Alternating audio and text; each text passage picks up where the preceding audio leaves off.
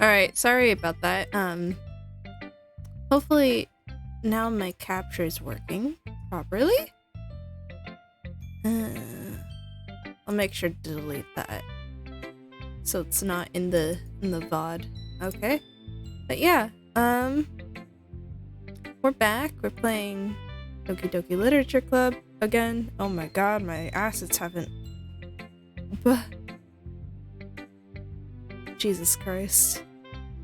This is what I get for using webhooks and shit. Alright. Yeah. I hate that my it takes a screenshot every time I should open my chat little pop out thing so I can read. Anyways, we're just gonna go through side stories. Have one for each one. I had to save scum for these. Pretty fun. Yeah,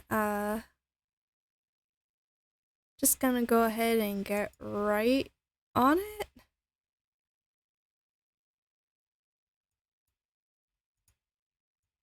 Yeah, okay. Alright, okay. We'll start with trust.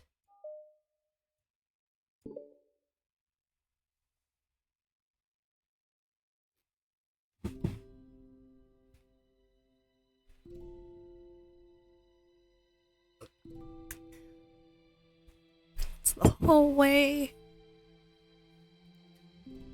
Some pretty CDs. Soccer tryouts.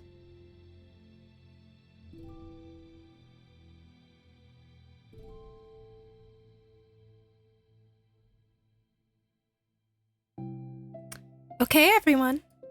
The literature club is starting. Let's all have a seat and take attendance, okay?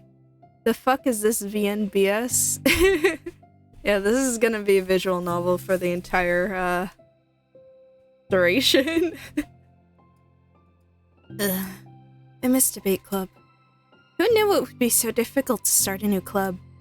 I feel worse with every day that passes without anyone coming in. I'm really starting to lose confidence. Monica's the only member of the literature club. In the days that have passed, all of her efforts to recruit new members have been fruitless.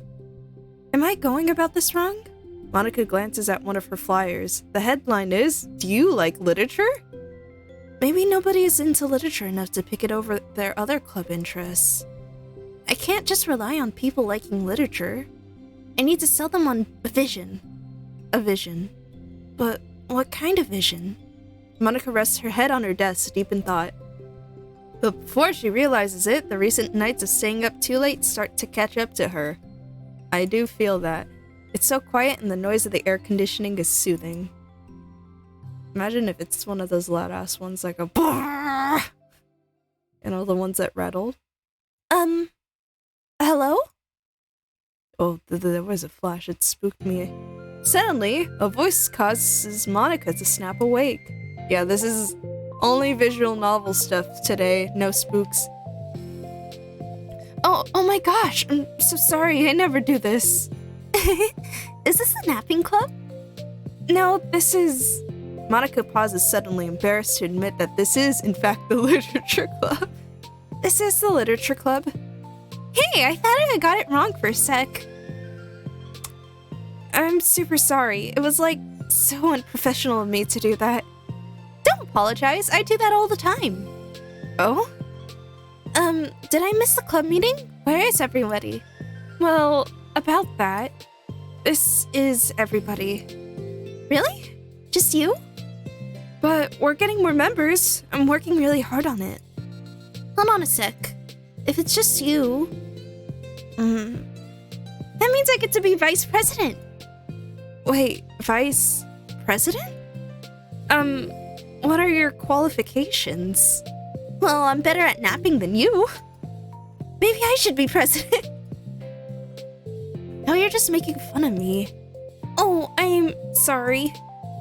What was your name? Sayori. Okay, Sayori.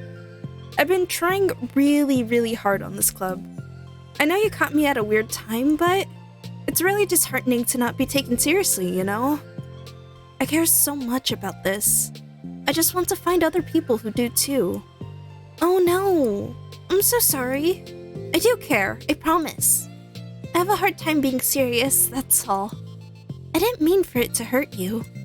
I was joking about the vice president thing too. I would make a terrible vice president. I mean, I'm sure that Monica tries to say something reassuring, but it's difficult when she still doesn't know much about Sayori. I'm sorry that this isn't like a real club yet. Would you still be interested in joining after I've found a few more members at least? Well, no. I want to join now. Really? Yeah, it sounds like a lot of fun. Besides, I can tell how hard you've been working. You're doing something amazing and you should be proud of it, you know? So let me help you turn something stressful into something fun. If nothing else, I'm good at that, so... Honestly, how could I possibly say no to that?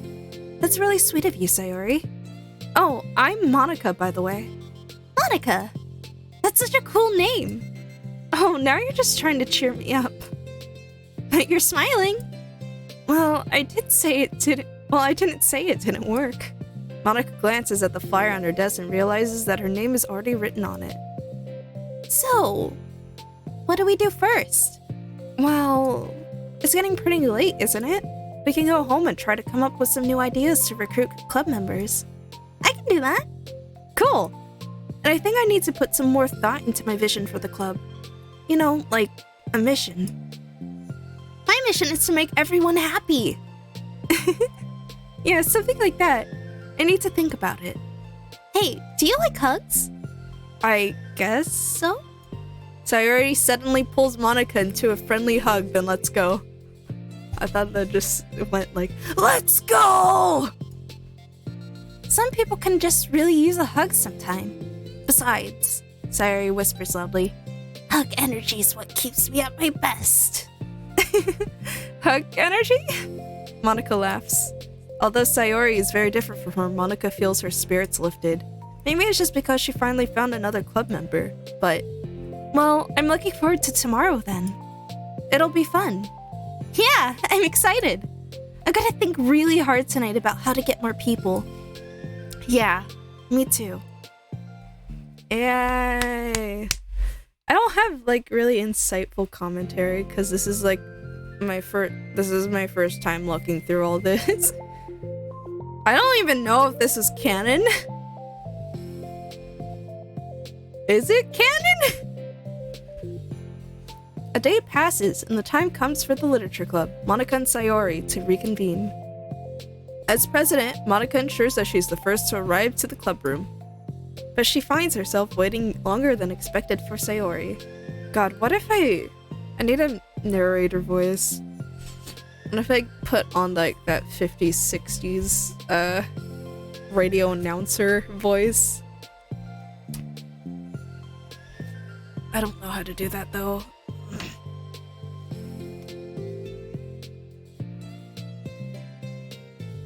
It's been 10 minutes already. Maybe Sayori changed her mind about joining?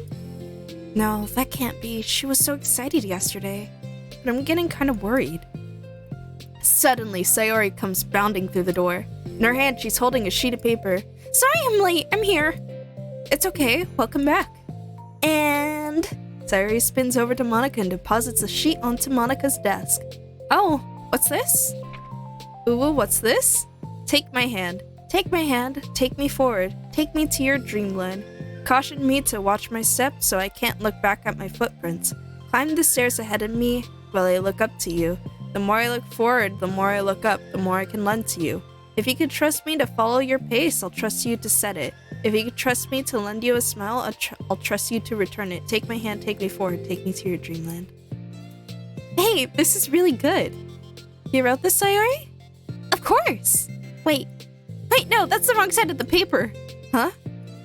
I wasn't ready to share that yet. I'm so embarrassed. Monica flips over the paper. Written on the other side is a list of ideas for recruiting new club members. Oh, so this is what you meant to show me. But I'm curious now. Do you write poetry often? I do, but I'm sure I'm not anywhere near as good as you are. Really? I'm actually terrible at writing poetry. I've never written anything I was happy with.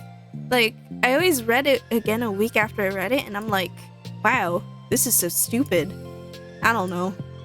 It's like the dramatic version of me doesn't agree with the person I want myself to be or something like that. Aw.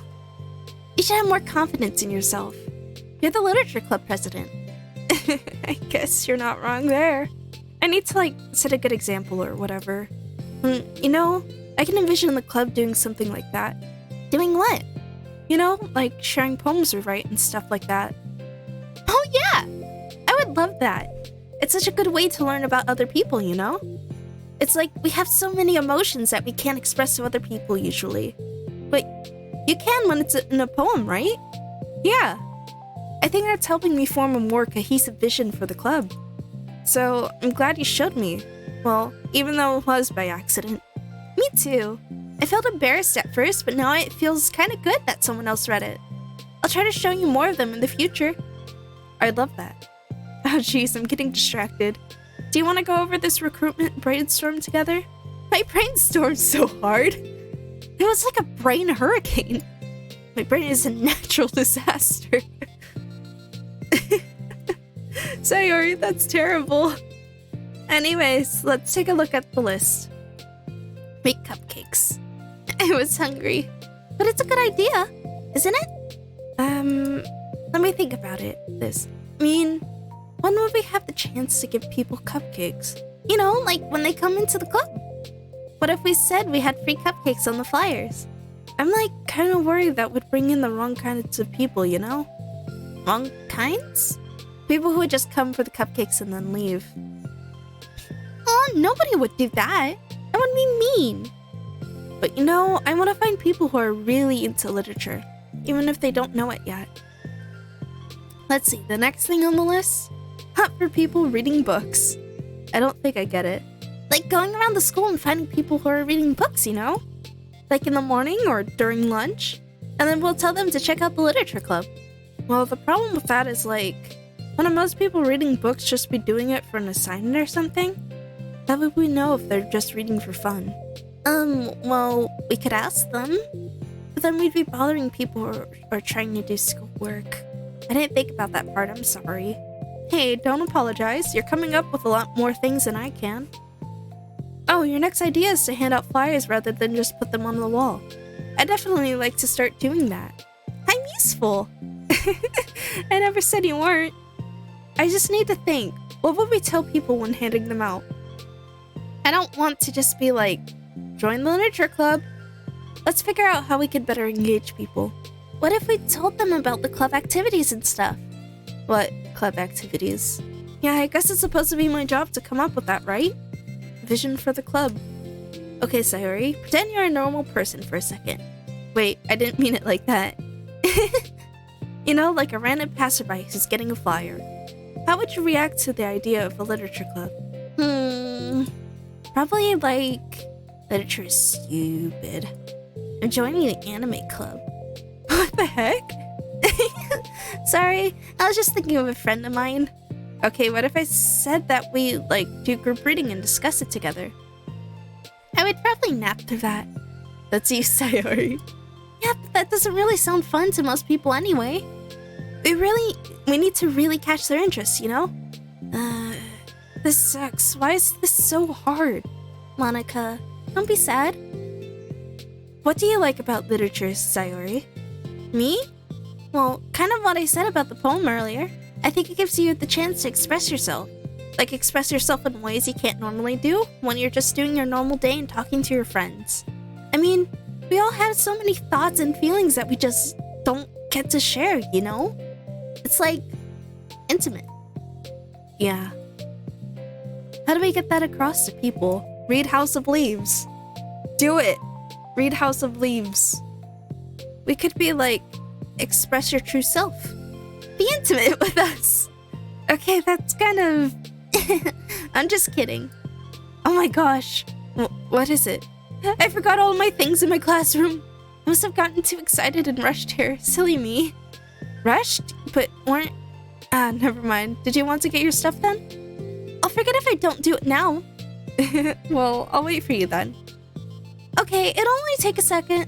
Sayori dashes out of the room, leaving Monica momentarily alone.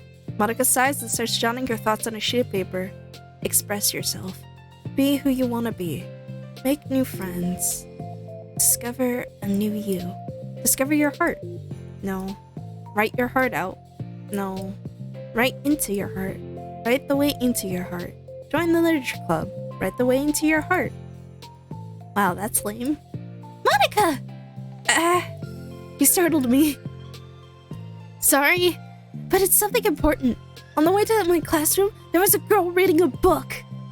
Reading a book? Let's hurry and recruit her. Wait, are you sure she's not just doing homework? I could tell she was really into it. Well, I guess we could take a look.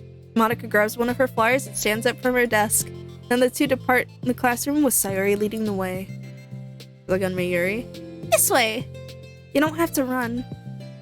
Sayori leads Monica over to a particular classroom, then lowers her voice to a whisper. See? In here.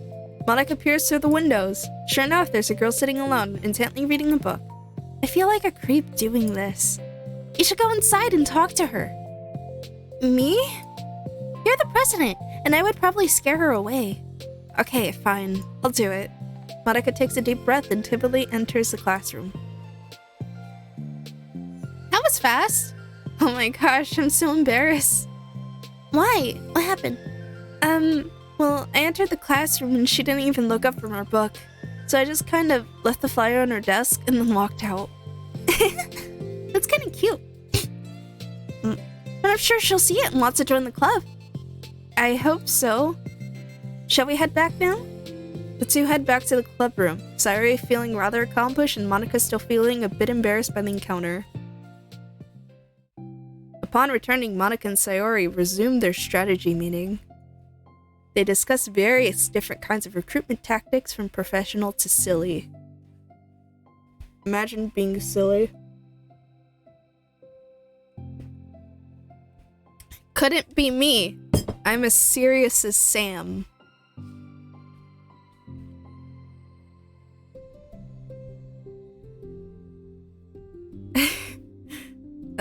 After going through Sayori's list and with Monica coming up with ideas of her own, the two end in a better spot than from where they began. Well, I would say today was pretty productive, wasn't it? Yeah.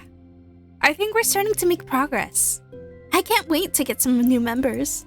Hey, what's this? Sayori appears at the sheet of paper Monica was jotting on earlier. Oh, don't mind that. I was just thinking to myself. Join the literature club. Write the way into your heart? That's so cute! I thought it was a little overdramatic. But...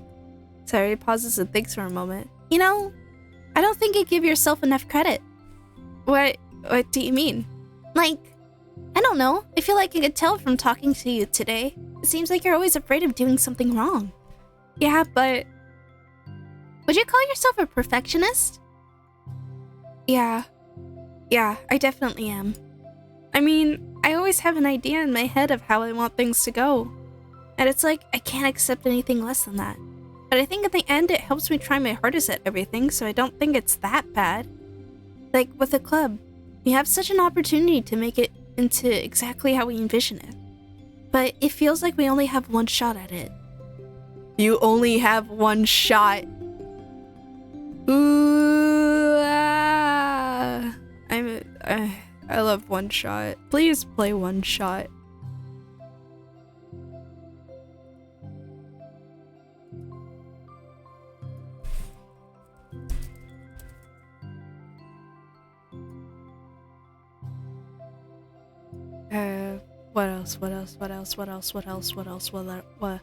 What?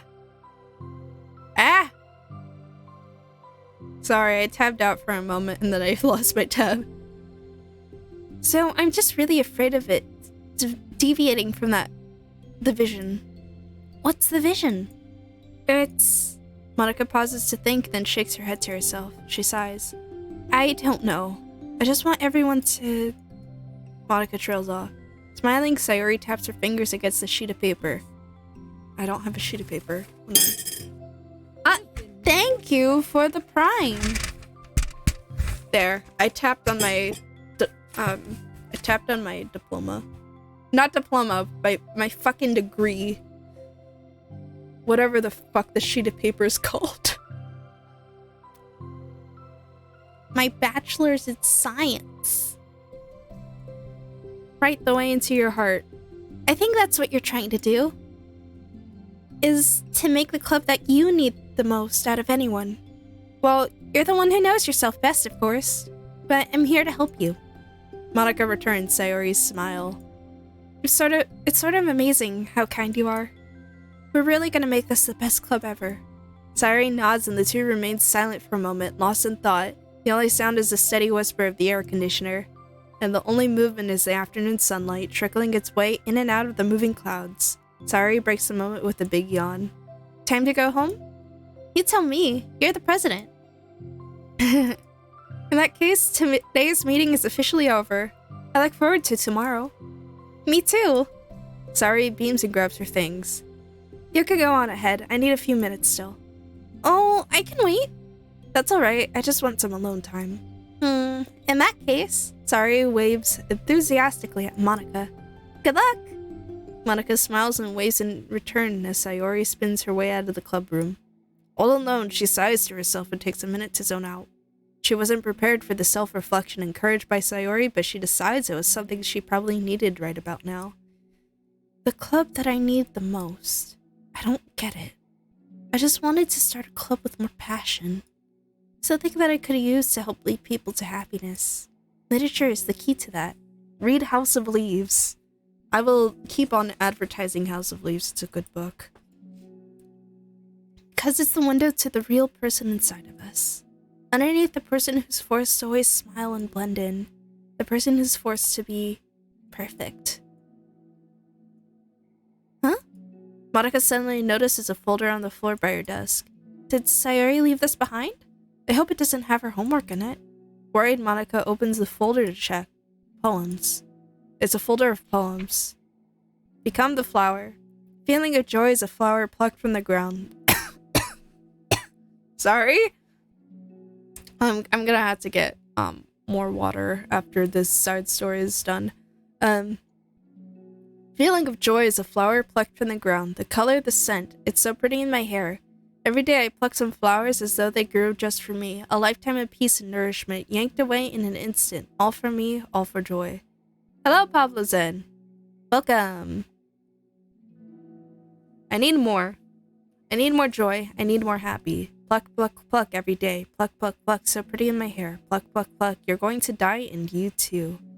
Beneath my feet, a flower stands alone. It beckons to me. I twist the stem, freeing it from its clinging roots, caressing the final joyous moments between my fingers.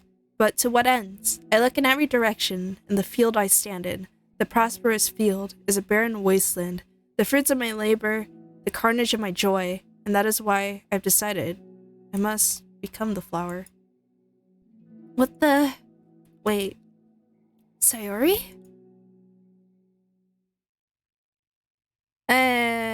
We got more shit.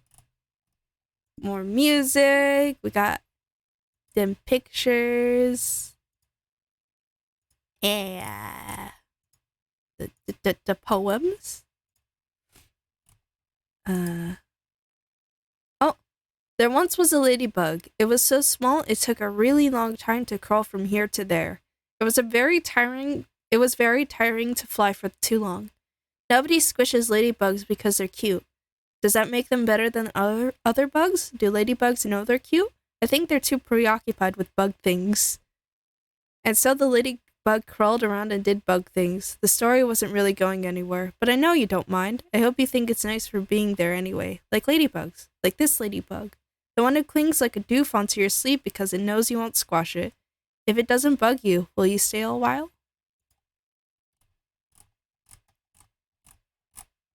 It's all mail. Staying focused on our goals. As a reminder to help guide our data collection, any analysis performed should be focused on answering some of these main questions. How does granting elevated access to the VM affect a person's emotional state? How does granting elevated access to the VM affect a person's values and goals? How does someone effectively navigate an experiment with the ability to change the contents of their VM? How is elevated access being weaponized? What actions and values most contribute to the destruction of the universe? Most importantly, how might your observations apply to our own universe? Metaverse Monka Giga, yeah. Bonus. How can we present this to upper management as an operation that benefits the company? Unrelated note, whoever changed the color scheme of the desktop to pink, can you please change it back? It's unprofessional and it ruins the risk of drawing eyes. Untitled Mail Group. Do not use! There you go. Yeah, Metaverse Bunka Giga. I'm gonna go ahead and get some more water. I will be right back.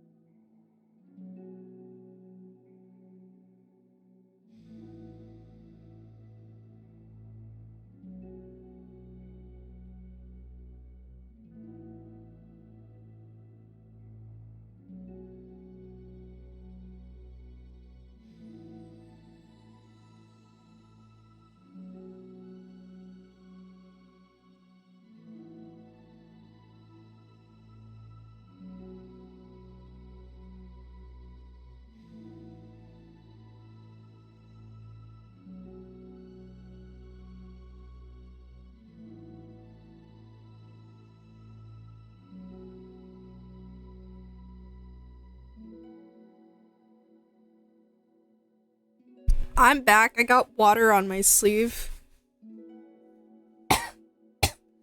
Sorry, I've been like sniffling and coughing for like I guess this is week 2, but it's so annoying. I also brought a Slim Jim.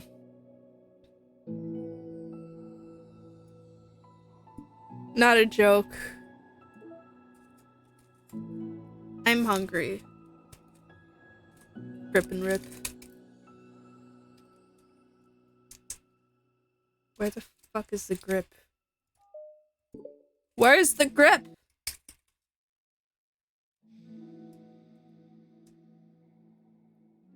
Ah! I can't open my Slim Jim. Help! Why is this so hard? Oh, I got it. I got it. Snap into a Slim Jim.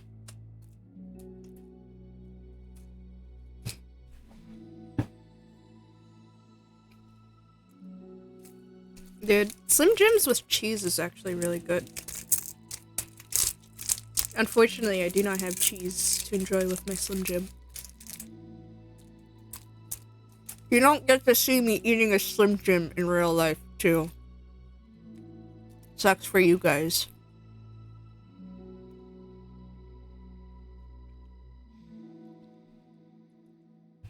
Another day's passes in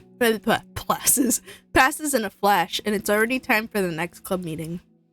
Although Monica should have come up with a plan for today's club's task, she hasn't been able to shake her guilt and anxiety after reading Sayori's poem. I'm so stupid. How did I let myself be the center of attention? Sayori's going through these kinds of feelings and I'm letting her comfort me instead of the other way around. What kind of club president does that? This whole time I didn't think to ask about her own feelings. So much for that stupid vision. Sayori enters the club room with her usual smile, but upon seeing the downcast Monica, her smile quickly fades into an expression of concern. Monica? Is everything okay? I'm really sorry. I'm such a terrible friend. Huh? What are you talking about? You're an amazing friend. Monica shakes her head. I made this all about myself. Even you said so yesterday. You told me that I'm trying to make the club that I need the most, right? But my problems are so trivial compared to yours. Sayori responds quickly. What are you talking about? But as she says that, her face darkens. Through the silence, Sayori mutters her realization. I left my folder here. Monica stares blankly ahead, unable to come up with a response. I wasn't ready to share those. No, you're worrying about me. I don't want that. But why? We're friends, right? Wordlessly, Sayori nods. Friends look out for each other. I want to be here for you as much as you're here for me.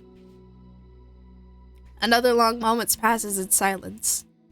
The air is incredibly heavy. I can make them sound more sniffly and crying because my fucking nose is clogged up. Holy shit. This is different. It wasn't just about yesterday. It was about the club. Besides, things were so happy yesterday. You don't need to do this all of a sudden. I don't want it. I like happy. So, if you do this, then you're just being selfish. Monica passes her forehead. Massages. Passes? What? You take a bite of my Slim Jim. You enjoying the mouth sounds, fellas? Fucking VTuber ASMR while I eat my fucking Slim Jim. I'm not sponsored by Slim Jim, but if they want to sponsor me, that'd be cool. The first VTuber to be sponsored by Slim Jim.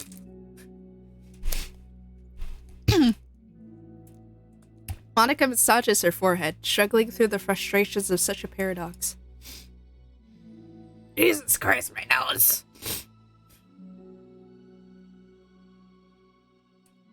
It's understandable that Sayori isn't ready to share certain things. But as unfair as it is for Monica to pry, it's also painful for Monica to force herself to ignore the needs of her friend. I'm sorry I looked. I just respected your privacy. No, I don't blame you for looking. You would have at least needed to check if it was mine. Yeah. Monica takes a deep breath. Okay. I understand that you don't want me to worry, and I think I'll be able to put this aside so that we can move on. But can you promise me something? Promise you what? Monica pauses to collect her thoughts. This is the literature club. It's a place where people could express themselves in the way that life normally doesn't allow them to. That's the vision. In fact, it's our vision. Right the way into your heart, or whatever. So I just want you to promise me that you'll remember that too. It doesn't have to be right now, but I want to be here for you when you need it. I want us to be ourselves like that. Sayori smiles gently. I'll promise if you promise. I gotta drink some water.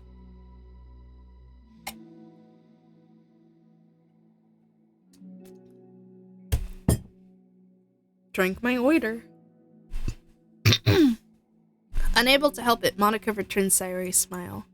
I promise. Me too. As the conversation closes, the mood in the room is lifted. With that behind them, it's time to proceed with the club activities. So, want to teach me about poetry? Huh? But what about recruitment? It's fine. We have plenty of time for that. But right now, I feel like I want to do this. I mean, I do have to fulfill my end of the promise, you know?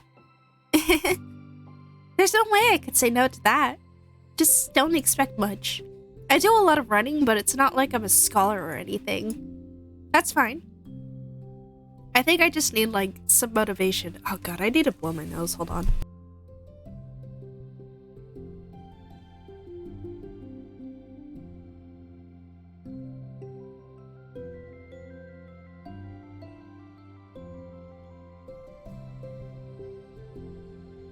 I don't know if it's allergies or whatever, dude.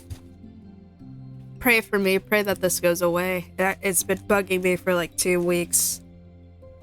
I think I just need, like, some motivation. I never know where to start when it comes to writing poems. Starting isn't so hard. You kind of just need to write down your feelings and see where it takes you. Yeah, but that wouldn't come out any good. It's not supposed to. You're gonna have to fight your perfectionist mind on this one. You could just start by writing your feelings and see what kind of things it makes you think of. And then you could turn your feelings into a little story. You can get your feelings down first and then make it sound pretty later. It's not like building a railroad where you go from one end to the other. It's more like a collage when you find out the things you want to put in and then you arrange them in a pretty way. At least, that's how I do it. It's not like it's the only way. I don't think I've commented on it, but what the fuck is the texture of their vest? It looks like they have like dragon scale armor.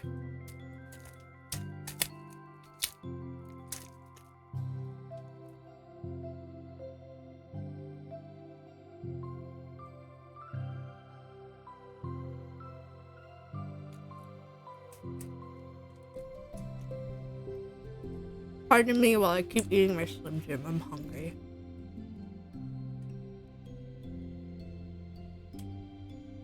I didn't eat at all today. Crap.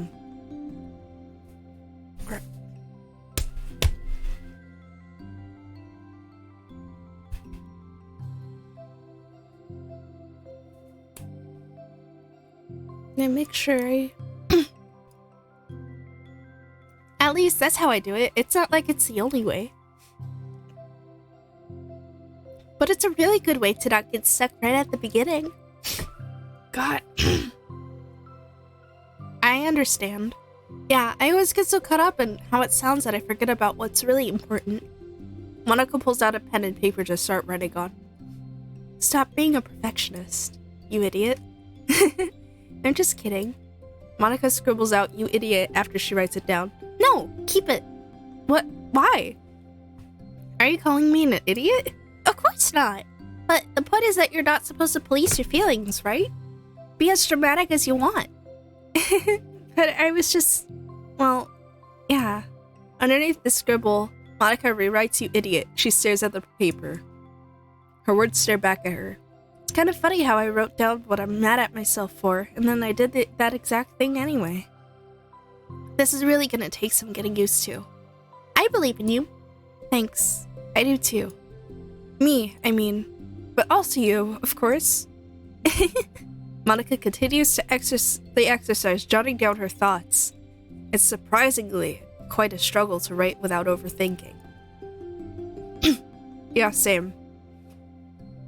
God, I rewrote my... Okay. I'm self-reporting.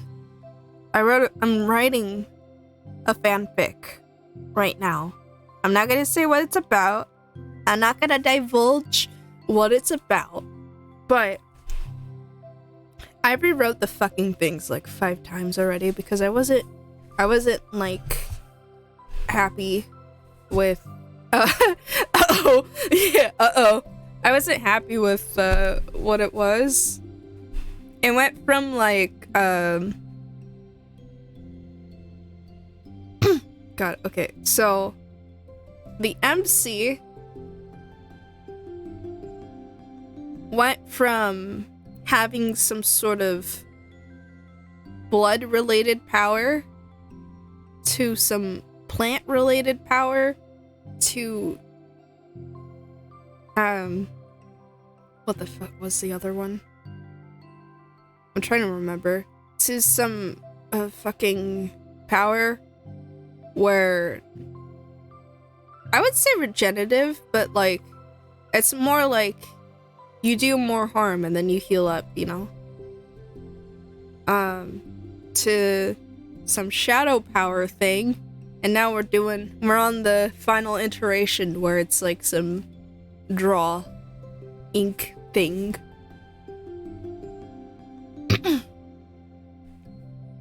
But yeah, I'm still not happy with it. And it's now a blank page on Google Docs.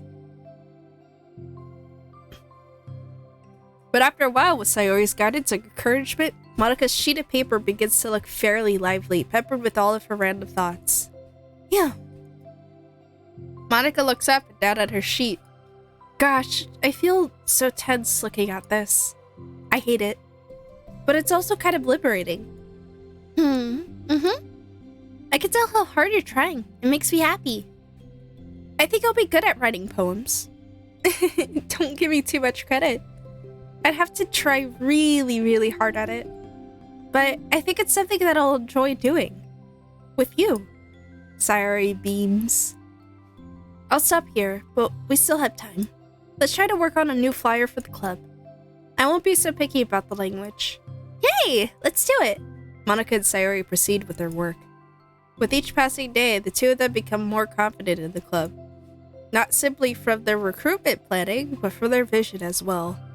As their bond strengthens, so does the essence of the literature club. Finally, they begin to truly feel it's only a matter of time before they find more members. Oh? Okay, content warning, guys. Suicidal thoughts, so fate. I don't think anything graphic's gonna be shown. Another day passes. As usual, Monica's the first one to the club room. With her is a printout of the revised literature club flyer, complete with all the new ideas Monica and Sayori came up with. If only this was the flyer we gave out that one meeting girl the other day. It's so much more attractive than the old one. But the new catchphrase is featured clearly in the center of the flyer. Write the way into your heart. Surely common sense would say that one writes from the heart, not into the heart. But the message being delivered is that one can use writing to discover themselves. Hopefully, Monica and Sayori had thought that it would be enough to garner some curiosity from students. Why do I feel so tense looking at this? Monica thinks back to the previous meeting where she performed the writing exercise. Was I always this bad at expressing myself? How am I supposed to be the president if I can't even demonstrate what the club is supposed to be about? The literature club is truly beginning to take form. But with that, the weight on Monica's shoulders only becomes heavier. Debate club was always about rigid structure, formulating airtight points and counterpoints and delivering them with conviction. Jesus Christ. Okay. My nose is congested. It's bugging the shit out of me. I'm gonna go ahead and fucking... I'll be right back.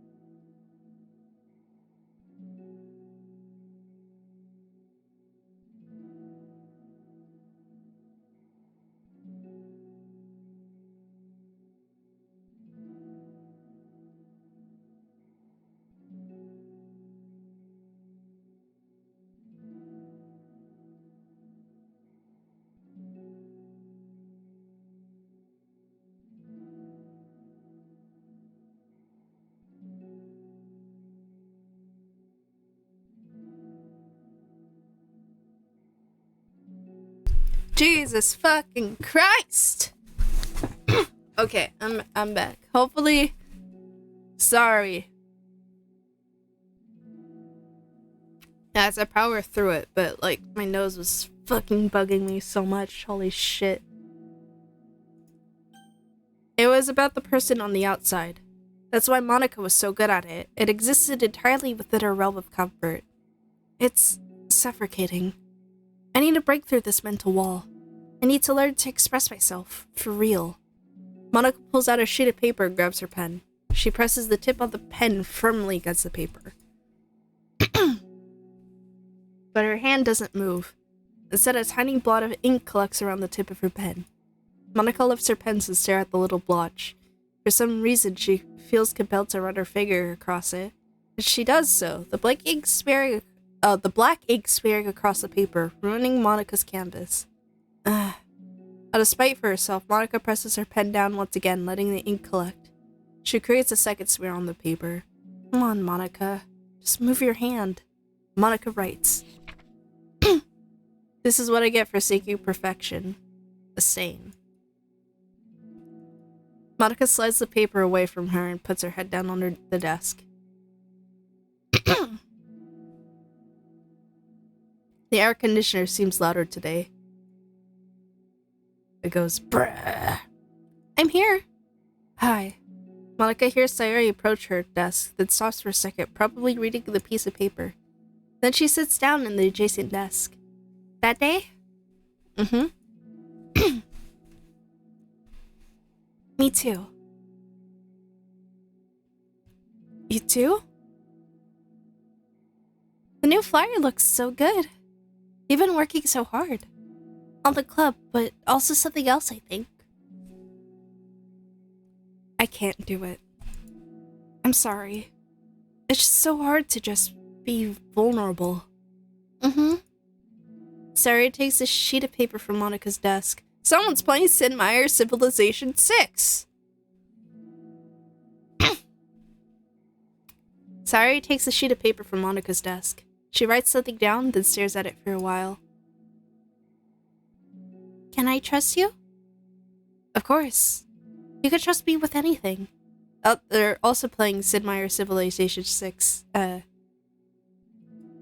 Sayori gazes at Monica with sadness in her eyes. Understanding the signal, Monica takes the paper from Sayori's desk and reads it. "Sometimes I want to die." "Sayori, this is really, really hard for me." Her voice shakes. "So if I can do it, then you can too. Because you're like a million times better than me." "That's completely not true." Sayori takes a deep breath, trying to steady herself. "There's something about me that I've never told anyone before. Even now, my head is, like, screaming at me to stop." "Wait, you don't have to force yourself. I mean, just because of the promise yesterday. I want to. It just feels right. I mean, maybe it's part of the reason I came to the club in the first place." "This is a literature club. I trust you more than I'm scared." At those words, Monica stands up. Sayori must have taken days to work up the courage for this. Were Monica's own futile but genuine efforts really actually the push that Sayori needed? Sayori's deliberate breaths can be heard over the air conditioner.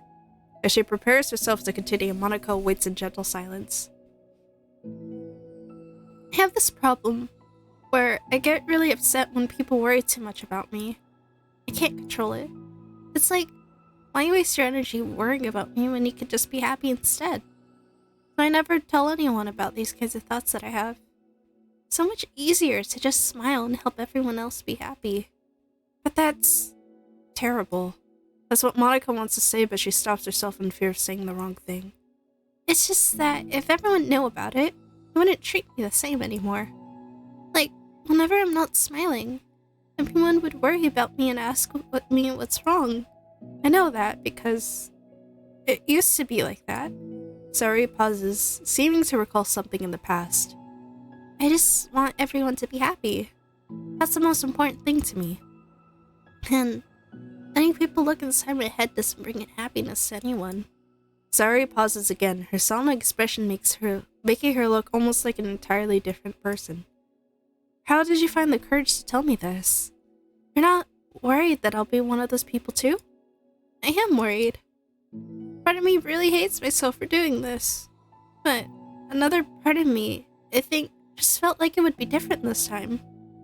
Whenever we talk about the club, what the club is supposed to mean, I keep feeling like it was right for me to do. Especially after you've been trying so hard to express yourself too. It just made me feel like I couldn't say it in confidence, and our friendship doesn't have to change." It's so silly. The club is only 2 people, but it already means this much to me. Monica feels a tightening sensation in her heart, a feeling of connection as Sayori's emotion radiates between them. "Me too. I was so lost until you showed up. You're so brave, Sayori. You're so strong and brave. I don't even compare." Monica steps forward. "But if nothing else, I could at least offer you some hug energy, if you'd like." Aww. Wordlessly and without a smile, Sayuri rests her forehead on Monika's shoulder. There's a fucking hole in the curtains! Fix that! Though through their context, Monika can almost feel the torrent of thoughts swimming in Sayuri's head. And in this moment, enchanted by the air of the club, Monika realizes that all the days that have passed, this is the one where she really, really hopes that nobody new walks through the door. She speaks softly. You're like the sweetest girl I've ever met. You could say anything and I'll never judge you. I promise. Sayuri's breath begins to quiver. She takes several deep breaths, trying as hard as she can to start speaking, to say the things she never once dared to say out loud. Feels strong, man. Yeah. Finally, she speaks in a choked voice. I'm so worthless. I'm worthless and everyone would be better off without me. She suppresses a sob as a tear rolls down her cheek. I'm just an inconvenience to everyone. I'm not good at anything, and it just feels like everyone just has to put up with me, and I hate it. I hate it. The more Sayuri speaks, the more she fails to control her voice, falling victims to the overwhelming sadness clutching at her throat and chest. I don't want to have these thoughts. I want them to go away. Now I'm making you put up with me, and I just want to die. As soon as Sayuri loses her composure, Monika becomes determined to keep her own. She only wants to be what Sayuri needs right now, so she won't let any sadness show. Her voice comes through as soft and gentle. This isn't putting up with you. It's just being your friend. Monika offers a few words of comfort, but she knows, Sayuri said it herself, that the thoughts Sayuri experiences are ones that don't belong, and Monika can't magically make them go away. The most she can do is help Sayuri battle them, like any good friend would do. You have so much value. To me, and the other friends too. This club wouldn't have been the same without you. I really, really mean that. You coming here was the best thing that could have happened. Even if we never got any other members, I would still be happy. That's what you brought here. You brought us a vision, and you also brought happiness. And that's your favorite thing to do, right? Sayuri doesn't respond, but Monika feels her gently nod. No more words are needed between them. Aww. The two share their embrace for a while longer, Monika letting Sayuri take as much time as she needs. Once her breathing steadies and her sniffles fully cease, Sayuri lifts her head and wipes her eyes. I guess I needed that. Some days are harder than others. Well, I'm here whenever you need me. But any other time, I'll make sure that things are the way they usually are. If that's what makes you happy. Thanks. You're the best. No, you are. The two exchange smiles. Kiss already. You know, I'm sorry to bring this all up all of a sudden, but have you considered talking to a professional? Sayuri nods. It's scary. Since it's already so hard to tell people. Yeah. Well, of course it'll always be your choice, but if you're ever looking to find the courage for it, I can do my best to help you. Thanks. I think it helps knowing that you would. Sayuri suddenly yawns and stretches. That made me tired and hungry. Well, I won't make you do any work today if you're not up for it. No, I want to. I mean, I can say that it's definitely one thing that makes me happy. Monika smiles. But I want to get a stack first. All of a sudden, the sound of the door causes the two of them to turn their heads. The door opens halfway, then stops. A face peeks inside. A face that seems familiar. Hey. What do we got? Is it the CG? Yeah. Woo! Oops. Yeah. I'm gonna go in order. Understanding. I gotta blow my nose again.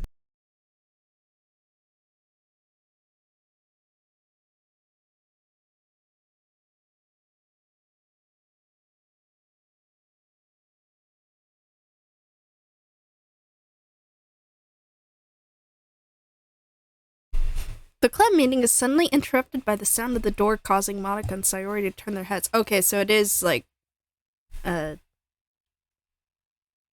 chronological.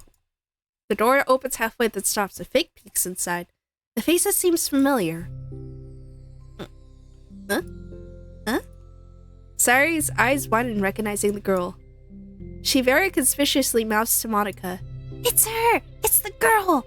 It's true, the girl standing in the doorway is none other than the girl Sayori had come across reading alone in a classroom. Thanks to Monica leaving the flyer on her desk, it seems she found her way to the club. Are you here for the literature club by any chance? I in the wrong place? No, you're not. This is literature club. Please come inside. The girl fully steps to the door but continues standing along the wall, avoiding eye contact. Sayori continues to fail, containing her excitement. It's happening! Oh my gosh! Thank you so much for coming. Sorry it's a little empty. I'm Monica, and this is Sayori, and we run the literature club, even though it's just us so far, but... What's your name, by the way? I'd like to join your club. Already? Wait, really? Are you sure? I mean, I should be good enough. Everyone is welcome here. You don't have to be good enough. Oh. Do you want to have a seat? We'd love to get to know you. The girl nods, sliding over to a nearby desk and gently sitting down. So, what's your name? Yuri. I'm Sayori, and this is Monica. Sorry, I already... Nice to meet you. Do you like fantasy? Like books? Yuri looks at Monica. Fantasy is cool. Yeah. Have you heard of Annabelle Dupont? I can't say I have. Oh, well, she's my favorite author. I'm on her 5th book and it's just... Yuri grins and presses her knuckles against her chest in joy. You could borrow my books, I wouldn't mind. You're really in for an incredible experience. Monica stammers, caught completely off guard by Yuri taking control of the conversation. She glances sideways as Sayori silently asks for help. I'd love to. It sounds like you're really into them, so they must be great. I'm so happy I found this club. Oh, I'm so stupid. I left all my other books in my locker. I should have brought them. Yuri quickly stands up. I'll be right back. I'll go get them for you. You probably only need to bring one for now. Sayori nervously says that, noting to herself the considerable heaviness of the book that Yuri set down on her desk. True. Okay, I'll go get the first one then. Yuri exits the club room in a flash, leaving Monica and Sayori silently exchanging glances. Oh my gosh, I wasn't prepared for this. How do I handle someone so intense? I have no experience with fantasy, except maybe stuff that I read when I was a kid, but that's probably a joke compared to what she's into. I'm sure it'll be fine. In fact, I think it's neat that we have different people who are into different kinds of literature. It'll be fun to learn from each other. Yeah, I mean, I don't disagree, but what if this is her only interest? Doesn't it seem like that? Monica, don't you think you should be more optimistic? We have a new club member. There shouldn't be room for anything but being happy. I'm excited to get to know her more, aren't you? Yeah, I guess you're right. Sorry for being so hasty. I just got really anxious all of a sudden. It's because you're afraid of not being able to take the lead. What the heck? It's kind of scary how you could point things out like that, Sayori. It's just like learning what makes people happy or sad. Yeah. Hey, you know what? You'd probably be great at helping Yuri feel comfortable here. Maybe you could have a break. Maybe you could take a break from helping me with the administrative stuff and just focus on spending time with her. Hey, that's exactly what I want to do. Besides, Sayori lowers her voice. I'm probably gonna need all the time I can get. She taps her fingers against the dauntingly chunky book Yuri left sitting on the desk. Right afterwards, the door opens to reveal Yuri's return. I'm back. Her breath is slightly heavy, which combined with her short time gone, indicates she may have read at least part of the way. She makes her way back over to Sayori and sets the book down on her desk. It was House of Leaves. I'm just kidding. Just as Sayori feared, the book Yuri brought for her is just about equal in size to the one already on Yuri's desk. I'm gonna play Overwatch. Have a good rest of your streak. No! You stay here! Do not return to Overwatch! Overwatch bad! Overwatch bad! Stay! Do not return to that hellscape!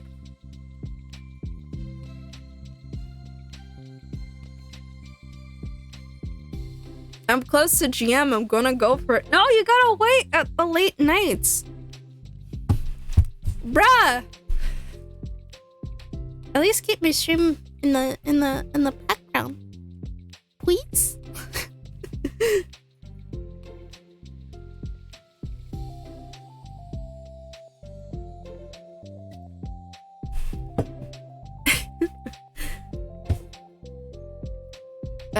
Yeah.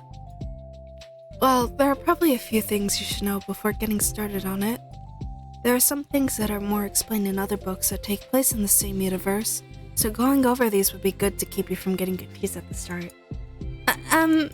Sorry, nervously interjects. Well, I was thinking that maybe today we could just get to know each other a little bit more. You know, I think, like, if we're gonna be reading together, then I would like that. From across the room, Monica smiles and nods at Sayori while Yuri isn't looking. Oh, okay. Yuri sits down, then looks at her book, then glances around the room, showing no indication that she has anything more to add. So, what made you decide you wanted to join the club? Well, I like reading, so I was immediately interested. I had no idea that someone was starting a literature club, but that's my fault since I haven't been paying attention to any of the club recruitment advertisements. I only found out because Yuri glances over at Monica. Monica? Monica came into my classroom and put the flyer on my desk. Suddenly, Yuri's face darkens as she shakes her head at herself. I was so stupid. I got too nervous and couldn't even look up, so she just walked out. It took me several days just to come here because I was afraid Monica told everyone how inconsiderate I was, but I decided that was probably irrational. Wait, no, that was totally my fault. I feel so bad about interrupting you that I just, walked out. I was actually really hoping that you would come by. Yuri exhales in relief. I always seem to interrupt things as the worst possible scenario. Well, I was really nervous to come here for some other reasons too, such as there being too many people. Not that I mind that much, but I have a really hard time having to meet a large number of new people at once. So, it's actually amazing that it's just the two of you. Definitely came at the right time. Aw, that makes me happy. I'm proud of you for working up the courage to come. Yuri smiles warmly to herself. I've never really had the privilege of sharing my interests with others before. It's so hard to find others who are in the same things I am, except online. So, I thought the literature club would provide a chance for me to do that. What kinds of other things are you into? Like, genres? I don't know, just anything, even if it's not literature. Oh, just things you would think are dumb. Sayori pauses, a look of concern on her face. How about I'll tell you about something I'm into, and then you can tell me about something you're into. I suppose that would be okay. Okay, well, I'm pretty into, crafty things. Like making cute little collages or decorating things, like cards or jewelry boxes. My room's always cluttered with random stuff because I keep buying things to make gifts for my friends, but then I put it off till the last minute. Same.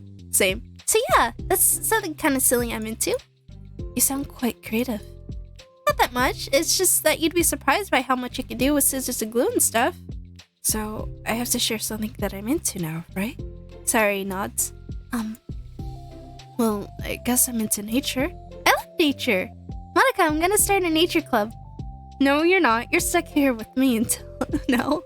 I'm not! Oh, yeah? Well, I hereby appoint you as vice president of the literature club. There. Now you're stuck with me. Hey, don't give me responsibilities. Oh, I'm sorry, Yuri. I interrupted you. Go ahead. It's fine. Yuri pauses, feeling awkward after having gotten cut off. I like going out into the woods or to the park, just the places where you can walk or sit and not have any people around. It's peaceful. Just nice to kind of remove yourself. Oh, remove myself? From everything that matters and let my racing mind operate autonomously for a while. When do you like to do that? It just depends on my mood. After school, on the weekends, whenever I feel like I need it. Wow, I feel like I would never have the time to do something like that.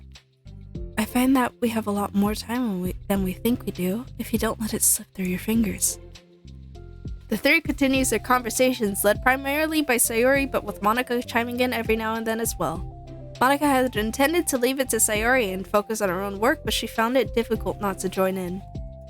Before they knew it, the end of the day was upon them once more. Oh, it looks like we should be wrapping up for today. So, are you two going to be starting on that book the next club meeting? That's the plan. I'm so excited. Sayori beams, Yuri collects her things. Once packed, Yuri wordlessly waves to Sayori and Monica with a gentle smile. Bye! As Yuri exits, Sayori enthusiastically returns her farewell. Once again, Sayori and Monica are left in the club room. Sayori, you're a lifesaver. I didn't do anything. I just talked. Still. Besides, it really lifted my mood. It feels really nice when I can put my energy towards other people like that. She was really excited to be included, you know? It made me happy. Well, there's no doubt in my mind that she'll have a great time here with you engaging her. How are you feeling about starting the book with her next meeting? I'm kind of scared, but I think she'll be happy as long as I'm trying my best. I think you'll do great. After the surprise of a new club member, it seems like everyone has their spirits lifted with something new to look forward to. Yeah! Oh. Another school day ends. Swallowing her anxiety, Yuri makes her way to the club room, expecting to be the last one to arrive. As she opens the door, she's surprised to find only Sayori in the club room. It's club time again! Monica went to the computer lab, so it's just us today. Is that okay? Yuri silently nods, unable to make eye contact. I'm sorry about yesterday. Huh? Sayori tilts her head, unsure of exactly what Yuri is talking about. Well, I mean, the way I got overly excited to share my books and how you had to stop me so we could talk first. It was so inconsiderate of me. I got too excited and forgot to think about everyone else in the club, so... Yuri, you didn't do anything wrong. I thought it was cute how excited you were. Well, still. I think I changed my mind about the book. We don't have to read it. Huh? Why? Because I know that you were just humoring me anyway. In retrospect, it's rather obvious that nobody was truly interested. But if you like it so much, then it must be worth sharing. I've already decided I'll join the club, so you don't have to try so hard to entice me. That's not what I was doing. A moment of uncomfortable silence stretches between the two of them. ... Well, the thing is, we don't even have any club activities yet. I mean, Monica and I have just been working on recruitment stuff mostly. So it just sounded like something fun that we could do together, reading your books. You know, like as a club activity. That would be okay, right? Why am I being so resistant to this anyway? It's exactly what I wanted in the first place, and you're being so nice about it. I really don't know what's wrong with me. I'm sorry for being like this. You don't have to apologize. Just tell me if there's anything I could do to help you feel more comfortable here. Sayori pulls her desk up against Yuri's and sits next to her. The book in question is already on Yuri's desk. Peering over, Sayori reads the cover of the book. Duskbell. Part 1 of the Everlast Saga. It's Duskbell by Annabelle. Sorry, I'm ready now. Oh, right. I should probably get some paper. Yuri grabs a spiral notebook of hers and tears out a few sheets of paper. Wait, how come you need paper? Oh, it's useful to draw things out sometimes, like maps, timelines, family trees, or just for taking notes. Notes? Yes, that's an effective strategy. Exactly. I'm sure it'll be especially helpful for someone new to the genre. Sayori's joke flew completely over Yuri's head. But thinking about it, she decides that it's probably for the best that it did. Well, I'm not used to having company through this, but I'll try to help make it as accessible as possible. I trust you. You're like super smart. Oh, please. Yuri tries to dismiss the compliment, but she can't help but her smile and light blush. You can't generalize intelligence. I'm only smart in the things I have a lot of experience with. Contrarily, I'm awful at anything involving real people. That should be evident enough from the 2 days I've spent here so far. So, in my eyes, it's everyone else who comes off as smart. Especially you. No! Sayori rubs her shoulder against Yuri.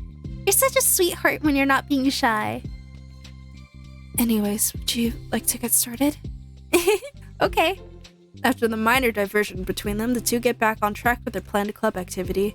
Yuri begins to guide Sayori through the basics of the fantasy world her story takes place. The more of it she tells, the races, factions, history, elements of magic, the more questions Sayori seems to have. But despite Sayori's expectations, Yuri eloquently guides her through it in a way such that it's fun to follow along. It becomes evident that the world-building aspects of the story, not just the story itself, is one that Yuri finds her passion leaning towards. How do people come up with this stuff? It's like the exact opposite of the kind of writing that I do. What kind of writing? Oh, like poetry and stuff like that. The things I write are like just putting down the feelings that come into my head, you know? But this is like, there must be so much planning and hard work. Oh, you're into poetry? I think there's an appendix that includes some of the kingdom's written works like poetries and folk songs. No way! Yuri giggles, filling Sayori's heart with happiness when she realizes it's the first time she heard Yuri's laugh. Oh, Yuri laugh. It means Yuri must be having fun. Anyways, I think we could get started reading now, if you're ready. Okay, but I can't read very fast. Oh, that's fine. I'm very patient. Patience is something I pride myself in. Huh, I see. Sayori jots Yuri's patience into her notes. Hey, that's for the book. I'm just kidding. But I'm kind of glad you're patient because I need that sometimes. A lot of times. Sayori flips through the first few pages of the book, getting past the table of contents. Okay, chapter 1. The room becomes silent as the two of them begin to read, but the silence only lasts for a moment before Sayori speaks up again. What does vindicated mean? Well, in this context, it essentially means that he was proven innocent. It's okay to ask questions, right? Of course. Sayori turns the page. Are these footnotes? Mm-hmm. A lot of dialogue has cultural references that require explanations to be understood. The two continue reading. Yuri's relaxed expression remains unchanged. Meanwhile, Sayori's expression grows tense as she tries to make her way through the dense text. Up until now, their expressions have been reversed, with Sayori easily navigating social situations and Yuri struggling in them. But the tables have turned. The turntables have turned. Wait, are they talking about the past right now, or the present? Where? Right here. They're talking about the past. These paragraphs are describing a flashback that Barnes is having. But they didn't tell me that. It's implied from the context. Sayori rubs her temples. The two of them continue with Sayori asking fewer questions. She begins to understand the value in the notes as she finds herself referring to them somewhat often and even adding to them. But her reduction in questions comes not from her getting used to the reading, but rather from her fearing that she'll come across as stupid. I feel that. At least Sayori reaches the end of the chapter. Oh, at last! Sayori reaches the end of their chapter. I think we could stop here for now. Okay. Sayori takes a deep breath and closes what little of the book she's gotten through so far. So, what are your thoughts up to this point? Sayori tries to find words. Am I doing well so far? I'm not sure I understand. Well, I don't know. When it takes me so long to read and understand things, it makes me feel really dumb. But I really like how into it you get. It makes me want to keep going and keep doing my best so I can see it the way you do. The relaxation in Yuri's expression fades. I see. Yuri quietly gathers her things. We could continue tomorrow, right? Yuri pauses and shakes her head. We can do something else tomorrow. But I'm sorry. Wait, sorry for what? I don't understand. I'm sorry. I don't want to do this anymore, that's all. I'm sorry that I made you. Yuri leaves. You weren't making me. Sayori is left alone with her words. How did this happen? We were having fun just a second ago. It's my fault. I said something stupid and hurt her. I should have just told her that I enjoyed it. Monica trusted me with this. It's the only thing I'm good at, and I still messed it up. What if she doesn't want to come back? Drowned in guilt, Sayori stares blankly at her desk spread with notes. The book sits next to them. Right. If she wasn't coming back, then she wouldn't have left the book here, right? Unless she forgot to take it with her. This is horrible. Was it really because she thought I wasn't enjoying our time together? Or maybe she wasn't enjoying our time together because I'm not good enough. I probably let her down so much by having trouble following along. Yeah, I'm sure if I was smarter, she would be having so much more fun. I need to do better for her. Some monologues. Musak? Pictures. Ah, there's Yuri. Male? RE, ethics. Simply put, it's not our job to arbitrarily decide upon some code of ethics just because we're the first ones to do this, to our knowledge. That's the government's job to figure out, long after we've made enough headway for it to no longer apply to us. It's fundamentally flawed to apply ethical reasoning to this anyway, because humanity's code of ethics is based upon nothing more than our knowledge and understanding of life forms similar to ourselves. We don't have ethics for killing bacteria or plants, only for the creatures that we can convincingly project our emotions onto. The humans in our VM operate completely different from us on a fundamental level, and therefore should not be taken any more seriously than a machine that's programmed to print. I feel sad. We're engineers, not philosophers. Bitch. Understanding tool. For the first time, Sayori is the first to enter the club room. Anxiety courses through her relentlessly. Will Yuri show up today? Sitting at a desk, she stamps her feet in an attempt to calm down. Why am I letting this affect me so much? I'm doing everything I can to make Yuri happy. But my best wasn't good enough. But it was still my best.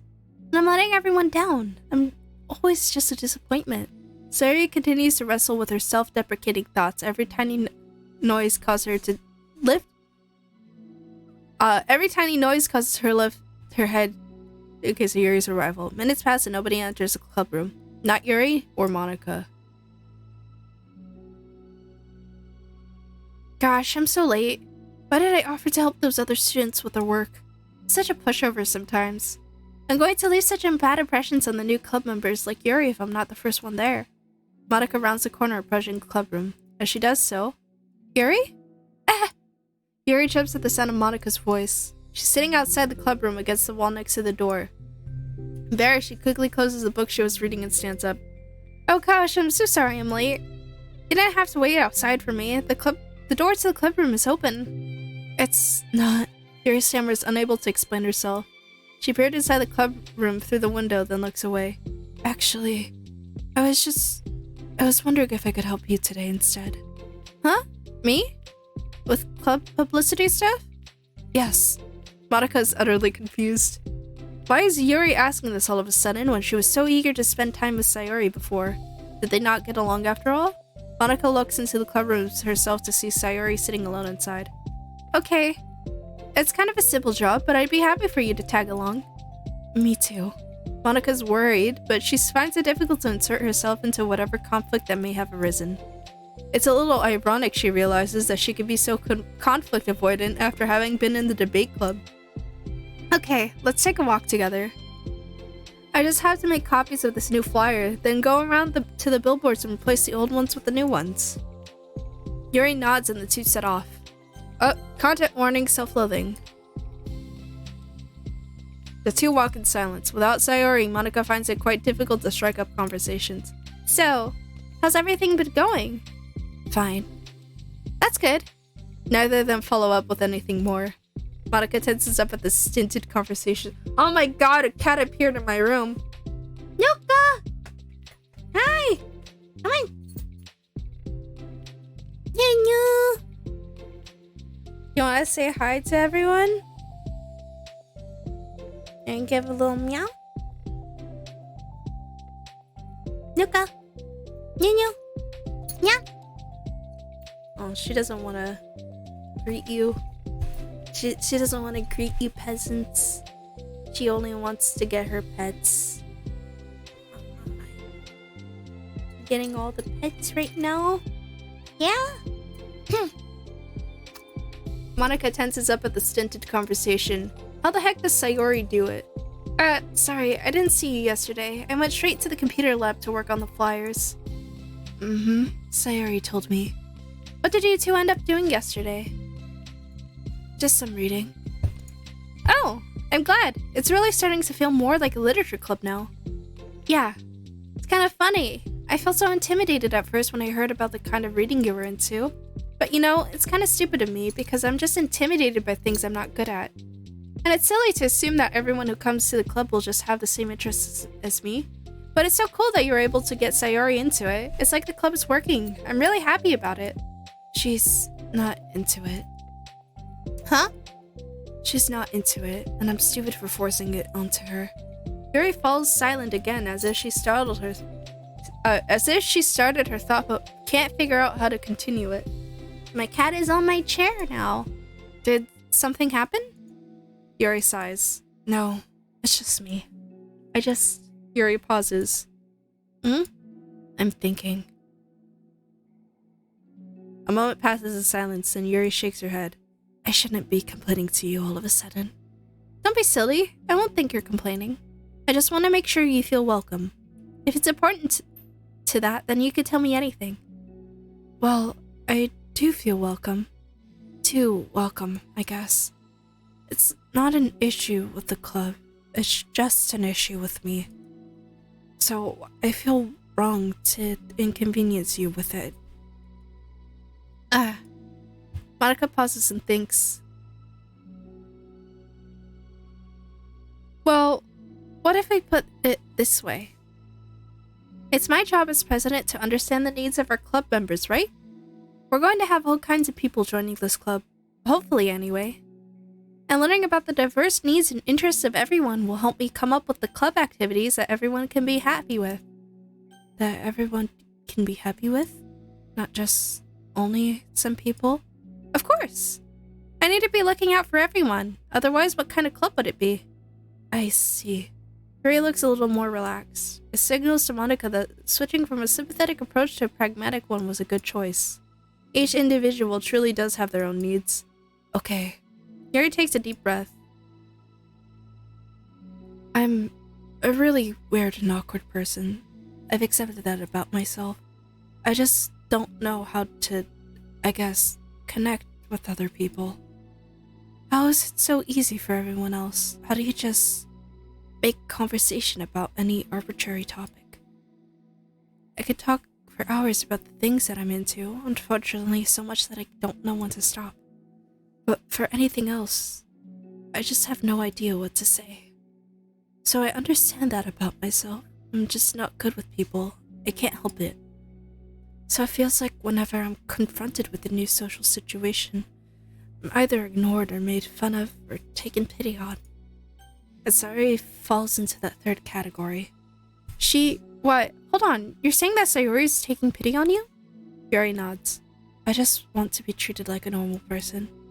If you don't like me or you don't connect with my interests, just tell me. I can accept that and move on. Sayori is too nice for me. I'm so stupid for not realizing that she would just go along with whatever I pushed onto her.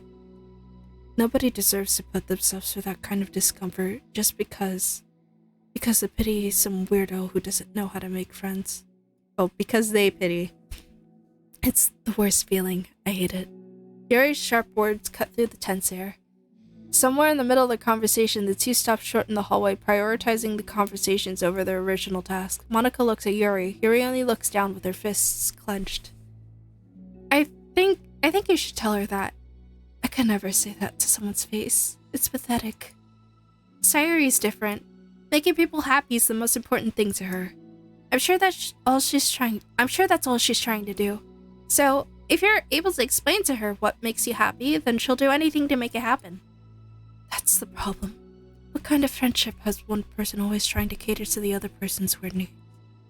I'm sorry, I'm making myself sound so... No, I think I'm starting to understand.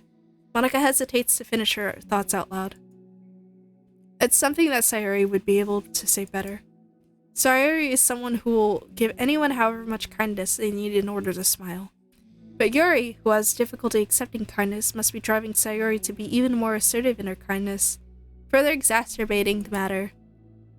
Neither person is to blame, but it's an issue that can't be resolved without them understanding each other better. Sayori wants to be your friend, I promise that. It's okay for different people to have different needs. I mean, Sayori, she has her own needs too. But good friends work together and can be what they need for each other. You just have to have good communication and talk about it. I don't have good communication. Yuri stops and shakes her head. I'm sorry, I didn't mean to say that. My head is just... it's so resistant to everything. I'm I'm pushing such a kind person away from me because of it. Yuri pauses to think. Pause? I'm so tired of this cycle I'm creating for myself. I think I'm so afraid of people pushing me away that I just push them away first. How thoughtless and immature of me. Yuri takes a deep breath and exhales. I didn't mean for this to turn into a whole venting session, but I understand now that I just need to communicate with her. You're totally fine. It's for the club, remember? You're just helping me make the club a better place for everyone. Yeah. Yuri falls silent again. She looks like she wants to say something. This is kind of critical. This kind of critical thinking is something that I'm really bad at. You know, about people. So, thank you. Anytime. Monica smiles at Yuri. For just a moment, Yuri finds it in herself to meet Monica's gaze, returning a shy smile of her own.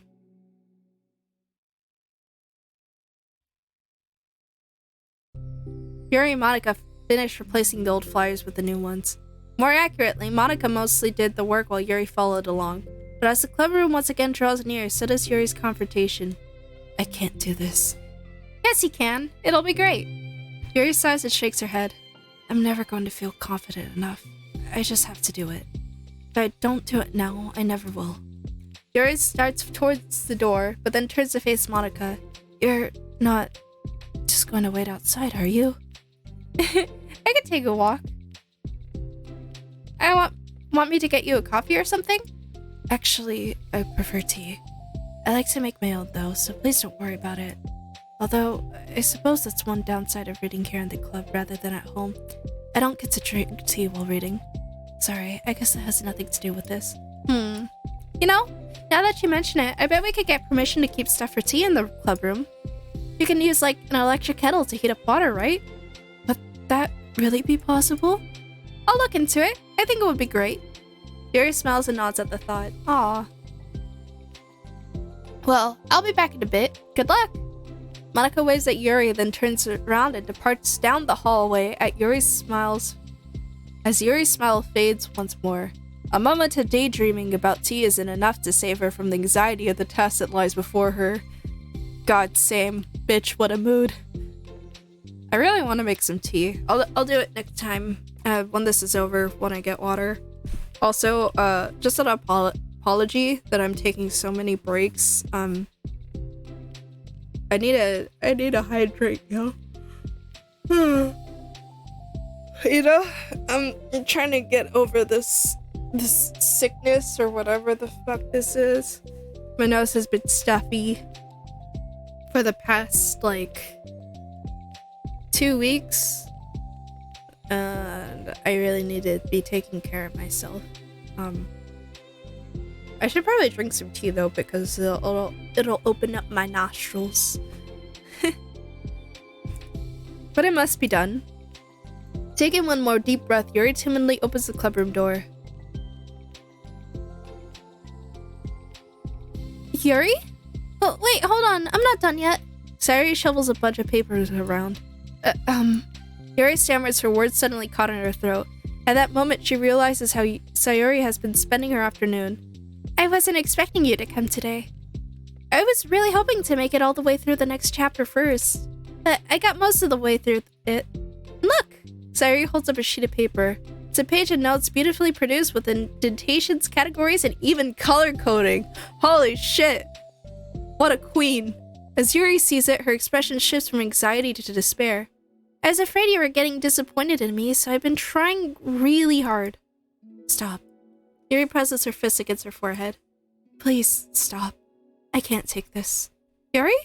Sayuri's voice quivers and shocked after having received the exact opposite response she was expecting. I'm sorry. I'm sorry. I'm sorry. Sayuri looks away in guilt. Did I do something wrong? I don't understand, so if I did something wrong, please tell me. Yuri shakes her head. No, it's me. I keep putting myself in these situations where people are afraid to treat me normally. If you don't like this kind of reading, it's okay. Please just tell me. I don't need to be treated differently just because I'm weird. But I don't treat you differently. I just want my friends to be happy.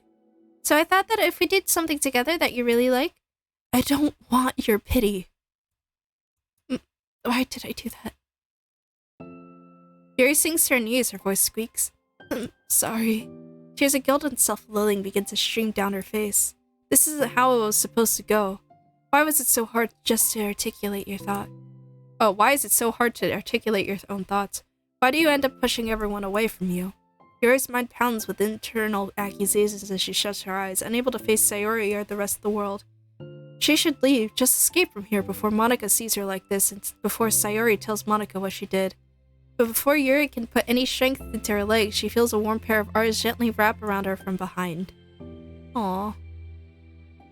It's okay, Sayori whispers in a soothing voice. It's okay. It's okay. Overcome by despair, Yuri finds herself unable to protest or pull away from Sayori's kind gesture.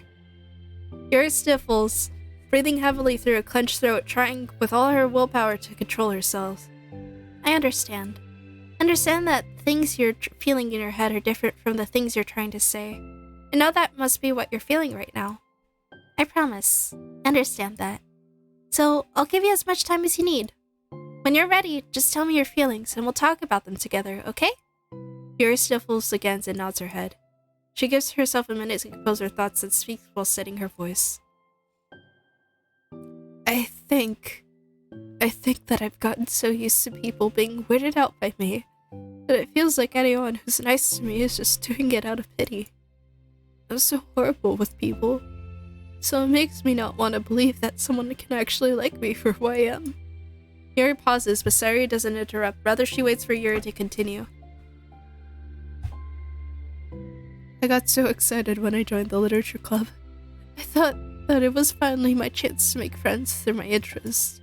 Because my interests are the only thing I know how to talk about. It's all I have going for me. But then, whenever I catch myself getting overly obsessed in front of other people, it feels like I'm making a fool of myself. I hate myself for it. Ultimately, I just want to be treated like a normal person. How am I supposed to expect that when I can't behave like one? I just want to learn how to get along with people and stop ruining things for myself. That's all. Yuri finished her thoughts, feeling more steady after having gotten them out. Sayori, who can feel Yuri's breath rise and fall from beneath her arms, realizes that as well. Thank you for helping me understand you a little bit better. You know, Yuri is so great at helping me while we were reading, so I'll help you with the things that you need too. But I feel like it would just be frustrating for you, how much patience I require sometimes. That sounds kind of familiar. I couldn't stop worrying about that while we were reading. I was afraid you would get frustrated with me, but I would never do that. I did my best to reassure you by mentioning how I have a lot of patience. Oh, what? Whoops. Wrong person. I did my best to reassure you by mentioning how I have a lot of patience. Yeah, I know. But my irrational fears just won't be quiet sometimes. I'm sure it's the same for you, right? Yeah. Irrational fears. Well, you know, there's no way that you could frustrate me because I already like you as the person you are. I know you said you have a hard time believing that, but I promise that it's true. So, you don't have to be a social person for people to like you. I think you're really considerate in your own way, you know? Worrying so much about people's feelings. We're all kind of weird. It's a literature club. But it's the best part that we're all different and have different interests.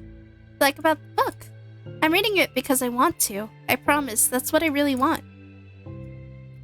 It's a bit of a struggle, but try not to mistake that for me not enjoying it.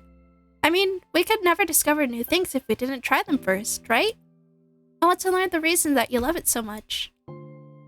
And in the end, it's not for me that I can say that, but I'll be glad that I tried it and learned more about you. Plus, you're like super duper smart, and I want that to rub off on me. Yuri fights back a smile at the comment. Aww. Although the heavy atmosphere surrounding her seems to have evaporated through the caress of Sayori's arms. Aww. Your hair is so pretty. I always wanted long hair, but I was awful at taking care of it, so I cut it all off. Aww. I love him. Doki Doki Therapy Club. Yuri relaxes. For once, she feels okay just listening rather than worrying so much about saying the right thing. Sayuri, sensing Yuri's comfort, lets her rest. It must be so difficult for her to feel relaxed around other people. But if the literature club can make it happen, then it's something that she deserves to experience. Aww. Aww. Well then, based on my understanding of your feelings, I suppose I wouldn't mind if we were to continue reading. That's what I wanted to hear. But we could stop at any time. If you truly don't like it, please be honest about it. I won't be offended. Of course. I'm not gonna judge anything this early on though, so we'll just see what happens. Oh, and, it's not good to touch people without their consent first. Oh no, I'm sorry. I didn't mean to make you uncomfortable. Oh, you didn't. I mean, I suppose it was kind of nice. I was just saying. I'm back. Monica's back. I haven't seen you, at all recently. Sayuri trots over to Monica. Ah, she whispers loudly. Can I hug you? Sure, Sayuri. Sayuri wraps her arms around Monica. Oh yeah, Yuri, it might be good to know. Sayuri can be kind of a hug monster. Hey, don't call me a monster. Artemis is a monster. If he inherits the kingdom, it could spell disaster. Yuri laughs. Monica perplexedly looks between the two of them and smiles. Well, I'm glad you've been enjoying your readings so far. It's like our first real activity as the literature club. About that. Well, you've been so patient with exploring my interests. I think that it would be inconsiderate of me not to return the favor to you and learn about the things that you like. Yeah. Do you like poetry? Yuri smiles. Aw. Aw! Aw!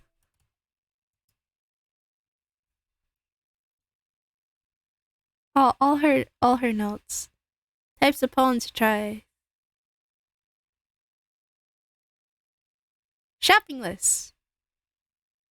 Oh, and then be positive. I like how she drew all the club members too. Oh, the toast smiley face. Dress baskets. Oh, and then she drew the cow. Oh. Wake up early. Don't forget. Ask Monica about this. Pack snacks. Oh, and I can't think of an I word. I love them. I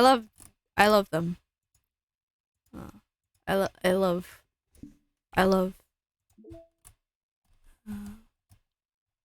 Alright, I'm gonna go. Before we start respect, I'm gonna go ahead and go grab some more water and make some tea. And then we will continue. Let me put on some tunes because it might take a while. Why is there no shuffle?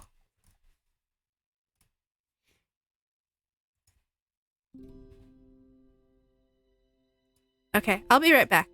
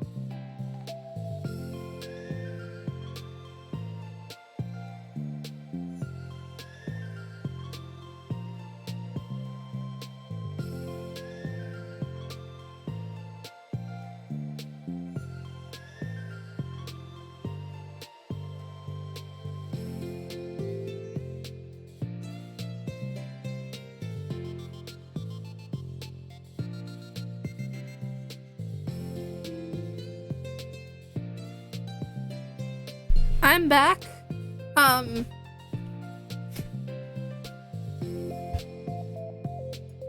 I, for a little bit, have a little tizzy? Bitch real fast about something. I don't like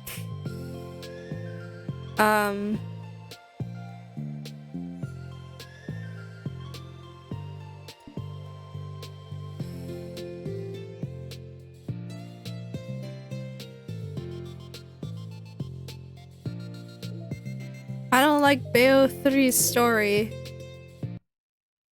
and I don't think that I don't want to say the combat isn't great, but I'm having more issues with the combat, like enemy AI stuff and designs and shit. Like, I don't know why. Like, it feels worse to play than the first two games, even though the second game's like bad. It's been several weeks since the club has officially started. Through their initial setbacks, the 3 club members so far, Monica, Sayori, and Yuri, have increased their collective bond within the club. Sayori had partaken in some of Yuri's high fantasy literature, and all 3 of them, led by Sayori, had taken an interest in poetry. On a day like any other, the 3 find themselves suddenly interrupted by the clubroom door opening, and in walks a girl none of them have seen before. Hi. Sayori tugs excitedly at Monica's sleeve. Yuri shifts in her seat and buries her eyes in her book. Are you here for the literature club?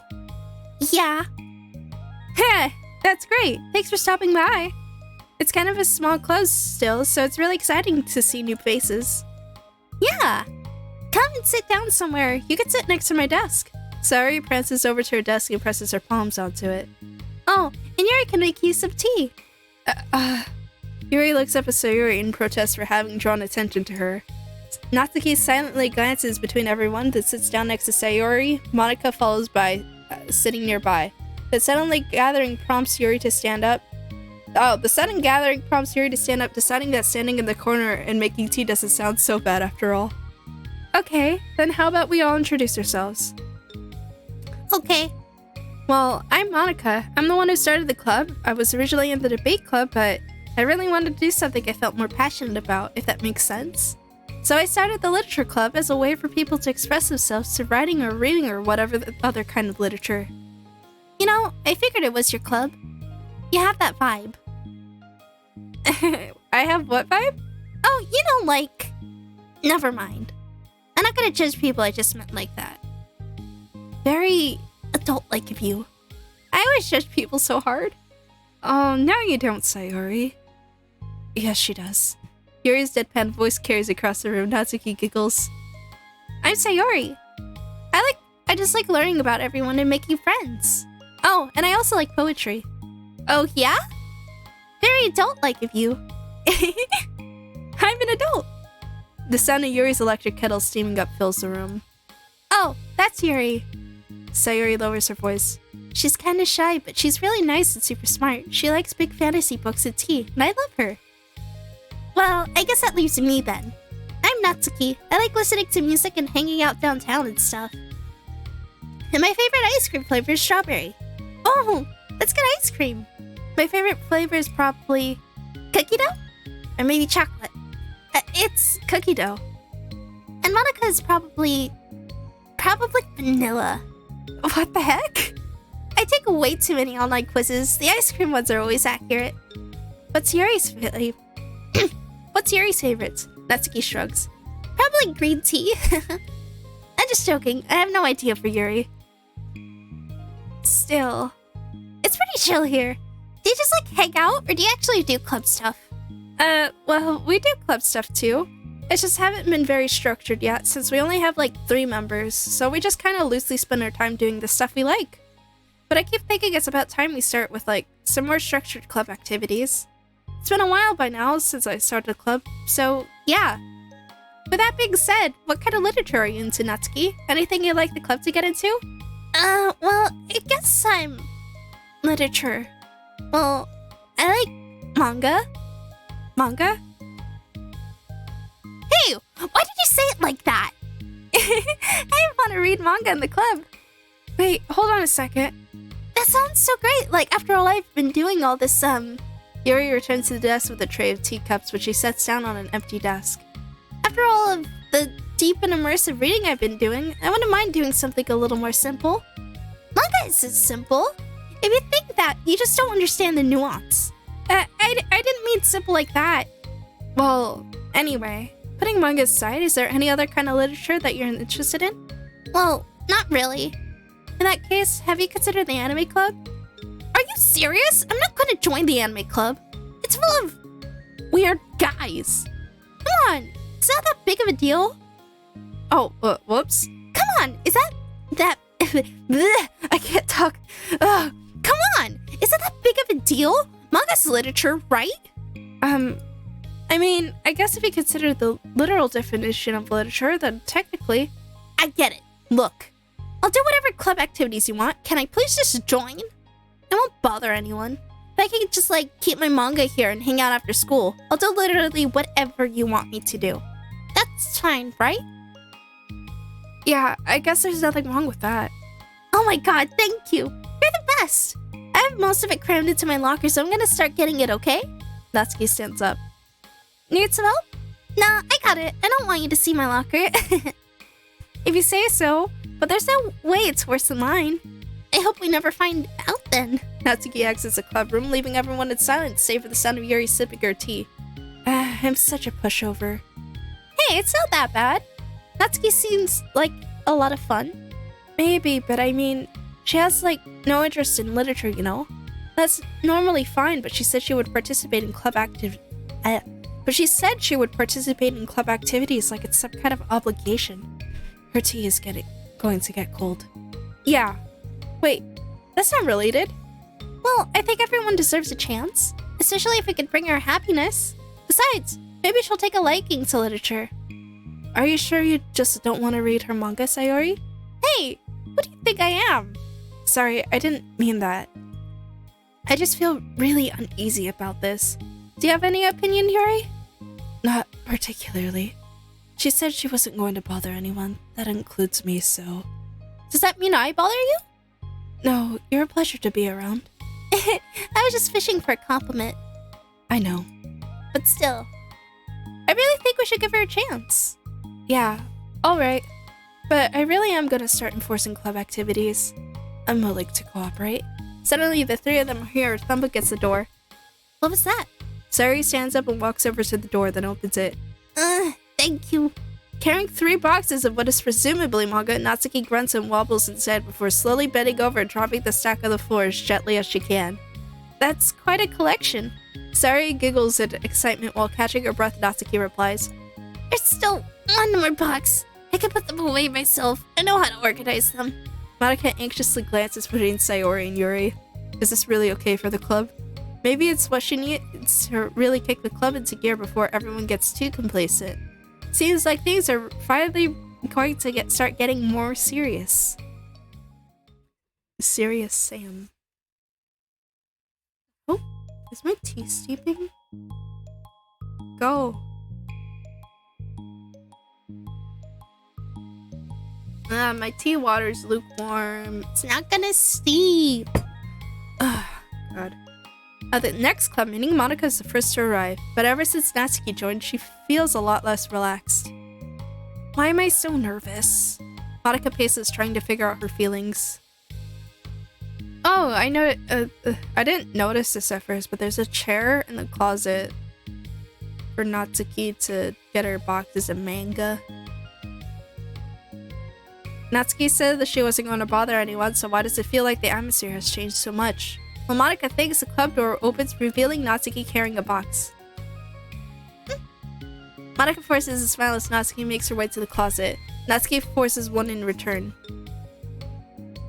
Need help? No, I got it. Monica awkwardly tries to start some kind of conversation but fails. Curious, she peeks into the closet where Natsuki is stashing all of her manga. Once dull with school supplies, the shelves are now vibrant with bright colors and cute-looking artworks. You know, the top shelf is pretty empty. Maybe we could keep it up there? I can't reach up there. It would be so inconvenient. Yeah, but... Monica sighs. The teachers are gonna ask what all this manga is doing in here, and I have to tell them it's for the literature club. So? Monica backs off and slips into a desk. But with this kind of tension, it feels like the relaxed atmosphere accumulated over the past few weeks is being sucked right out of the room. Good afternoon.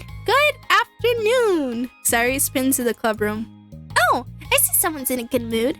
Yeah, because I have this. Sayuri brandishes a cookie wrapped in plastic. I found some money and got a cookie. Oh, that's so pretty. As Sayuri trots over to the closet, the colorful shelves catches her eye. Which one do I start with? Well, you can start by giving me a bite of that cookie. No way! I saved up all my luck to find that money. If you want entry into my kingdom, you need to pay the tax, peasant. Boo! Defeated, Sayuri unwraps her cookie and breaks off a piece for Natsuki. Then Yuri silently walks into the club room. Monica glances at her with pleading eyes. Yuri returns a quick nod of understanding. Well, everyone's here now. Despite the club only having one more person before, it somehow feels twice as lively. Okay, so I think today we should go over some potential club activities and see which ones we want to do first. We have 4 members now, so it would be great if we found some stuff to do as a group. Does that sound good to everyone? I agree. Okay, so I have some ideas of my own, but I want to hear your ideas too. Well, I've been having a lot of... Oh, whoops, wrong voice. Well, I have been having a lot of fun learning about everyone else's interests. Maybe we can give each person a day to share their 5 favorite kind of literature with everyone else. Well, maybe. Something tells me that. Monica glances at Yuri and Natsuki, who both appear very unwilling to even consider each other's interests. Maybe we can try to come up with something that everyone can enjoy equally? You know, like we all vote on a book to read or something like that. I think we should all collectively try to expand our interests rather than just stick to the things we're familiar with. Why does it feel like I'm being targeted here? Natsuki, didn't you say that you would go along with whatever the club wanted to do? Well, yeah, but that doesn't make it okay for you to ignore everyone else's preferences. I like Sayori's suggestion. Yeah, me too. Yeah, but... Monica's voice trailed off. Although she let Natsuki join the club, Monica finds it incredibly difficult to relent to her demands. If Natsuki doesn't respect the club, why should Monica have to yield to Natsuki's opinion on anything? Natsuki, are you sure you don't have any other literature interests you could share with the club? I swear, I don't mind if you keep your manga in here, but Natsuki cuts Monica off by suddenly standing up. Well, it's obvious that I'm not wanted here, so I'm just gonna leave. But I really would have appreciated you being more upfront about it. Okay, I think you're kind of jumping to conclusions here, but you're free to do whatever you want. Natsuki shoots Monica a quick glare before walking straight out of the room. Oh no. Sayuri runs after her, leaving just Monica and Yuri. For the second time today, Monica slumps down into a desk. Why am I such a jerk? No, she's a jerk. She's just making me feel this way. Monica looks up at Yuri, seeking affirmation. Yuri looks away. She probably just went around looking for the smallest clothes so she could find so that she didn't have to redo.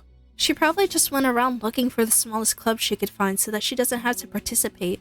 How does she expect me to give her respect when she has no respect for the club? Am I wrong, Yuri? I'm not good at these things. Monica sighs. Me neither. I just have no idea what to do.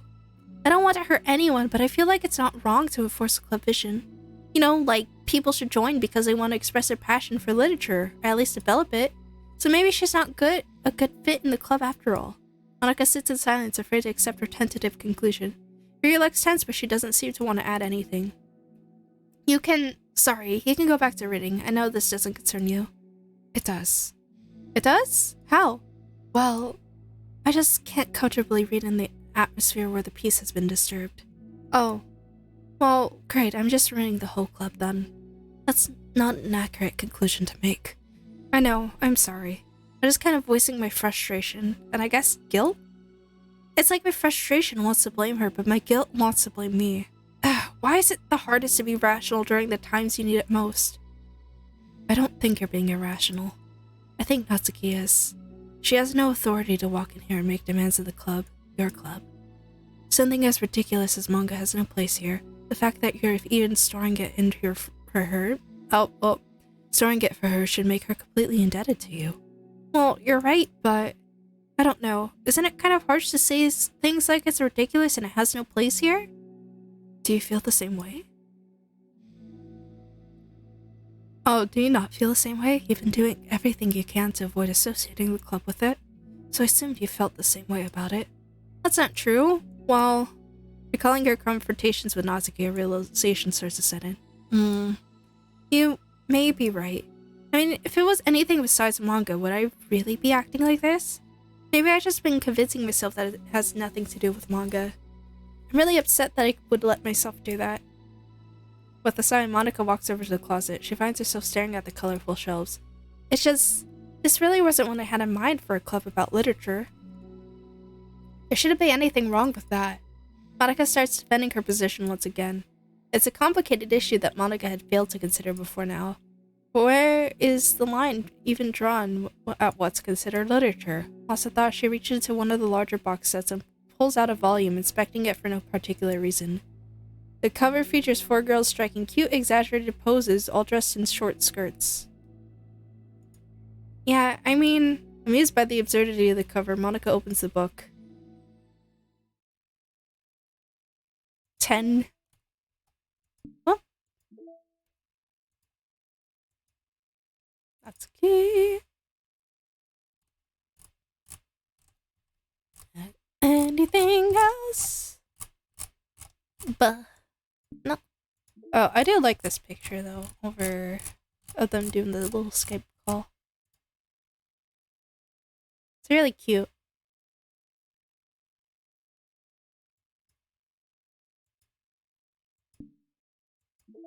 Alright, spec part 2. This sucks. Why is Monica such a jerk? She should be grateful that I even joined her stupid club. It's not like she could find any members. Monica's usually really nice. She cares so much about everyone in the club being happy. Yeah, right. Well, she usually does. Maybe when she's not busy being so judgmental. So what if I'm into manga? Why can't just one person accept that instead of being so condescending about it? I accept it. I think it's cute. Oh, come on, that's that's condescending too. I'm sorry, I didn't mean it like that. I just want to support you. Natsuki sighs. I know, thanks. It just really sucks. Do you want me to talk to Monica? I don't know. It's not like it's gonna change her opinion of me. Like, even if you were to convince her to back off, that would suddenly make me feel like I'm actually welcome into the club. Oh, well that wouldn't suddenly make it. I fucking can't read. I should just find another club. You should just find another club. Wait, you don't have to do that. We can figure this out, please? I mean, I'm the vice president, or at least I think I am. And I don't want you to leave. Everyone deserves to feel welcome and to be happy, so I want to make that happen for you. I was wondering, what was the reason that you decided to join the literature club? Well, Natsuki hesitates. It's kind of dumb. Oh, don't say that. There's no such thing as a dumb reason when everyone is welcome. It wasn't welcome. You were to me. So, just don't tell anyone, okay? Especially Monica. I promise. Natsuki sighs. I'm just tired of everyone judging me all the time. I can't enjoy any of the stuff I'm into without people making snotty comments about it. Not that I care about what anyone else thinks, but you know, the signs for the literature club so that you can be yourself or whatever. So I decided it was at least worth a shot. But that was a lie, apparently. Natsuki dejectedly kicks the toe of her shoe against the wall. Pretend that was my shoe, my foot hitting a wall instead of my fist hitting my desk. Oh, and I like writing too. Really? How come you didn't say that to Monica? Because she was so judgmental that I didn't just want to tell her something she wanted to hear. She didn't deserve that kind of satisfaction. And if she knew I was into writing, then she would just be like everyone else and try to push me away from the manga and favor the more mature thing. The two of them remained silent for a while. Sayori understands that it's out of the question for Natsuki to return to the club room for today at least. But Natsuki has a reason for wanting to join the club, just like everyone else. It's part of the club vision for her to be welcome. Am I on the... Yeah. Okay. You deserve to express yourself as much as everyone else does. That's supposed to be what the club is for. So, I'm gonna do everything I can to fix this. I promise. Content warning! Bullying! It's lunchtime the next day. The cafeteria and hallway are bustling with students rushing to meet with their friends and make the most out of their limited break time. Where could she be? Among them is Monika, who always eats lunch at her classroom, but she has some additional business today. Fearing Natsuki would avoid coming to the club, Monika decides to try to find her during lunch so that she can make amends. After searching for an extensive time, Monika finally spots her. Despite her short stature, Natsuki's bright hair helps her stand out from the crowd.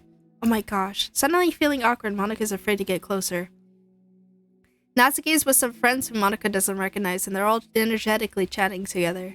But would it be really tactless to just interrupt them? Oh yeah? Did you end up joining that literature club or what? Huh? Of course I joined. Why wouldn't I? Ha! I told you she would join. Come on, you know she only joined because you wouldn't stop giving her crap about the anime club. I told you I never wanted to join that stupid club. Oh, sure.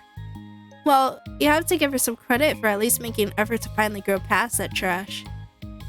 True. Well, congrats on finally graduating middle school, Natsuki. We're proud of you. Shut up! Just let me do my thing. I'm just joking. You know we love you. Yeah, once the literature club makes you a famous writer, we'll be the first ones to buy your book. What, you're gonna buy your smutty fanfiction?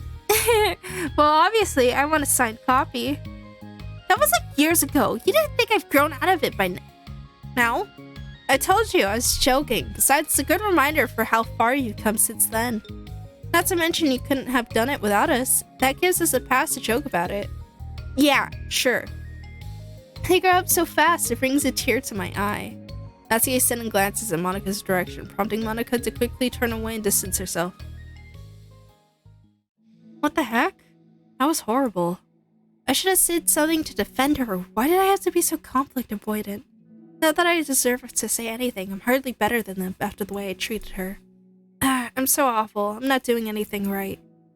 Kind of want to see what they designed the quote unquote friends is.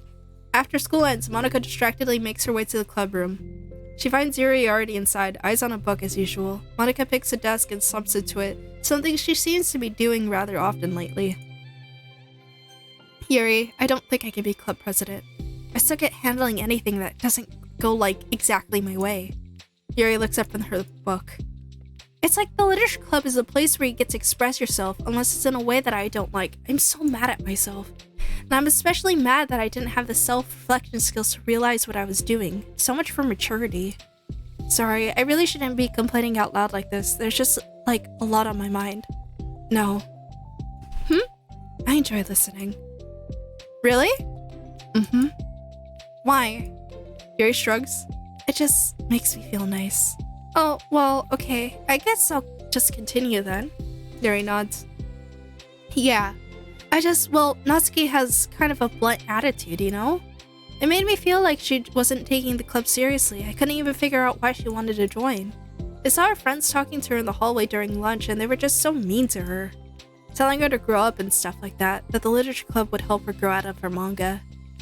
It just made me so mad, like, just let her enjoy it. It makes her happy. Why are you just trying to take that away from her?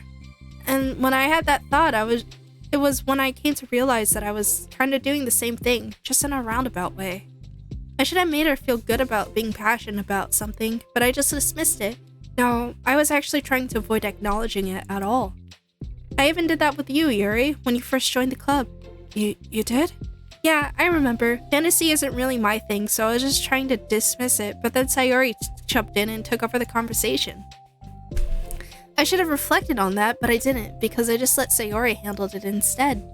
Now I'm repeating the same mistake, except I really hurt someone this time. Monika shakes her head. so tired of being afraid of things I'm not comfortable with. It's so stupid. Like, I could just picture how much joy it would bring Natsuki if I let her share her passion a little. I'm so angry that her friends were treating her like that. I'm going to get them back for it. Get them back? Yeah, I'll get them back, but making sure that this is the literature club that Natsuki wants, not the one that they want. Suddenly, Sayuri bursts through the door, making Monika and Yuri jump. With a rare stern face, she marches over to Monika's desk and sits down next to her. I'm having an intervention. I can do that because I'm vice president. Is this about Natsuki? Yeah. Yeah, I know. I messed up. I'm super sorry. I was just talking to Yuri about it. Really? I was so dismissive of her passion that she felt threatened and probably just unwelcome. Literally the opposite of what the literature club is supposed to be. I really need to make it up to her. Oh, yay! I did it! Thanks for the intervention, Sayuri. I'm glad we're on the same page. Friendship wins again. So, how do you want to make it up to her? I have a plan. Sayuri, do you know if Natsuki is coming to the club meeting again? I don't think she is. I see. Monika was afraid of that.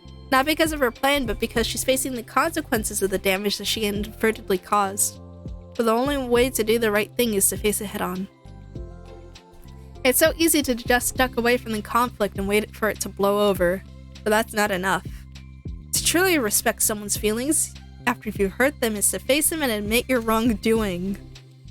You hear that, chat? Take that to heart. Not the wrongdoings of mismanaging the club, but the wrongdoing of disrespecting Natsuki's feelings. Okay, do you think you can get her to come to the meeting tomorrow? I can do that.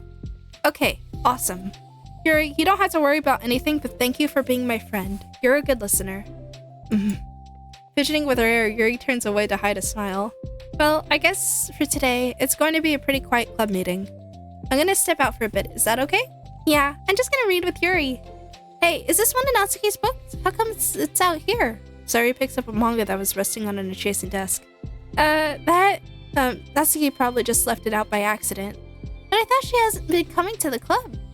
Actually, Monika's been. Okay, Yuri, I'm sure it was just someone else who was using this classroom then, okay? Monika smiles at them both. Then with a wave, she exits the club room. I really shouldn't have left that out.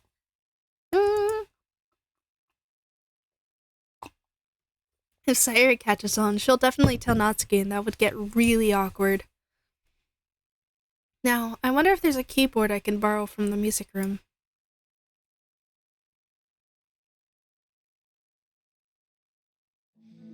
The time for the next club meeting has already arrived. Monika and Yuri are the first to arrive. I'm so worried. Do you think Sayuri is going to be able to bring Natsuki? Yes. How do you know? Well, she's Sayuri. You know, you're right. Time slowly passes. Monika sits and stands up to pace around, then sits again. Yuri's eyes don't move from her book. Then the door finally opens. Sayuri marches inside. Behind her, Natsuki shovels inside, nervously looking around the room. We're here! Welcome back.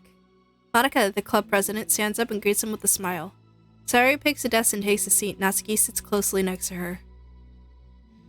Pause?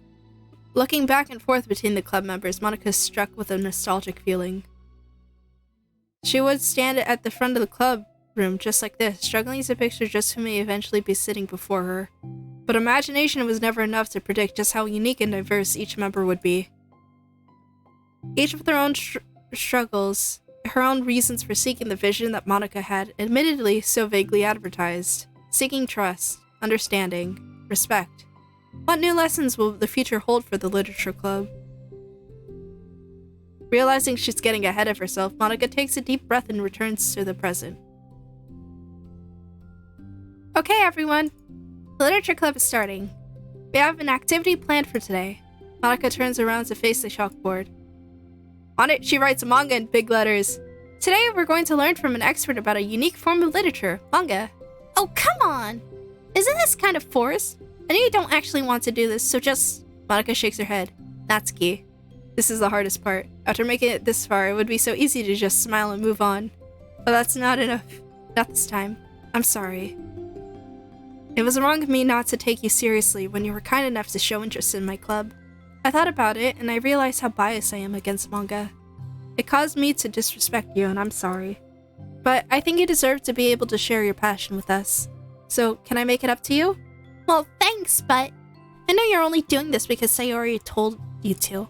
Wait, that's not true. Monica planned this all by herself. I didn't even get a chance to talk with her. I was witness to that as well. This is the Literature Club. The Literature Club is a place where everyone gets to be themselves. We all have our own interests and our differences. It's my vision to let us freely express that. And it's my goal to respect everyone for them. So I just want to learn about the things that make you happy. I think that you deserve to share that joy as much as everyone else does. Is that okay? Natsuki looks away and hesitates. But it's really dumb. The stuff I'm into. Monica smiles. She kneels in front of Natsuki's desk, looking her straight in the eye. If you like it, then it's not dumb. Oh, except for me. Sorry, you're not dumb either. What the heck? You guys are so weird. Fine, I'll show you some of my manga. Only because you admitted that it's literature after all. Natsuki stands up. Oh yeah, I didn't say this before, but I'm actually into writing too. I'm kind of a pro. But I didn't want you to like me just for that. Wow, really? I really did have you all wrong, Natsuki. Yeah, whatever. Today's not about that anyways, right? It's about manga, so I hope you're ready. She fucking prepares like a whole lecture about the history of manga. A week has passed since Natsuki returned to the Literature Club. Since then, the club activities have been in full swing. Each club member has received a day in the spotlight to share all of their favorite kinds of literature with each other. As another meeting draws to a close, Monica approaches Natsuki on the way out. Natsuki, are you in a hurry home or anything? Me? Not in particular. Why? Oh, there's just something that I wanted to show you if you have a few minutes. Sure. What is it? It's not in here. Can you follow me to the music room? The music room? Why? Well, you'll see. You know, I was thinking back. When the club was just me and Sayori, we could talk about how we envisioned the club to turn out. We cared a lot about it being a place where people could express themselves. And she said something strange to me. She said that I was trying to make the club that I needed myself, more than anyone. But I think it was until you joined that I fully understood that, because you really taught me a lot about myself, like things that I was probably always too stubborn to admit. Oh, come on, you can't mean that. I didn't even do anything. I just, brought a bunch of manga, and then I got fussy when I didn't have my way. It was really stupid of me to make such a big deal out of it. No, I honestly needed it. If you didn't express that you were hurt, I would never have realized that I did something wrong. Besides, your feelings are valid. They deserve to be heard and respected. It's just really hard to feel that way sometimes. You know, I really should care about what other people think in the first place. But when you're just criticized by everyone around you for being a certain way, it can get really hard to just brush it off. It makes me start to feel like I'm the problem. I'm not doing enough to please everyone else. Am I being too entitled if I just want people to like me without me having to hide a bunch of stuff about myself? I don't think I am. I just wish that sometimes people would try to appreciate me for who I actually am. And as Monica listens, she recalls vividly how Natsuki's friends were treating her and how naturally they did so. How long has she been fighting against that, refusing to change for others? I could only wish I was as strong as you are, Natsuki. You're so honest with yourself. I'm always trying to come off as perfect for other people. Anytime there's a hint of contention, I just crumble. But it's thanks to you that I really started thinking about this stuff. You really inspired me to start working on it. But like I said, I didn't even do anything. You're just being yourself. That's all you needed to do. Also, there's something else. Monica takes a breath. The thing is, I might have read a little bit of your manga. What? You? What the heck? Why didn't you tell me? I'm sorry. I think I just kind of embarrassed to admit it after I gave you such a hard time about it. I can't believe you, of all people, were reading manga behind my back. That's so funny. Yeah, well, I just flipped through one of them out of curiosity, but I ended up reading a whole bunch of it. But I mean, one of the characters was in a literature club. What are the chances, right? You're reading Parfait Girls? Wow, you have good taste. Oh, no. My drawer came open. No, close. Just one volume. and I kind of just picked it up randomly. Well, you have good intuition then. You have to tell me all of your favorite parts. Well, I think it was some kind of weird fate. Because the character isn't just in a literature club, she also plays piano. It's just weird because I've always wanted to learn piano. She was like the perfect person I always wished I was, if I just did what I wanted instead of always second-guessing myself. Monica walks over to the piano and sits down. I always felt like I should only share the absolute best parts of myself, the parts that will impress people or make them like me more. But after you joined the club, I really realized how self-destructive that mentality is. We share things because we want to express ourselves. Sharing experiences allow us to share emotions. And I just felt like I wanted to show you this because it wasn't for you. Because if it wasn't for you, I would never have started playing. Hey, I think the credit for that one goes to Parfait Girls, not me. No. Well, maybe it's true that Parfait Girls put thought into my head.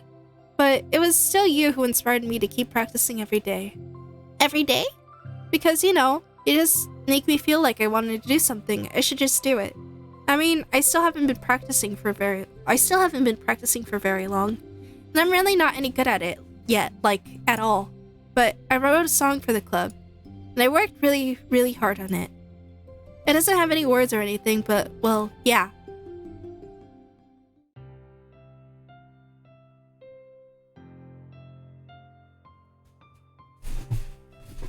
Yeah. Hopefully I don't get fucking shot by, whatever copyright, but it's game music, so it should be fine.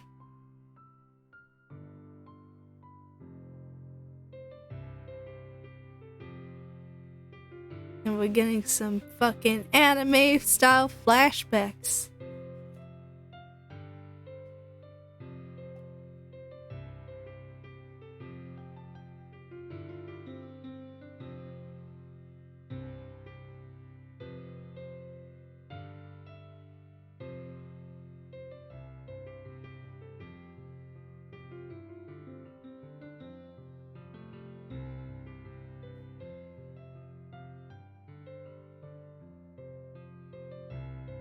We all vibing. This is the part where we bring out the glow sticks. Or lighters.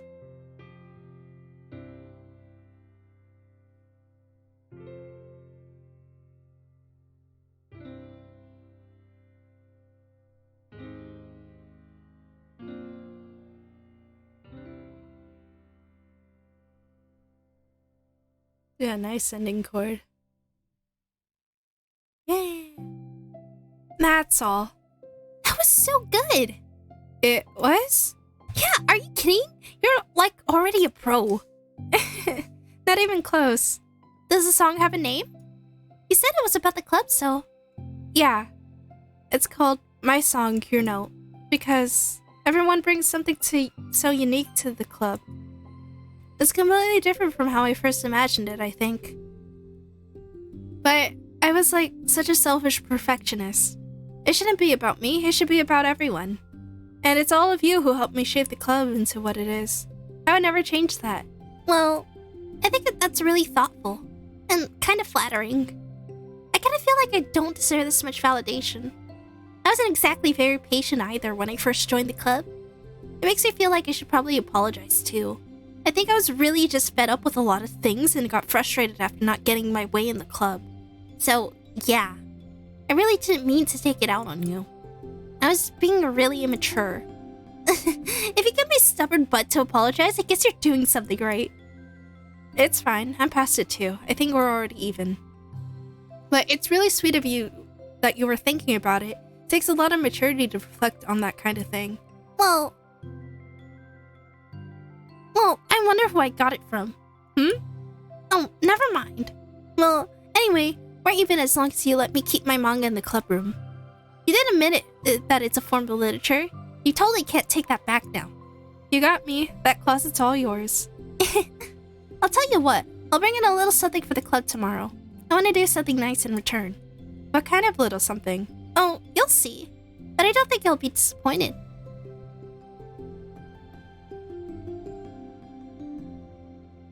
Next club meeting ends up being a particularly tasty one. Yum yum. Fruit salad. Yummy yungy. Yeah.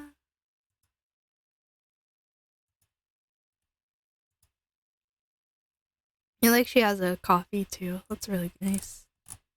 Yeah. Escaping, yeah. The music room. Why are they putting grass on the grand piano though? Why would you do that? Mail. Okay. Issues caused by unprotected memory. Has anyone evaluated the side effects that might be caused to sharing a memory pool between multiple VMs rather than allocating them separately? I'm looking at some of the files VM1 is generating, and I'm finding some information that definitely shouldn't be there. I haven't seen any evidence that it's actually affecting the inside of VM itself, so I don't think that this is a priority, but it's definitely worth noting. My best guess is that memory being freed from VM2 isn't getting zeroed out, which actually gives VM1 access to it. All the info I have will go into the issue tracker, but I wanted to check if anyone else already noticed something along these lines. What the fuck does that mean? Balance.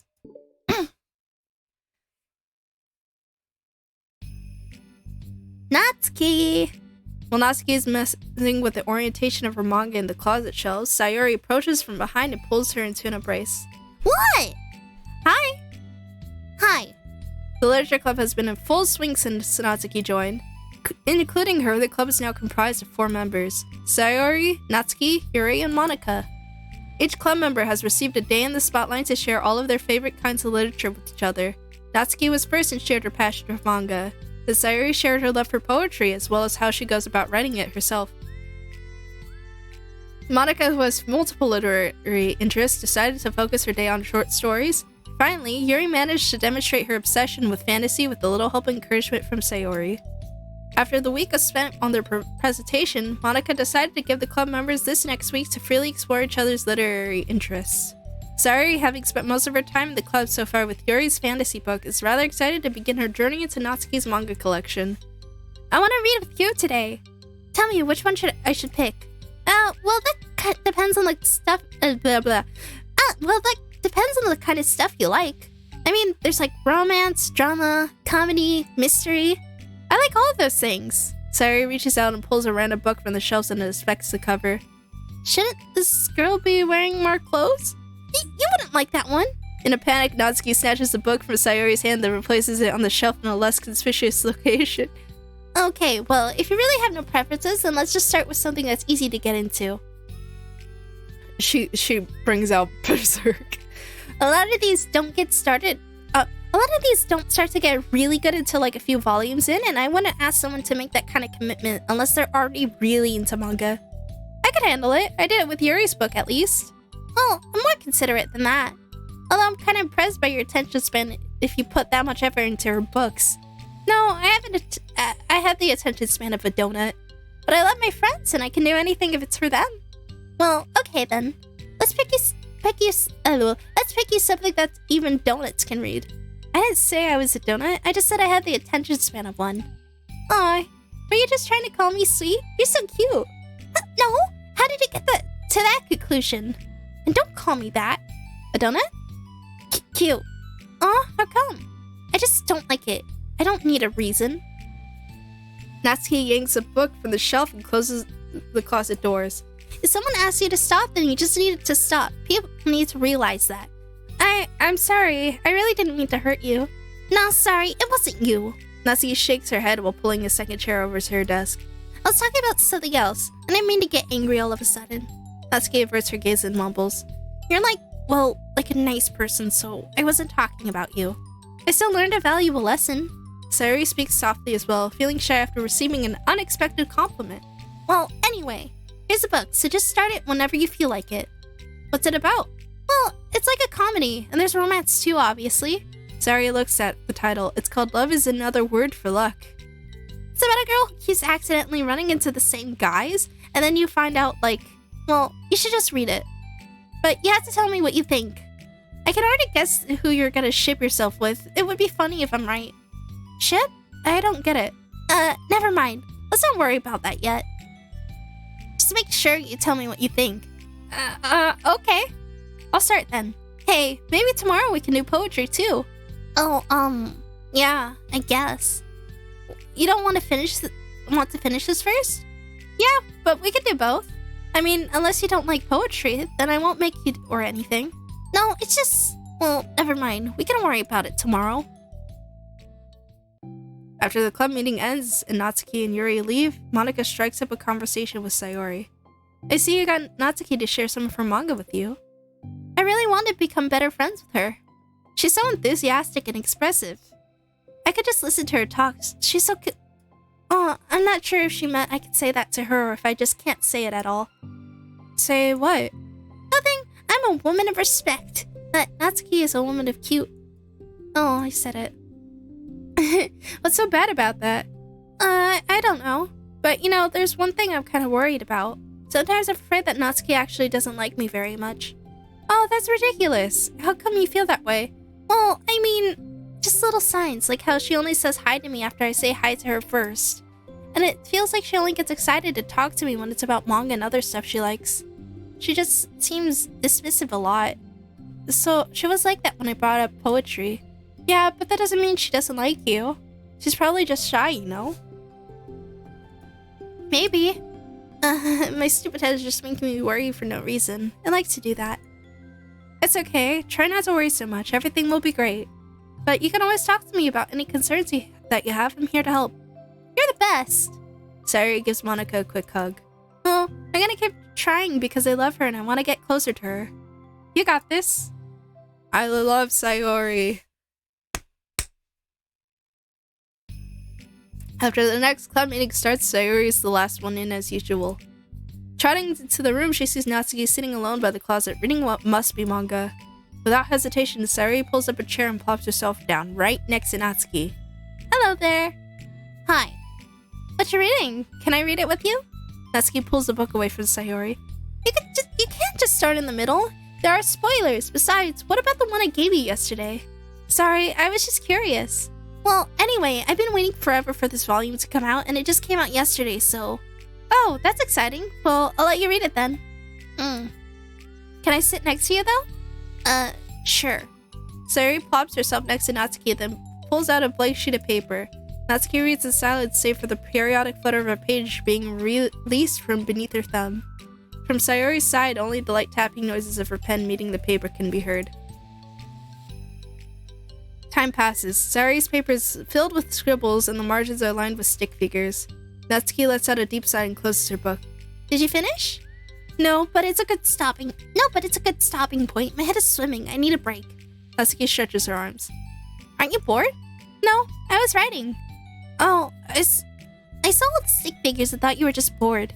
I just draw those when I'm thinking or waiting for inspiration. I made friends with them all.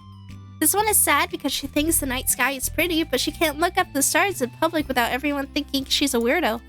This one has problems with his back, but the doctors can't figure out what's wrong with him. What the heck? You're the weirdo. Want to read the poem I'm working on? Sure, I guess. Sayori slides the paper over to Natsuki. As Natsuki reads through the poem, she furrows her eyebrows. She slides the paper back over to Sayori. Did you ever feel weird just sharing all your thoughts and feelings like that? I mean, your poems are like really emotional. Is that bad? Well, no, it was just an observation. I think people can get closer to each other if they find ways of expressing their feelings. Well, Natsuki begins to protest, but she can't find a good way of putting her thoughts into words. Doesn't that depend more on the kinds of friends you have? I don't know. To each their own, but I've never met anyone I feel comfortable sharing my poems with. Not that it's you, it's just how I am, so... You write poems? You never told me that. I just thought you wrote other stuff. Yeah, that too, but... You should... I mean, would you ever want to share? Like I said, I don't do that. But... Can we talk about something else? I'm sorry. It's not your fault. It just makes me uncomfortable. I can't help it. Still, I'm sorry. It's fine. Well, let's move on to something that makes us both happy. More manga. I should continue the book you gave me since I didn't get very far yet.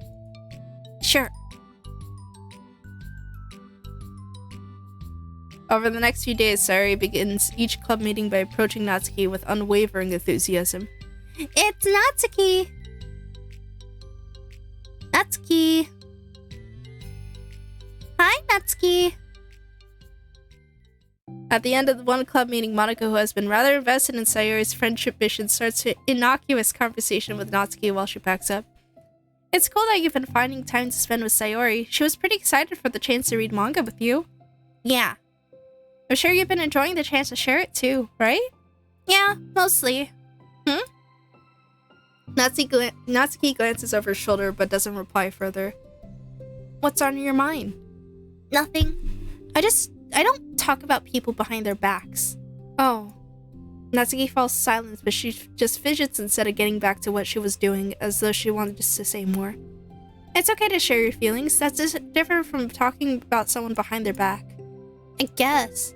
I just hate when people talk about me behind my back, so I'm better than to do it to others. Monika shares a bright smile. You're really considerate.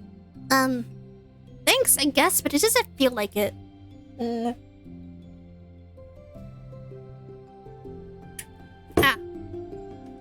can trust me. Natsuki stands in silence for a moment, still fidgeting. I just feel smothered sometimes. I'm not used to someone being like all over me after we meet. I mean, it's fun to hang out with her, but I have no control over the pace. I can't just meet someone and instantly become best friends with them, like share everything about myself. That's not how it works. I just want to chill out sometimes. Oh, I didn't realize that was happening. It's fine. Why would you have? I know, I just feel bad about it. I know Sayori, so I should have realized. Monika navigates through her tinge of guilt, which has surfaced mainly due to her being the one to have previously encouraged Sayori's behavior. Despite not knowing the situation, Monika can't help but feel a little responsible. Do you want me to talk to her about it? No, I wouldn't like that. Well, I could divert her into another club activity for you or something. No way, that would be so underhanded and mean. Sorry, I didn't think that one through. Besides, just because I complain about it doesn't mean I'm asking for someone to solve my problems for me. True. I'm sorry.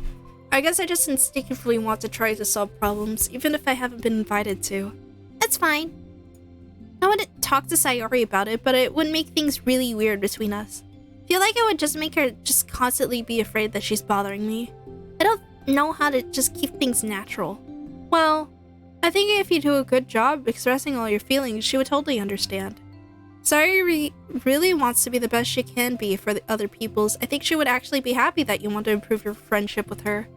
Maybe. It just feels so dumb talking to someone about how to be friends with them. It's just weird and not cool. Monika shrugs.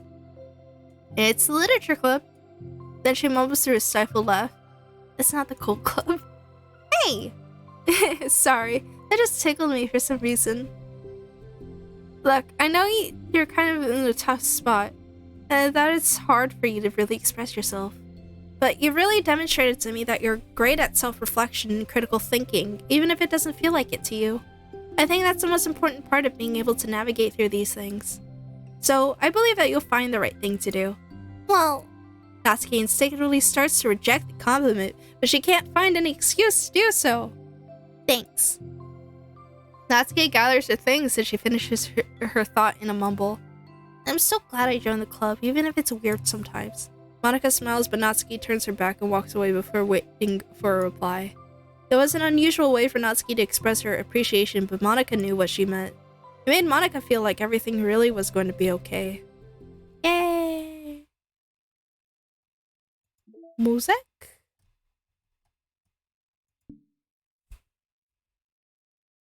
Oh, whoa? Let's see. 1, 2, 3, 4, 5. Okay, we have 5 more. Yay! Almost done. It's lunchtime. Sari who usually buys her lunch, is making her way to the cafeteria like any other day. The clamor and bustle of the students is drowned by Sayori's impeccable skill of zoning out. However, her imagination is momentarily interrupted by the glimpse of a familiar pink-haired girl. Hey, that's Natsuki. Never run into the other club members around the school. Natsuki! Sayori stands on her tiptoes and waves. Natsuki, who's busy walking and chatting with her friends, doesn't notice Sayori at first. Then she glances over in Sayori's direction. Sayori waves enthusiastically. Following her friends, Natsuki quickly ducks around the corner. Hey! She definitely saw me. Monika is the first to arrive at the club meeting, then Natsuki. Sayori, having glanced through the window to see Natsuki already inside, is unable to work up enough courage to enter. Natsuki's been so distant with me. I was so stupid to think she ever wanted to be friends. She only got excited because she got to share her manga. But aside from that, she doesn't even like me. She should just go home today. Sorry, but do you plan on going inside? No. Why? I'm sulking. Oh. Well, I'm sorry for bothering you. Excuse me. No, don't leave me. I'll stay here then. I don't want to go in. I'm afraid of bothering Natsuki. I saw her at lunch today, so I waved and called out to her, but instead of saying hi, she just ran away from me. Really? Not bad. Hey! Sorry, I'm sorry. That was a joke. It sounded something stupid that I would do from anxiety. From anxiety? Well, I just don't like attention from being drawn to myself. Oh. Well, that makes sense based on the person you are. But Natsuki isn't shy like that at all. I thought we were friends. But it feels like every day she's just trying to distance herself more instead of get closer. Makes me feel like she was only spending time with me during the club because I was reading manga and she doesn't actually want to be friends with me. Well, I feel like I'm missing a lot of context here. Was she in the middle of anything when you approached her? No, she was just walking with her friends. With her friends. Yuri pauses for a moment. How do I put this? Sayori, you're very fond of your friends, right? You always want to be spending time with them? Of course, I don't think there's anything more important to me. I mean, the best part of my days are always with my friends. Besides that, I really hate being alone, so... You hate being alone? Sayori nods. We're very different people. I cherish my time alone. I wouldn't trade it for anything. So I think... Well, if I was trying to have alone time, was being threatened with an interruption then. I just would not make me very happy. Yeah, but that doesn't have to do with Natsuki. She was already with her friends, not trying to be alone or anything. No, I think it's similar. Well, we're all friends in the club, but we have our own lives outside of the club as well. If you think about it, making new friends isn't some casual occurrence that happens on a daily basis. Friendship is an invitation to intertwine your lives together, but the capacity of which each person is already ready to do that might be different. There are friends who just like to have fun together and others who talk every day and share every details of their lives with each other. I think when establishing a friendship, it's important to consider the comfort level of the other person. I mean, we don't really know much about Natsuki's life outside of the club. It could be that she just simply needs to make friends at her own pace rather than jump headfirst into a new commitment.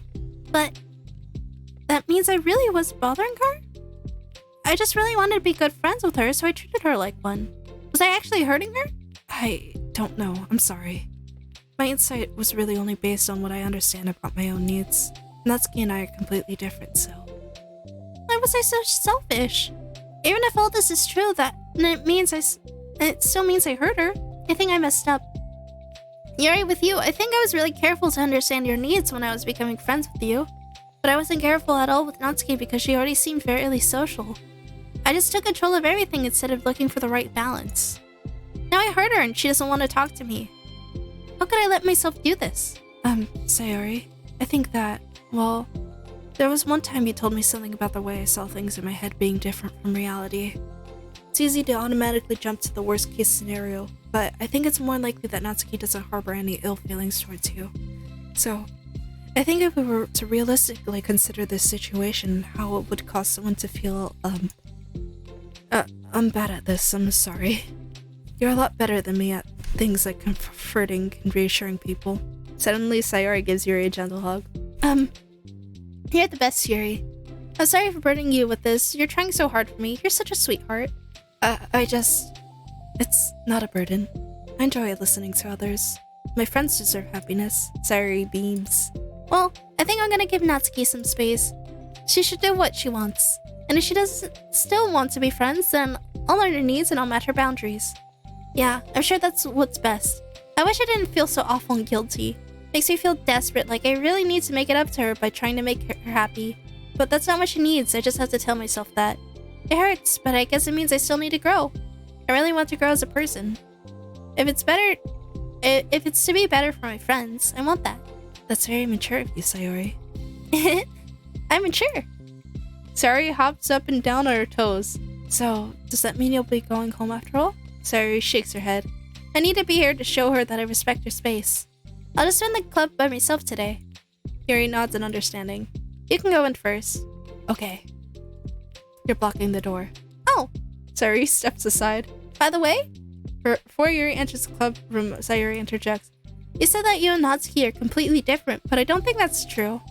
I think you're actually very similar in a lot of ways. Yuri smiles and shakes her head. Sayori, that's absurd. You're very silly sometimes. Yuri turns and enters the club room. After a moment, Sayori follows. The club room is quiet. Once Sayori walks in, Natsuki glances in her direction. Sayori smiles and gives Natsuki a quick wave before sitting down across the room. Yuri's face is already buried in a book. Sayori decides it's best to continue the manga she was reading, so she pulls it out. However, it looks like Natsuki isn't reading today. She has a sheet of paper in front of her and is tapping a pen against her desk, staring at it. Oh, are we writing today? Monika speaks in a quiet voice. Unwilling to disturb the peace of the club room, she kneels down at Natsuki's desk. Hey! Natsuki pulls a sheet closer to her, covers it with her arms. Sorry, I didn't mean to peek. Whatever. I just wanted to see how everything was going. It's fine. Natsuki replies dismissively. She glances over at Sayori, who's focused on her manga. Monika follows Natsuki's gaze. I think she's mad at me. How come? I'm busy right now. Ask me later. Monika falls silent, Natsuki looking back down at her paper. She inches her hand away from the top margin, allowing Monika to see. Says to Sayori. Understanding Monika's smile, she places a hand on Natsuki's shoulder and whispers softly, I'm proud of you. Natsuki looks away but makes no motion to remove Monika's hand. Monika gives Natsuki's shoulder a quick squeeze before standing back up and pulling away. The end of the club meeting passes. Yuri has already departed. So has Monika after checking on Sayori and Natsuki to ensure they wouldn't stay too late. Sayori was determined to finish her manga volume before heading out since the end was approaching. However, with Natsuki also staying late for an unknown reason, a silent tension hangs in the air. After finishing the volume, Sayori brings it to the closet and puts it away. She slides it back into the shelf while Natsuki watches. Then Natsuki gets up and pulls it back out in order to return it to its proper location. Sorry, I didn't know where it's supposed to go. It's fine. The two fall silent again, avoiding eye contact. They both look like they're about to say something, but neither can break the silence. A moment passes. Well, I'll be on my way. See you tomorrow. Sayori turns around to hide her pained expression, then walks away from the closet. If there was any proof Natsuki no longer wanted to be friends, this was it. Defeated, Sayori carries herself out of the club room. Once in the hallway, Sayori takes a deep breath and hits her palm against her cheek to clear her head a little. Suddenly, Natsuki's stammering voice calls from behind. Natsuki? Startled, Sayori turns back around to face Natsuki. Natsuki fidgets and anxiously continues with a shaking voice. I have a lot of things to say. Me too? But you go first. Natsuki bites her lips and can't stay still. Well, first of all, she cuts herself short, struggling to continue. Trying to force the words out, she stamps her foot and hops up and down a little. I'm sorry for the things I did at lunch, and I'm sorry for just being kind of mean lately. It's really hard for me to I'm not good with things that make me uncomfortable. Especially when it comes to like feelings and stuff. So, face burning, Natsuki climbs up again. Instead of continuing, she simply holds up a sheet of paper to Sayori to take. Best place in the world. I love my bedroom. It's full of bright colors and soft things. The sunlight shines in and makes everything sparkle. It's the best place in the world. It has all my treasures, all my books, my collections, my memories. All of my dreams were born in this room. It's the best place in the world. It's all my secrets, all my failures, my fears, my feelings. Sometimes it feels so fragile that the door will break at the slightest touch. but it's still the best place in the world. But when someone knocks, I get scared. I raise my arms against the loose hinges. Please don't break. Don't come in. I'm not ready. It's my place in the world. The knocking won't stop. I block the door with furniture. An eye peeks through the keyhole, and I panic. I'm trapped in the best place in the world. Not ready to share my favorite place. I need to clean my secrets and make my bed to hide my nightmares. I need to touch them to put them away. To see them again. I have so much to do and I'm scared. I'm not ready. But it's still my favorite place. I still want to share it. However long it takes, if you wait patiently, I'll eventually open the door and I'll show you the best place in the world. Aw. It's a poem. But I thought, well, I sucked it up so that I could work things out with you. So just be happy about it. Please? Sari smiles deeply from the bottom of her heart. I'm happier than I could express. I feel so awful, but I'm so happy that you would do this for me. I actually realized before the club meeting today that I made a mistake. I got so caught up in the chance to get closer to you that I forgot to think about what you wanted. And that we probably have different ways we like to make friends. About like the friendship stuff? I mean, it's okay. Understand, so you don't have to force yourself to talk about it. Your poem did a good job. So don't force yourself if you're not ready yet, okay? Natsuki nods. You don't have to feel like you did anything wrong. It was my fault, and I'm sorry. I wasn't mad at you today or anything like that. I actually felt really guilty and wanted to give you space. I was thinking it's silly that I just approach you all the time and that I should just let you approach me when you want to. Just whatever makes you comfortable. I respect that from now on. Friendship should always start with those things. With the right balance. Natsuki nods again. One more thing, that... Well, I don't want to have to approach you all the time either. I just want it to be balanced, like you said. Sayuri nods. I understand. We'll make sure of that together then. Aww. Well, anyway, now that the two of them have found common ground, Natsuki finds it easier to speak more freely again. I'm not gonna be like sharing my poems all the time now or anything like that, but I guess it wouldn't hurt to do once in a while. Only the best ones. So you better like them, because otherwise I might change my mind. I like anything you do, Natsuki. I was just saying. More importantly, I had to tell you about my new boyfriend. Huh? Oh, from the manga? Wait, I need to guess who it is. You definitely won't be able to guess. The two walk down the hallway together. Oh my god, we have so much to talk about. Darn, I should have told you to say the last 2 chapters so I could see your reaction to the big reveal. Oh, you wanted to enjoy it with me. That's so cute. Oh, shush. Damn. Oh, we got some more mail. I've made some new headway with VM2. Don't get too excited. It's still impossible to establish any kind of stable connection. But it occurred to me that I could at least run a memory dump through some pattern analysis routine to see if we can decipher any digital data from their VM.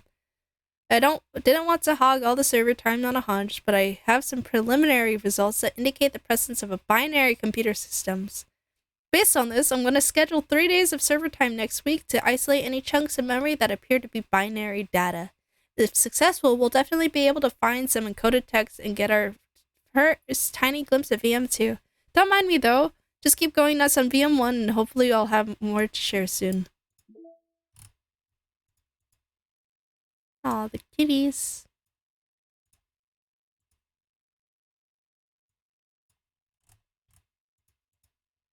With that, I named my pen The Expression Express. My feelings aboard with a ticket to you. No room for stammers, no lies, no extra stops, no compromise.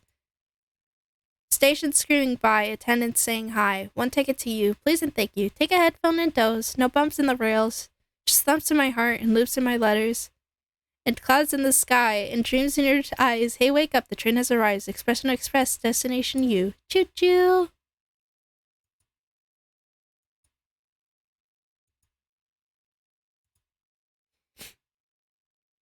My conductor's motions for one crescendo after the next, each time falling short of a climax.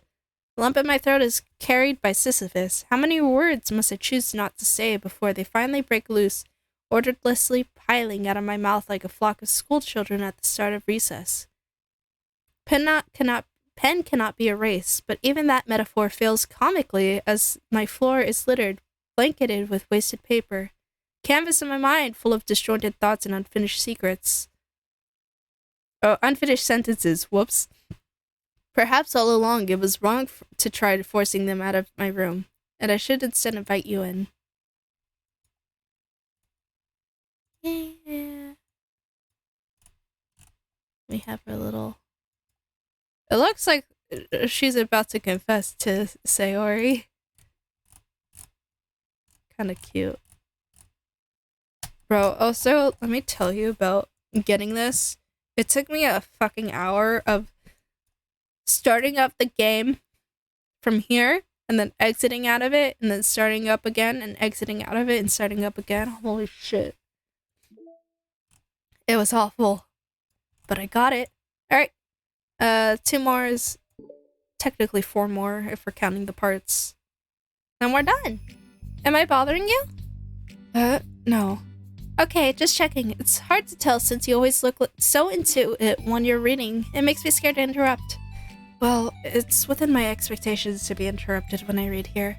It's mainly when I'm by myself that I don't like it. That makes sense. I guess if you're here in the first place, then you're more ready to socialize, even if it takes a little bit of prodding. It's not so bad to be social if I let others do the work, so it could be healthy to put myself in a social environment every now and then. It's mostly difficult when I don't know anyone, or when there's too many people, or everyone else is being too silly for me to keep up with. Yara glances around the room at Sayori Natsuki. Sayori has her head cocked back and her mouth open, trying to catch pieces of a cookie that Natsuki is lobbing into the air, but the pieces keep bouncing off her face and hitting the floor. Goofballs. Maybe I should say something. No, they just ran out of cookie. What a waste. They've really become good friends, haven't they? I'm happy. Sayori seems particularly good at making that happen, but the two of them are both on the energetic side, so I suppose it works out well. Yeah, come to think of it, you and I haven't had many chances to talk one-on-one, have we?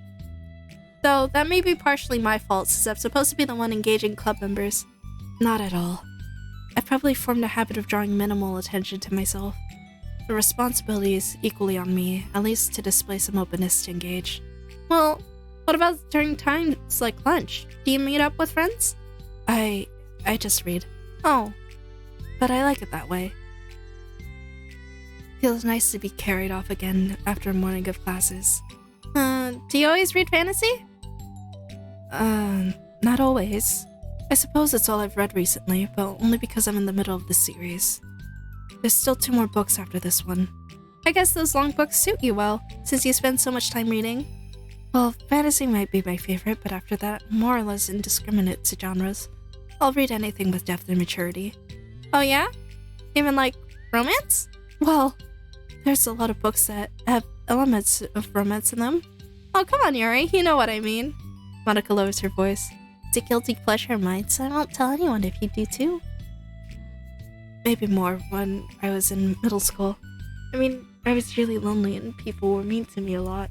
So it just kind of felt like, please don't make me think about the past. Sorry, I just got super curious. You know, we should totally pick out a romance novel to read. That would be so much fun. Absolutely not. Really? Even if it was just between us? Try asking someone who has no shame, like Natsuki. Ouch. Sorry, I swear I didn't mean that. Well, I guess it was my fault for pressing you. I like that for things in my past too, you know? Things I feel too embarrassed to re-experience. There's nothing wrong with growing out of things. It happens to everyone. For instance, Natsuki's interest in manga reminds me quite a bit how intense I used to be about my own interests. Makes me think that she'll likely grow out of it too. Hey, were you talking about me? No, we were just talking about how our interests have changed over the years. When did you get into manga, Natsuki? Like a couple of years, I guess. I was already sort of into it before, but I really wasn't going hard until then. Oh, yeah? What was it that inspired you to get more into it? I don't know. I guess, let me think. It was after I discovered a series that I really liked. Yeah, I was just like really fed up with a lot of things and I got super into this one series that I really related to. I guess I had an edgy phase when I just hated everyone around me and wanted to be my myself. Hey, kinda like Yuri. Monica. Sorry. That's completely wrong, so... It's still cool that you both really found your things. They're almost like opposites, but it sounds like they helped you a lot through hard times. You know it! Wow, what the heck? Is that book even bigger than the last one you were reading? It's technically slightly longer, but not by much.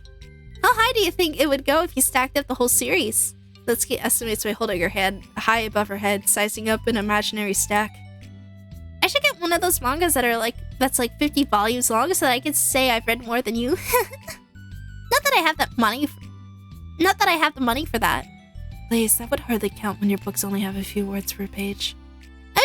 Hey, I know, I was just joking.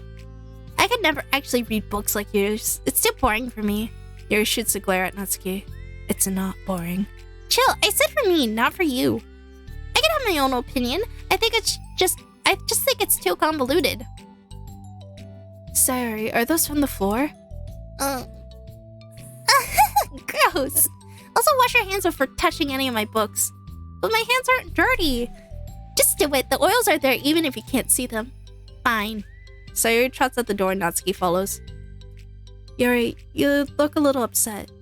What kind of nerd does she have to call my hobby boring? Well, she did correct herself. Hardly. She was so condescending. I don't mind if she thinks it's not for her. I already understand that it's not for everyone. But she knows well how much these mean to me. So how about you just leaving me... So how about just leaving me alone instead of needlessly telling me the things you hate about it? I'm sorry, Yuri. You may be right. This won't be the last time people have strong feelings about what they like and don't like. Especially in a literature club, so I should figure out how to mediate discussions to keep them positive and constructive. For the record, I've always been impressed by the level of creativity in your books and also your ability to get through them so quickly. Thank you. Okay, well, this is something that I'll have to think about and revisit. I'm sure I can help Natsuki find some common ground with you. Common ground isn't necessary. I just wish to be respected. That then. Either way, I'll do my best. I'm skeptical when it comes to Natsuki. Trust you, Monica, but I'm skeptical.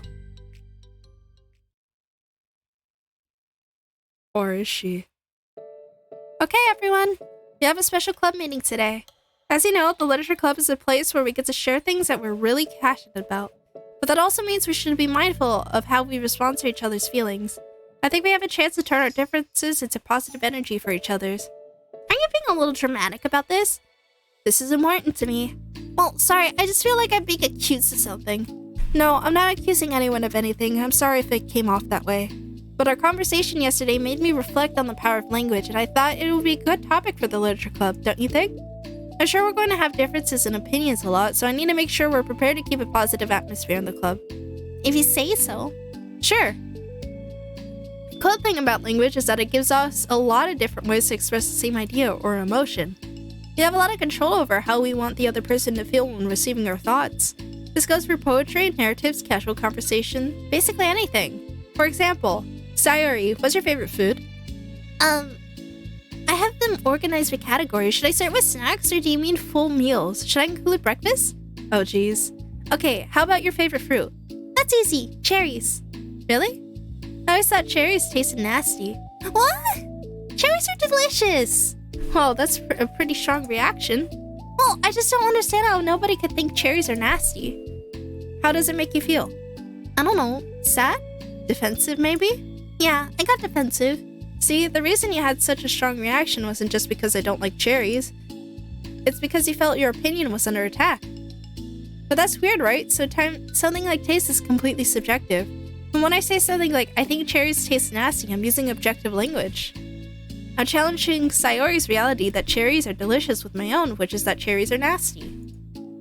Wait, hold on. How is that objective when you just said it was only your own opinion? It has to do with the way our brains interpret the words. You're talking about the reality of the cherries, not your feelings about them. Like Sayori. Let's rewrite for a second and pretend I didn't tell you I think cherries are nasty. Good. So what if I said that, instead of that, I said like, I've tried cherries and they're not for me. It's not the kind of flavor I enjoy. Well, that's fine. As long as you don't call them nasty. Nasty is a nasty word.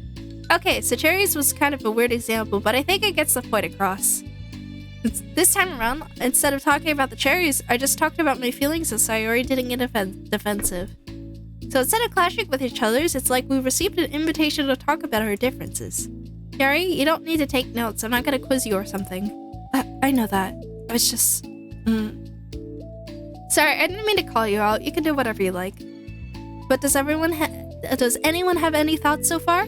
Yeah, it just feels like I should have to put all my languages through a filter just to protect someone's feelings. Well, you don't have to. The choice is yours on how you want to come across to other people. I'm only suggesting that it's a tool to help turn your differences into a positive experience rather than an argument. Right, Sayori? Whatever you say, cherry hater. Oh, come on. Sorry, I actually like cherries. I was just saying that to help demonstrate. What the heck? I've been duped. I'm sorry, Sayori. I'll make it up to you later.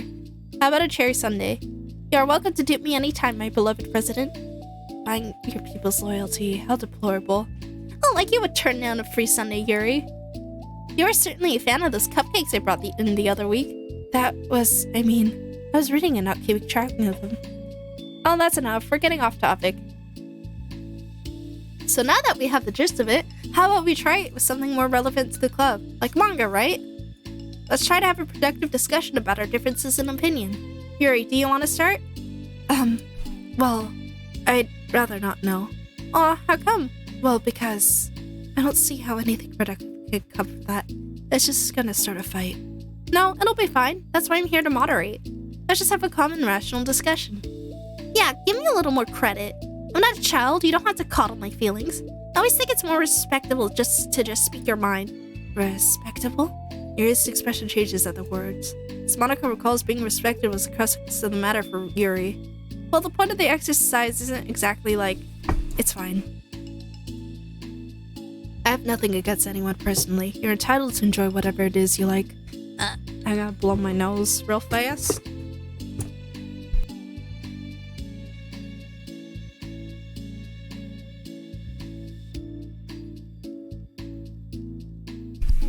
I just prefer more depth and nuance in my reading material. I look for stories that are imaginative and sophisticated beyond the surface level. Oh, well, that's just a misunderstanding then. I thought you were gonna say that manga's for children or something, like I don't hear enough of that. But there's plenty of deep manga. I'm not clueless about manga. I read my own fair share when I was younger. What? Are you serious? How come you never told me? Because I'm past that point in my life and I really prefer not to revisit it. I prefer more mature things now. Excuse me? Okay, hold on. Can I jump in here? Let's try to keep things subjective. Because if you imply that manga is immature, then aren't you implying that someone is immature for being into that? Rephrase it. Well, maybe it's immature to judge people for having different tastes than you. Natsuki. Nobody's immature. I've read Natsuki's manga and Yuri's fantasy and I love them both in their own way. Okay. It's great that you like it, but I still find it boring. Boring isn't subjective. Okay, it bores me. That's subjective. But, I mean, the thing about... This is ridiculous. You see why I didn't want to participate in this? I knew it was just gonna make people upset. I'm not upset. Like I said, I don't care what other people think. But I always get the impression that you secretly look down upon me, so I'm glad my suspicions were confirmed. That's not true at all. You're making assumptions. You can't blame me for getting defensive when nobody ever has the least bit of respect for the things that I'm into. The only thing I look down upon is when people make fun of me for just being myself and trying to mind my own business. What? Have you looked in the mirror? Tell me again about respect after calling all my interests immature. You can't. Please stop. Please? You don't mean the things you're saying right now. Let's just be friends. I didn't mean for this to happen. Well, it did. So please don't invite yourself to try to solve other people's problems next time, okay? Yuri's piercing words send the clubroom into a choked silence as she gathers her things. She leaves. Holy crap. I never heard her sound like that before. She must be so pissed. Well, you weren't very nice either, so... I was just saying. How did this happen? It's my fault. Yuri wasn't wrong. I shouldn't have tried to moderate a conflict when I know how bad I am at dealing with conflicts. It was a really stupid thing for me to do. It's nobody's fault, and it wasn't stupid. Everyone in the club is a nice person. Nobody would have expected this. But I guess we're sensitive about the things we really love. Honestly, she kind of brought it upon herself. Like I said, I don't care if you're not into manga, but if you actually look down on other people for it, that's kind of the point I was trying to make in the first place. It's not about sugarcoating things, it's more about just recognizing and understanding our differences. Okay, but here's the thing about that. Yuri actually looks down on me. It's nothing to do with her word choice or anything like that. So I see what you're trying to do, but I really think the problem here is her, not just like the way we talk to each other, right? I mean, Nori isn't like that. She's a lot sweeter than you're giving her credit for. I'm sure she'll be reflecting on this. I actually think everybody should. It'll be fine. I'll figure something out. Well, I'm just like saying that instinctively. I'm just setting myself up to cause more problems. That wasn't your fault, Monica. You don't have to beat yourself up over it. If you ask me, it's good that the truth finally came out. Because I can just move on now. But, it's fine. I promise. Let's just get our mind off this, okay? In fact, it's a good opportunity to read some manga without having to worry about feeding Yuri's superiority complex. Don't be mean. I'll talk or read manga or whatever you want, but don't be mean to my friends, okay? Sorry. I'm just bitter. Everything will be okay. I mean, I don't have the answers, but I at least know we're all good people and don't want to hurt each other. This will be a learning experience. Monica says that, but her uneasiness is given away by how much she has to force the reassuring tone in her voice. This is bound to happen eventually. Natsuki and Yuri has always engaged with each other the least out of everyone, and this is the reason.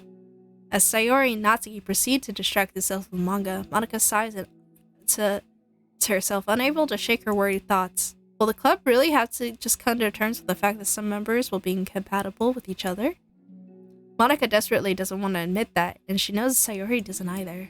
But for once, the solution doesn't seem to be in sight.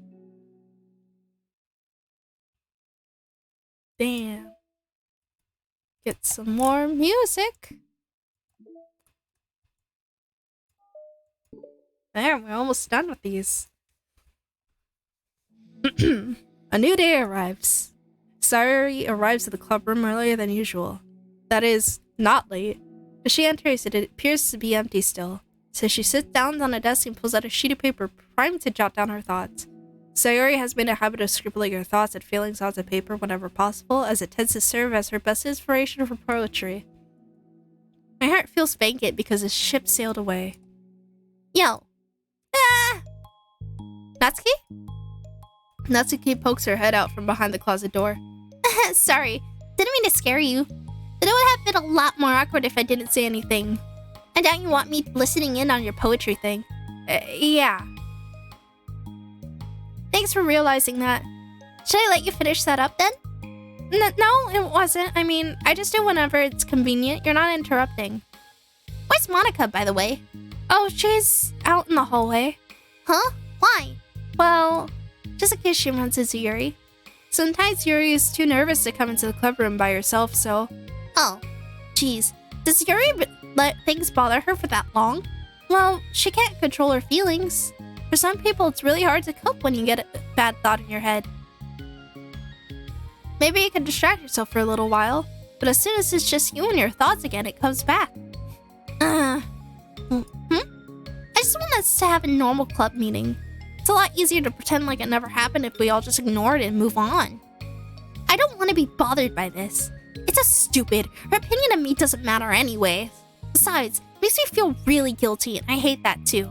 It's okay to have feelings. It doesn't make you weak. Let's just figure this out together. Fine. Only because you're good at this stuff. Let's try to come up with a happy scene. Maybe that will help us understand where your bad feelings are coming from. Well, I was happy with the way things were before we had to have that conversation yesterday. What part of the conversation made you upset? Was it Yuri being mean about the manga? Maybe. I doubt it though. Because my friends and other people make fun of manga all the time, but I just brush it off and ignore them. But something about it really got to me this time, and I hate that I'm letting that happen. Is it because it came from Yuri? No. Why would that matter? I mean, well, maybe. I just hate that she thinks she's so much better than me just because she likes to pretend to be all sophisticated. Yeah, and that's what it is. At least other people decide that they don't like me or manga or whatever. Yuri acts like she's too good to even give it a chance. I'm sorry. Everyone deserves a chance. Yeah, exactly. Would you give Yuri's books a chance? After this? Obviously not. What about before this? Well, I would until I got bored, which wouldn't take very long. But if you actually keep an open mind, then it's not hard to realize that a story can be deep and meaningful without being needlessly complicated. I see. But you know, I like Yuri's books. Yeah, but you like manga more, right? Sayori shakes her head. I like them both. I like them in different ways, but I like them both. I mean, the manga it's really honest and fun and easy to just let go with. And the fantasy has a lot to interpret in a cover, and it's really rewarding to have some good quiet time together with it. But the most important thing is that the manga and the fantasy are true to themselves. So I love them both. And I think there's room for both of them to be in the same club together. And I just feel like maybe they have more in common than you would think. Thoughts? How do you get along with everyone so well? I always get into fights with people. Like, first it was with Monica when I was new to the club, and then it was you, and now it's Yuri. And I'm always like, oh, that person is being such a jerk, and if they just realize that, then we can at least get along. Everyone else has this problem, but nobody else has this problem. I just keep running away from the reality that everyone's just a jerk to me because no one likes me. And I don't know why, and I don't know what to do about it. I don't know what's wrong with me. I hate it. Natsuki. Sari puts a comforting hand on Natsuki's shoulder. You're a wonderful person. You deserve to be loved as much as everyone else. Everyone has different ways they like to communicate, you know? And sometimes that makes it harder for us to understand each other. I think that's sometimes we get lucky and we can make friends who are really good at the same kinds of communication. And it feels like you magically connect with them. But other times, even if people are really nice, it's easy for them to misunderstand each other or to get the communication wrong. It's something that Yuri struggles a lot with too. It can be really hard. It takes a lot of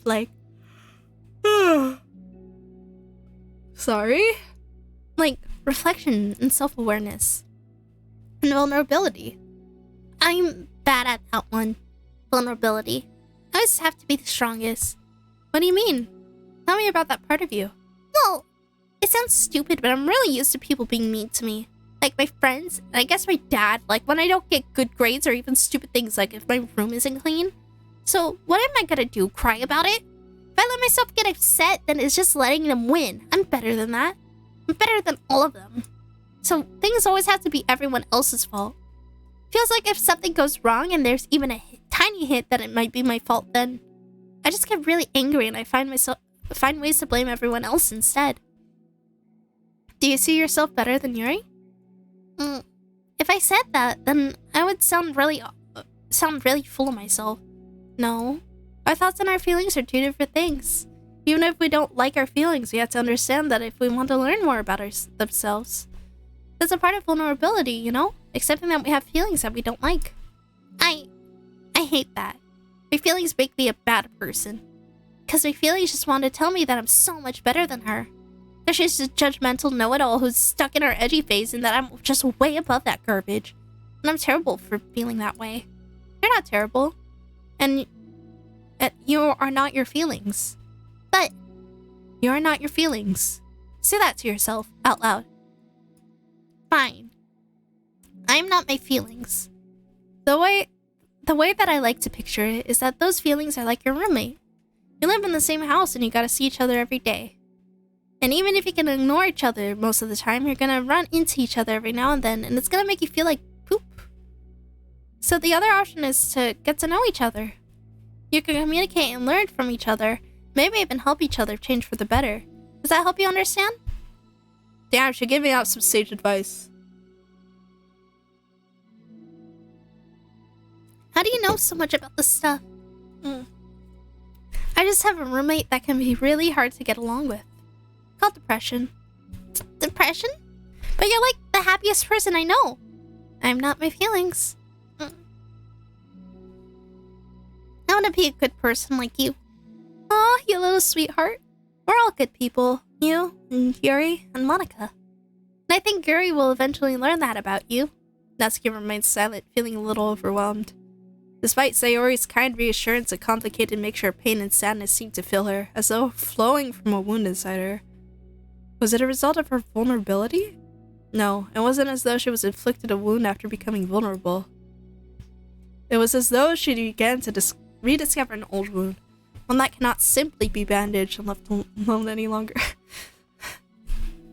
But one can't simply bandage. Oh god. Who the fuck plays Boromir? I know he's a national treasure. Yuri, what are you doing all the way over here? I was looking for you. Please don't yell at me. Oh, I'm not going to yell at you. I just wanted to say that I'm sorry about what happened yesterday. It was unfair of me to put everyone on the spot like that. Next time, I won't just try to jump in and solve everyone's problems. I guess it's a little bad habit of mine. You're not mad at me? I thought you were the one mad at me. I was so awful yesterday. Yuri calls up recalling the details of the argument. I can't even have a normal conversation without saying something wrong and making everyone upset. Hold on, that's not what happened at all. Let's talk about this, okay? Yuri pauses for a second, then manages to nod. Big sale. God, I want some cake. Monica takes a seat next to her on the staircase. Actually, my mom's birthday was recently and she has some cake. I should eat some after I eat my lunch. Fun fact about me, I eat breakfast at like 2 p.m, lunch at like 7 or 8 p.m, and then my dinner's at past 11 p.m. My schedule's all fucked up. Monica takes a seat next to her on the staircase. I'm having a lot of negative thought patterns and I can't get away from them. What kind of negative thought patterns?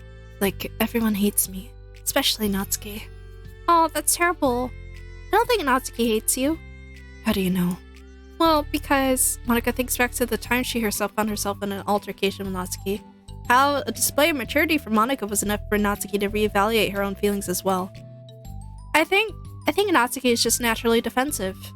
I think she asks me when she feels the need to protect herself. But, you know, she's not really a bad person. What? Did I say that right? Redo. But, you know, she's really not a bad person. In fact, I think she could be really thoughtful and considerate. She just, well, I guess the way it works is that she wants to receive some degree of kindness first before she feels comfortable returning it. Oh, but that means the burden is on me. I don't know how to say things that make people like me. Every time I open my mouth, Yuri shakes her head at herself and tugs on her hair. It's okay, Yuri. You don't need to beat yourself up. I think everyone would like you if they had the chance to get to know you. Well, fortunately, the opposite is true. That's why I'm not talkative anymore in the first place. Because everyone used to think I was weird and talk about me behind my back. That's just what happened when I draw attention to myself. Natsuki even said it. She found it more respectable when people speak their minds, so I did, and she hated me anyway. That was enough to confirm my fears. But Sayori and I like you, and we've gotten to know you a lot by now, right? Yuri doesn't seem to have a response. Because it's true, bitch. Hey, what do you think of Natsuki? I don't think about her. That's not what I meant, really. I was just wondering if you had an opinion of her. I do. What is it? Natsuki seems to bring out the worst in me, and I feel really ashamed of it. I like to think of myself as a fairly sophisticated person. So for someone to just treat me like I'm inferior, despite my tastes, that's just the worst kind of insult coming from someone like her. And it makes me think bad things about her. But everyone else seems to like her, so the only explanation is that it's me who's doing something wrong again. And my feelings about her are wrong. And I'm wrong to get upset over something so childish and inconsequential. No, Yuri. Feelings are never wrong. Well, they're not right. That's the thing. Feelings are never right or wrong, you know? They're just a state of being that we don't always have control over. Take fucking notes, chat. But that doesn't mean they have to control us. Take notes! I feel like that's something I learned around when I first started the club. We can hate ourselves for feeling a certain way about things. Or we can, you know, just acknowledge that they exist and try to understand them better. I can never be mad at you for just feeling a certain way. It's about how you handle them. And I think working through feelings is a great opportunity for teamwork. Yuri wears a dejected expression. You make it sound so easy. You're so mature, and so good with people. I feel like such a child in comparison. Oh, Yuri. Far from perfect. But these are learned skills. They don't come naturally to me either. it's really hard to, like, reflect on yourself and separate your feelings from your thoughts. I just want to be a good person. Well, I think it takes a good person to get this far. That's not good enough. I want to be able to communicate it to her. Communicate what? How I feel. How it makes me feel frustrated and upset when she's so negative and dismissive of the things that mean so much to me. And how it reminds me of me. Because I know what it's like to feel misunderstood and angry at everyone. I know that telling yourself you're better than everyone else is just a defense mechanism. We're just people. We're fragile and unstable. But I'm just tired of that getting in the way. I can't stand in when the peace is disturbed like that. Yeah, you can't focus on your reading when the peace is disturbed, right? Because the literature club should be happy for everyone. Monica looks at Yuri in adoration. I feel like Sayori must be rubbing off on me because I really want to hug you now. Sorry, I didn't mean to make you uncomfortable. No, well, if you wanted to, then I wouldn't really mind, so... Monica pulls Yuri into a short embrace. You're so gentle. I love when you communicate your feelings. I feel lucky to get to see that side of you. And I'm sure Natsuki will too. I'm going to write her a letter. Oh, a letter? What a great idea! Just because I'm not good at talking, especially under pressure. I always let my feelings get the best of me, and I forget to say all the important things, and I say things I don't mean.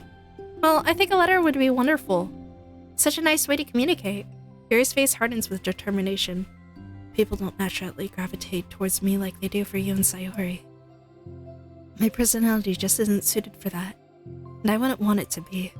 But something I've learned is that friendship doesn't always just magically appear out of thin air. For instance, I never would have seen myself making friends with someone like Sayori. We're opposite in a lot of ways. I'm not friends with her because she puts so much effort into understanding me so that we can get along. I think it's the same with you. You both give me a lot of time and patience. And I wonder if she feels the same way. Natsuki? Yuri nods. I always thought that if I wanted to make more friends, I had to be somebody that I'm not. That there's a type of person or a magical formula I have to follow in order to make someone like me.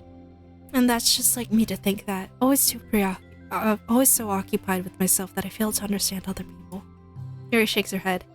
Friendship happens when you think about the other person. When you offer time and effort to understand them and respect them and trust that. But they always also want to be a good person. That's what I learned through my observations in the literature club. Observations? Monika's caught by surprise. Yuri's always kept to herself so much that it's unusual to hear her suddenly talk about the club like this. But Yuri gently smiles to herself. You always let me listen to your thoughts about people. Sayori too. And it makes me happy because I learned a lot of things.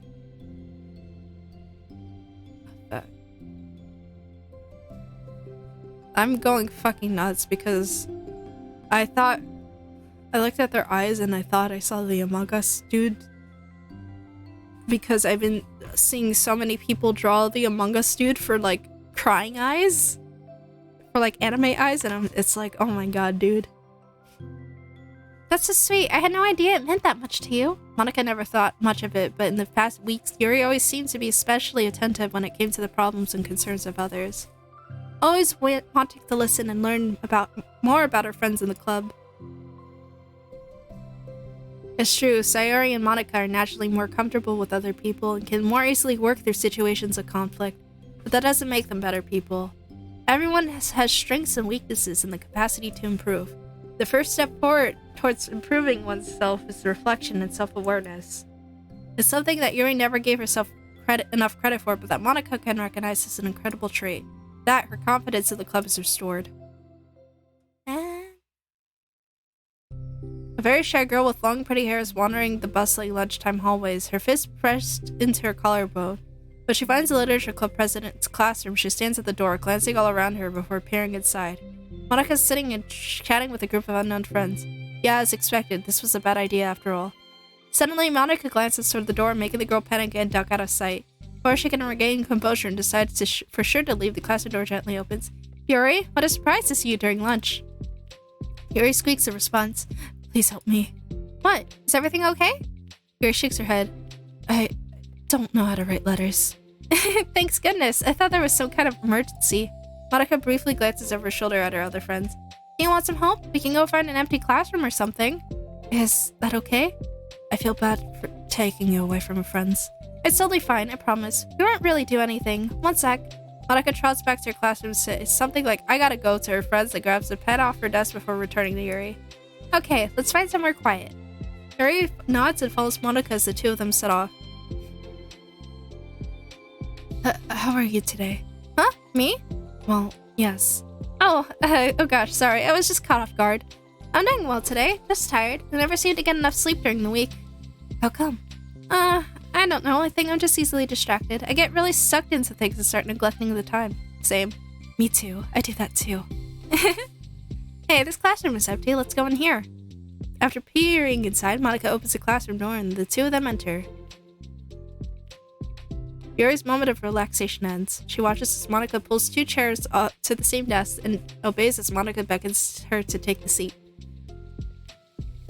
She stares down at the empty desk. You nervous? I don't want to do this. We don't have to. We can come up with something else. Yuri shakes her head. It's my chance to do something good. I need to take initiative. Gosh, you must be really determined. I know how hard it is to step out of your comfort zone. I'll be sure to encourage you. Yuri pushes through her anxiety and grabs a handful of lined paper from her notebook. Then she picks up her pen. Hey, you're left-handed. That's so neat. Yeah. Now I don't have to worry about bumping your arm. Monica playfully rubs her shoulder against Yuri. Sorry. I'm just being silly, I guess. Anyway, how about we start by listing the different things you want to say to her? Yuri thinks. I feel embarrassed all of a sudden. It's okay. How about some things you said to me yesterday? But, never mind. I guess I'll try. Yuri thinks for a moment longer, her tension evident. Then she writes the word reflection. This is about my reflection on our behavior. The key question is why we act like this towards each other, but have been able to separately be friends with Sayuri and Monica. That's me. Yes, it is. So, Yuri thinks. Been able to befriend the two of you because you've taken the time to understand my needs and respect my interests. The same goes for Natsuki, too. We started off as pretty hostile to each other because I was so worried about getting what I wanted, but she just wants to be respected more than anything else. Once I stopped making it all about me, she was able to do the same. I want to do that too. So what kind of things do you want to do for her? I want to do the same thing for her that I like to receive. I like it when people respond positively to the things I talk about and not just brush me off. I like it when my feelings are taken seriously. I like when you and Sayori trust that I want to be a good person even when I'm not doing a good job at it. Let's write those things down. Okay. Yuri writes something down. I think the most important thing to remember here is that Natsuki is feeling vulnerable, so we should make sure that the letter puts her first. It's hard when you're feeling hurt, but it never helps to just tell someone all the things that they're doing wrong. I can't fucking read. I think first you have to make sure that they know you're ready to respect them and listen to them and admit the things that you feel you could do better. And finally, you ask what you would like in return. How does it sound for that structure? It could be 3 paragraphs, one for each of those points. I like that. My thoughts are so disorganized, I had no idea how to come up with any kind of structure. You're so amazing at these things. Kiss. Oh, stop. You've done so much more than I have, you know? You spend so much time reflecting and being open-minded that it's the hardest thing for anyone to do. All I'm doing is helping you put it on a piece of paper. So I think you're the amazing one. Monica gives Yuri's hand a quick squeeze. But as she lets go, she's caught by surprise when Yuri curls her fingers to hook Monica's hand in place. For a while, they sit like this in silence, save for the occasional scratching of Yuri's pen against paper. Show them holding hands, cowards! Yesterday, you told me something that I'm thinking about a lot. What was that? The thing about how feelings aren't right or wrong, and that they're just a state of being we need to come to terms with. It made me think about how a person's behavior isn't always just how they decided to be. It also made up for their past experiences and their insecurities. I think that helps me see other people as actual people rather than as insignificant side characters who are out to get me somehow. Is that how you feel about Natsuki? Yuri nods. But in reality, everyone is always trying their best and everyone wants to be happy. Monica peers over at Yuri's paper, but to her surprise, Yuri pulls it in closer, partially covering it with her arm. I have to be able to read it to help out, you know? It's okay. My thoughts are a lot more organized now after being able to talk to you about it. Now that I'm actually putting it to paper, I realize I'd really prefer others not to read it. Yuri laughed softly to herself over her expression. I'm kind of glad to hear that, actually. I somehow keep finding ways to butt into this whole thing. I've done enough damage. But it's also been so wonderful talking about this. I mean, I always thought you were really smart, but Yuri smiles. I will always be terrible at these things. People are just so incomprehensible to me. I'll never get the hang of being one. But listening to you so much has really helped me make sense of some things. So just don't call it damage, please. Monica gives Yuri a gentle smile. And then they kiss. I can't believe I came to this club looking for fantasy geeks and all I got was real friends who valued me. Is that a joke? Of course it is. I still can't tell with you. Sorry. No, I love it. Please never change. As you wish. Yuri glances at the clock. We're almost out of time. Will you be able to finish? Before the end of the day, probably. But I don't want to come to the club the same day that Natsuki reads it. I'm too shy. I can give it to her instead if you'd like. Yuri nods. As long as you promise not to read it. Of course, I promise. Thank you. Yuri exhales and the two stands up. I'll message you when it's ready. Monica nods. Good luck. I'm here if you need me. Yuri returns a nod and the two depart. Mint store. Hey. Wow. You see her. All her books, and then you see the plants, the teas, the books. I really like how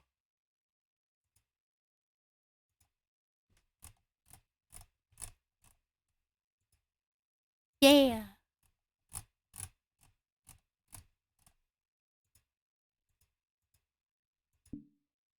Oh, 94% collected. Oh. Alright, I'm gonna get some more water, and then we'll finish these up. So let me just...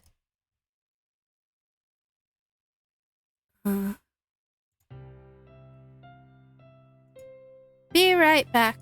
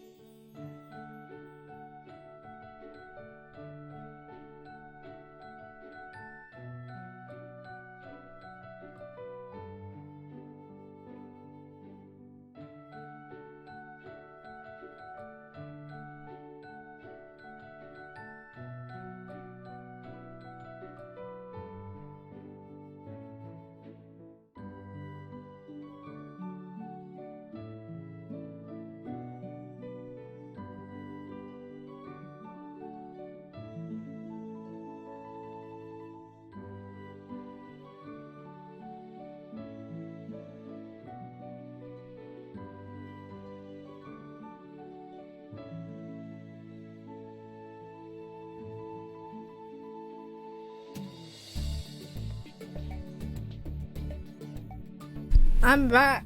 A snack. I'll only eat it after we're done. Okay.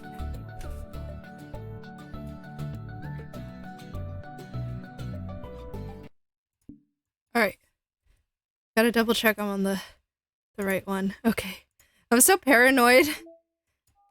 Alright, we're on the last side story. It's only been one day since Yuri's letter was delivered to Natsuki with Monika's help. Because Yuri chose not to attend the club meeting that day, she and Natsuki haven't faced each other since. Although it's only lunchtime, Yuri finds herself anxiously counting the hours until she will need to face the outcome of her efforts, whether good or bad. And because the passing by of students were making her feel even more anxious, Yuri picked out the most secluded spot she could find to spend her lunch. Because the staircase is under maintenance, no student would have any reason for coming here. It's such a relaxing feeling to have a moment of solitude in the middle of a frantic school day. What are you doing here? I just... Yuri gives her book with enough force to wrinkle the pages beneath the pressure of her thumbs. Well, what are you doing here? I just came to get a drink from the vending machine. The other one is out of the drink I like. Yuri notices Natsuki fidgeting with a few coins between her fingers. She nods, avoiding eye contact. Natsuki also looks away, shovels over to the vending machine. It's so quiet that every one of her movements seems to reverberate through the entire stairwell. After far too long, she finally receives her beverage, which she then fidgets within place of the coins. It's some kind of iced tea. And instead of leaving right away, Natsuki just stands in place. She glances all around her.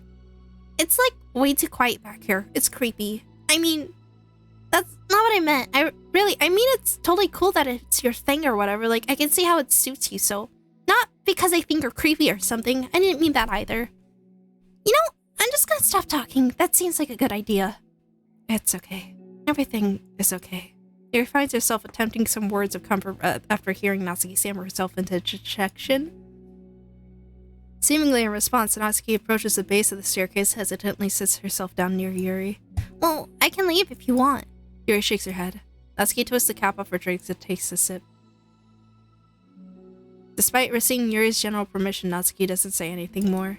Yuri continues to read, or at least pretends to. And the two just sit there for a long time. The tension seems to fade a little bit as time passes. Even without any words, this seems to mean at least something, though it's not clear what that may be.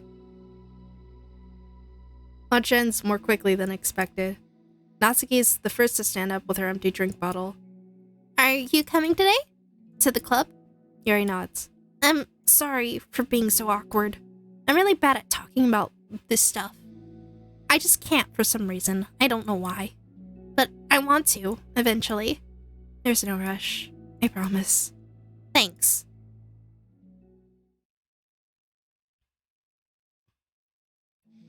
It's the next day. Natsuki appears from around the corner and steps up to the vending machine, glancing at Yuri's as she does so.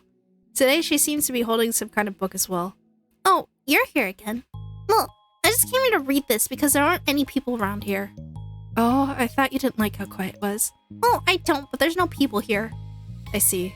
Natsuki sits down. The mood feels much different than it did yesterday. It may be because the BGM was different.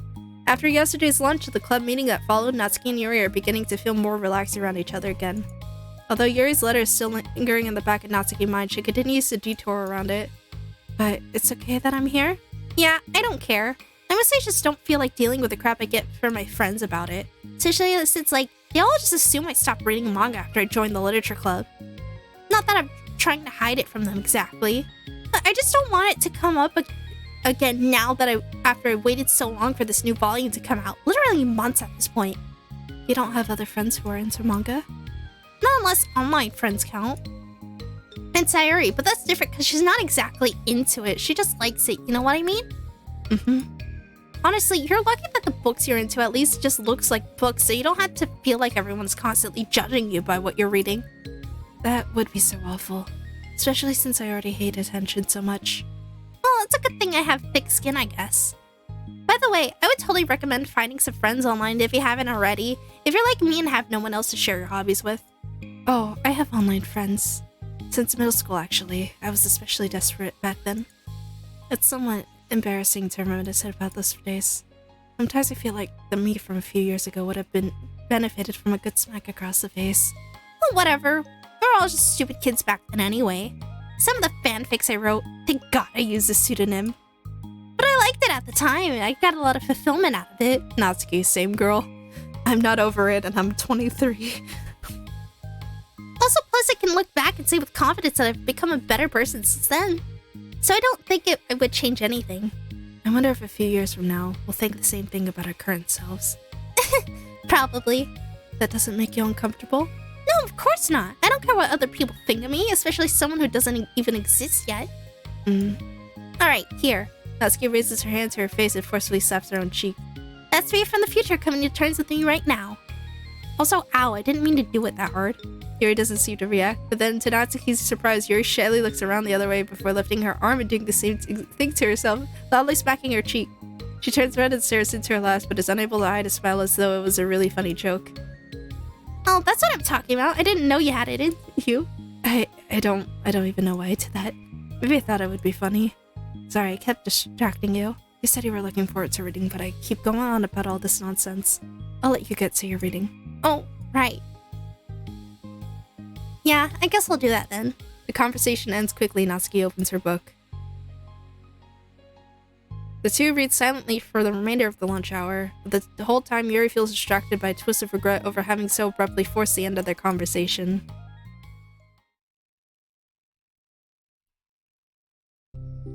You're back. Yeah, I'm here to lay low again.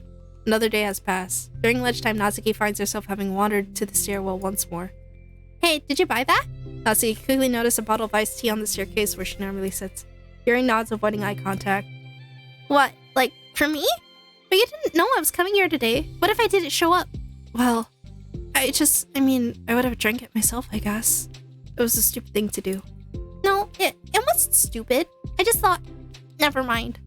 What I meant to say is thank you. And that's a really nice gesture. It's okay if you don't feel that way. I do. There was the other thing that I didn't mean. I swear, please believe me. Yuri pauses and nods. Talking is hard. I get it wrong a lot too. So I believe you. Natsuki exhales and relate. Then she then sits down next to Yuri and takes a drink. Knowing Yuri, she was probably overthinking it so much that Natsuki's tepid response filled her with self-doubt. I'll do something nice for you next time. Please don't feel obligated to. I want to. I want to do nice things too. Okay. Thank you. You can thank me after I figure out how to do something nice. I'll do it then too. Natsuki sighs. Oh, Nothing. It just reminds me how I haven't been getting along with my friends lately. Is that why you've been coming here? Well, no, not exactly. I haven't been avoiding them on purpose or anything. There are just other things I'd rather be doing during lunch lately. I like being around them when we're all just having fun, but they also just can't take anything seriously. But when I'm, I don't know, feeling serious, then their attitude just really gets on my nerves. It's only gotten worse ever since I joined the literature club. How come? I don't know. I feel like I used to be really good with just putting up with it because it would be so stupid to cause drama over a joke I didn't like or something. But I just have a hard time doing that lately. And it's my fault for being overly sensitive. If I have a problem, I'm not going to demand for everyone around me to change. But yeah, I know. Monica and Sayori really don't agree with that kind of thing. But they're not in my position, so it's easy for them to say that you should just communicate your feelings or whatever. But it's not like my friend group does that kind of thing. I would just be making an embarrassment of myself. Sorry, none of this has nothing to do with you. I don't know why I'm talking about it. It's okay. I like listening. What? Listening to other people's problems? Yes. That's weird. Sorry. I just like learning about people. You think it's weird? No, that's not weird. I probably just misunderstood, so... I don't know. Does that mean I should keep going? If you like. Okay. Well, I don't know what to talk about now. What are some things you like about your friends? A lot of things. I mean, they're really fun to hang out with, like after school and on the weekends. And they're really like my baking. It's fun to complain about school together. They make me laugh a lot, and we had a lot of good memories and inside jokes. Oh, I'm bad at a lot of those things. So? Are those things that are important to you? Well, kind of, but they're not things I need to get out of everybody. Everyone in the club is really different from that, but I'm still friends with them too. Well, Sayori really likes your baking, and she makes you laugh. And she complains a lot. That doesn't mean she's anything like my other friends. Well, unlike them, she's a nice person who cares about your feelings. Excuse me?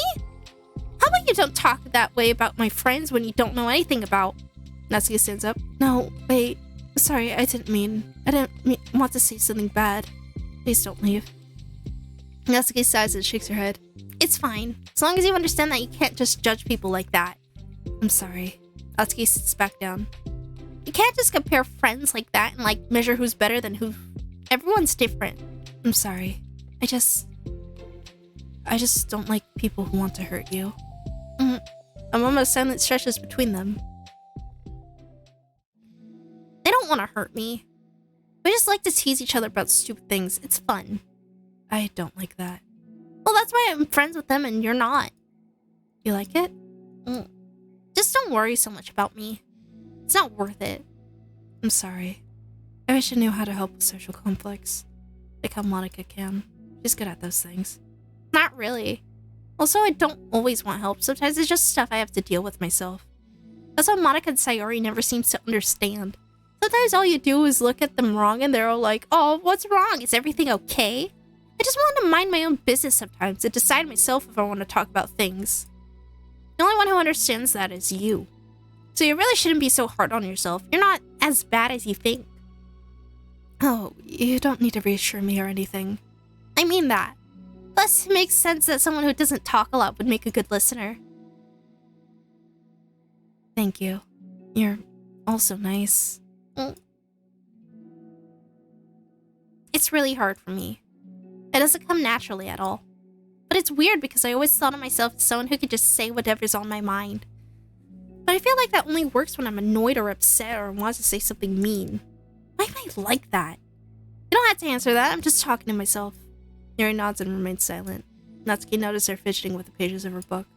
How come you like reading so much? Oh, well, a lot of reasons. But I just get sucked into it so easily. It's so immersive, like I want to be a part of it.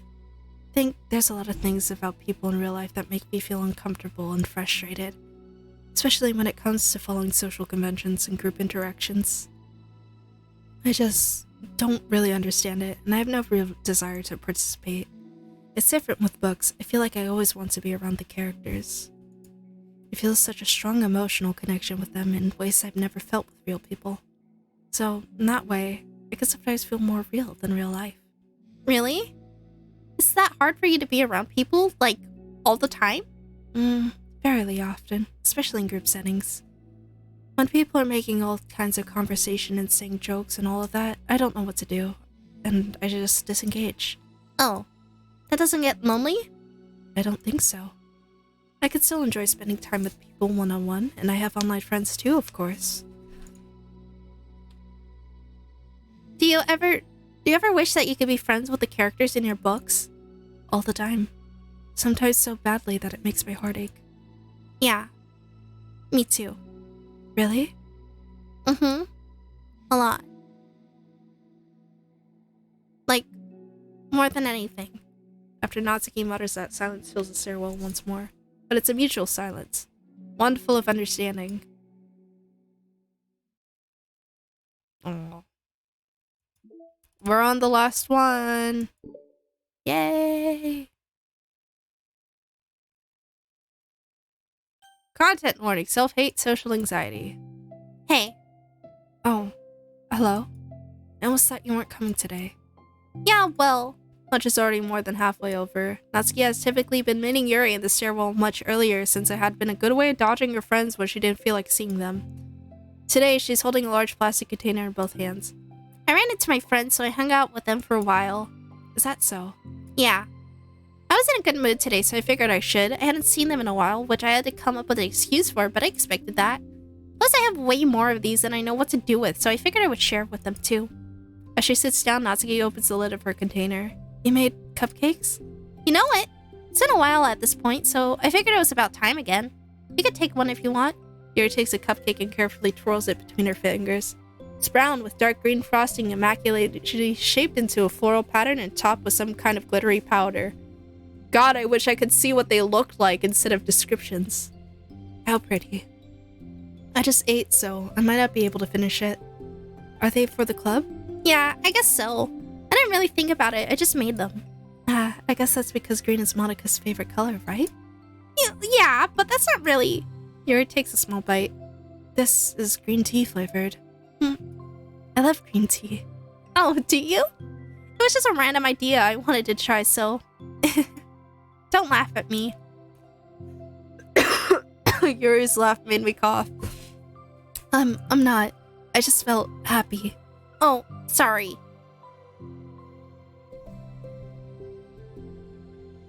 Usually when...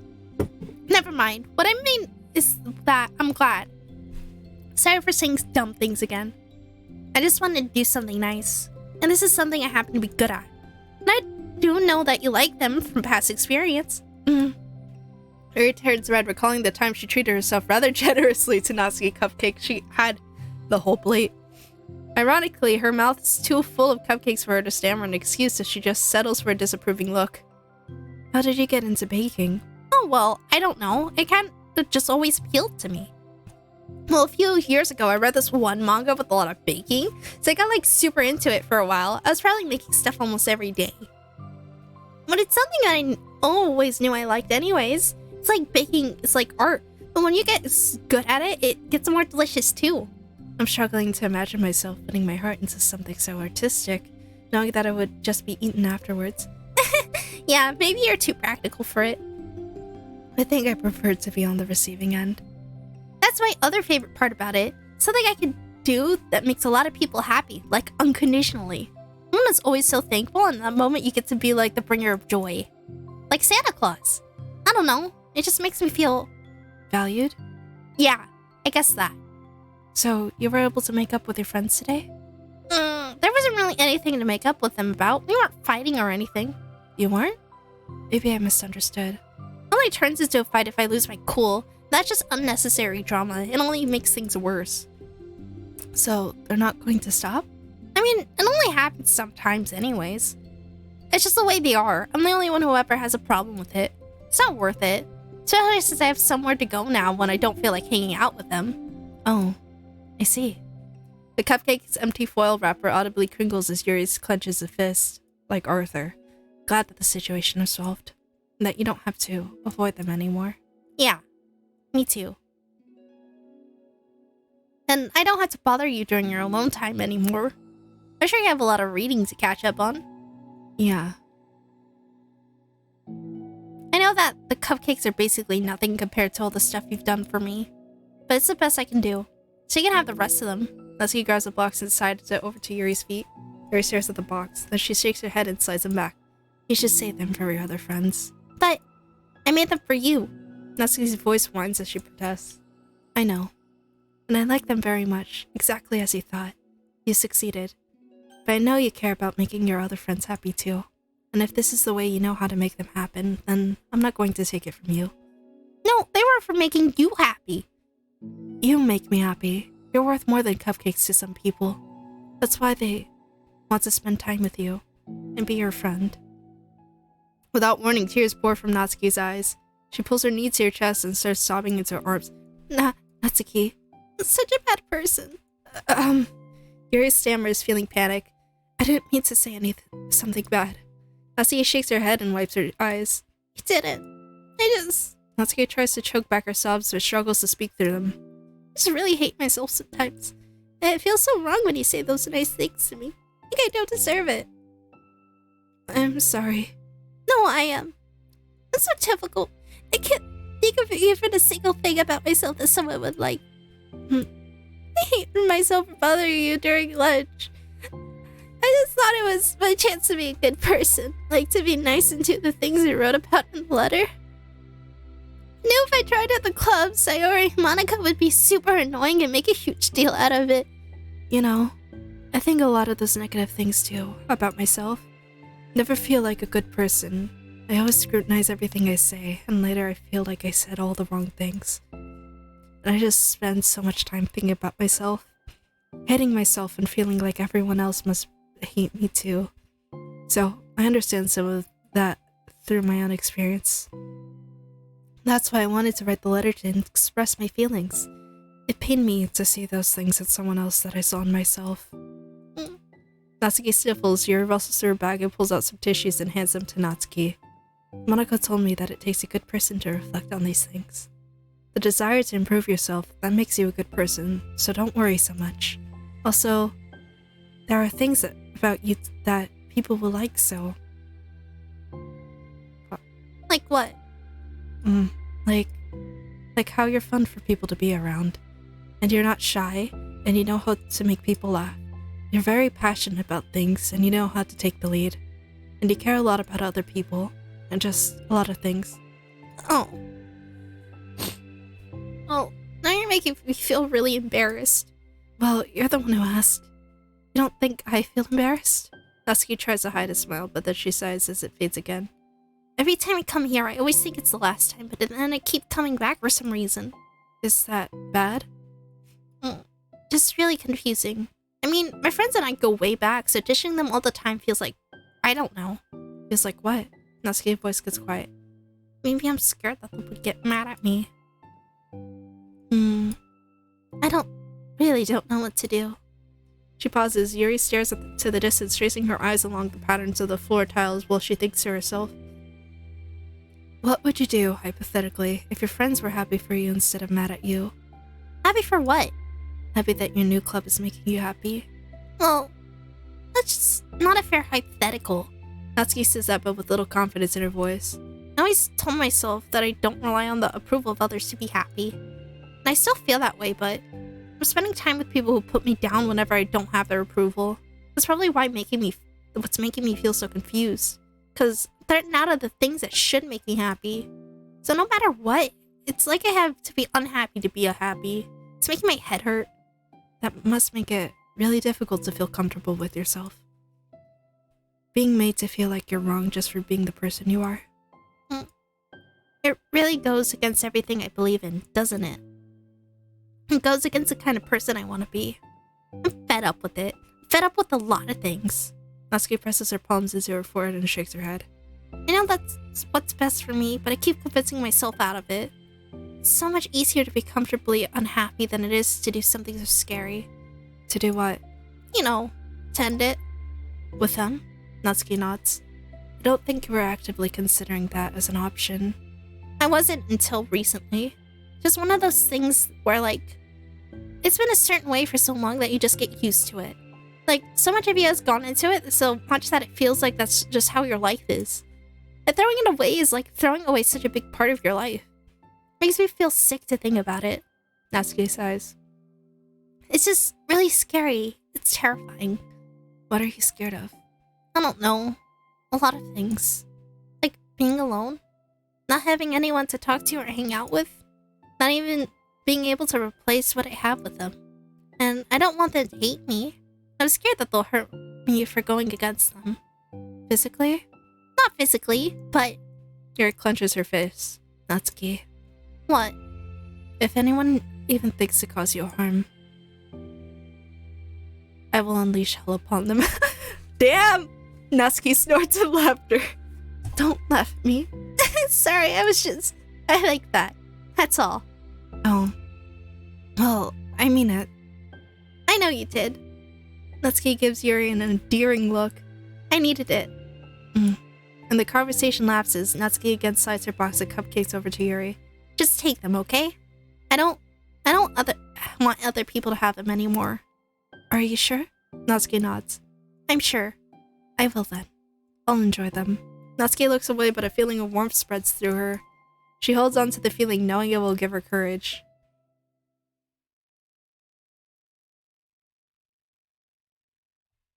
Content warning, anxiety, panic attacks. Ah, you're here first today. And you brought reading material. Natsuki, sitting in her usual spot, this time holding a volume manga with her lunch, sits beside her.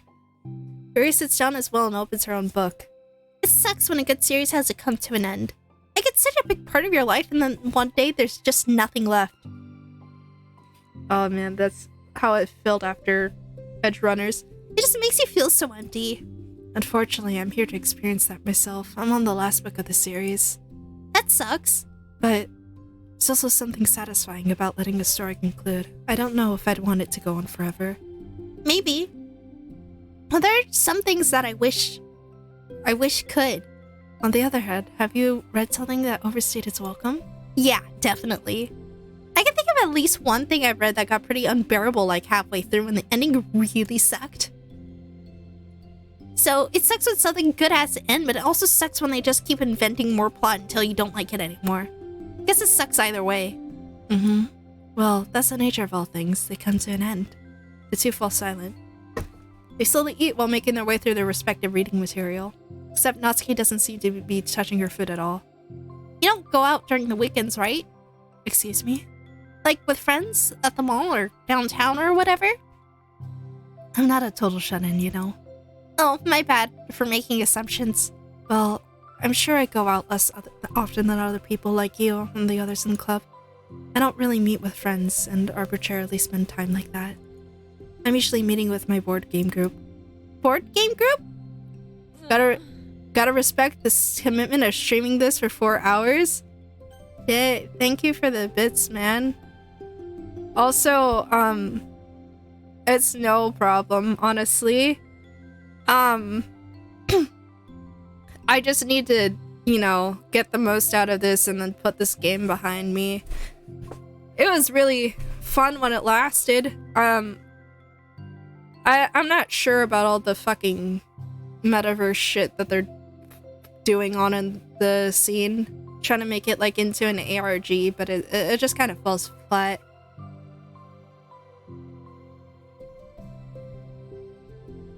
Board game group? It doesn't matter. It's just more nerdy stuff.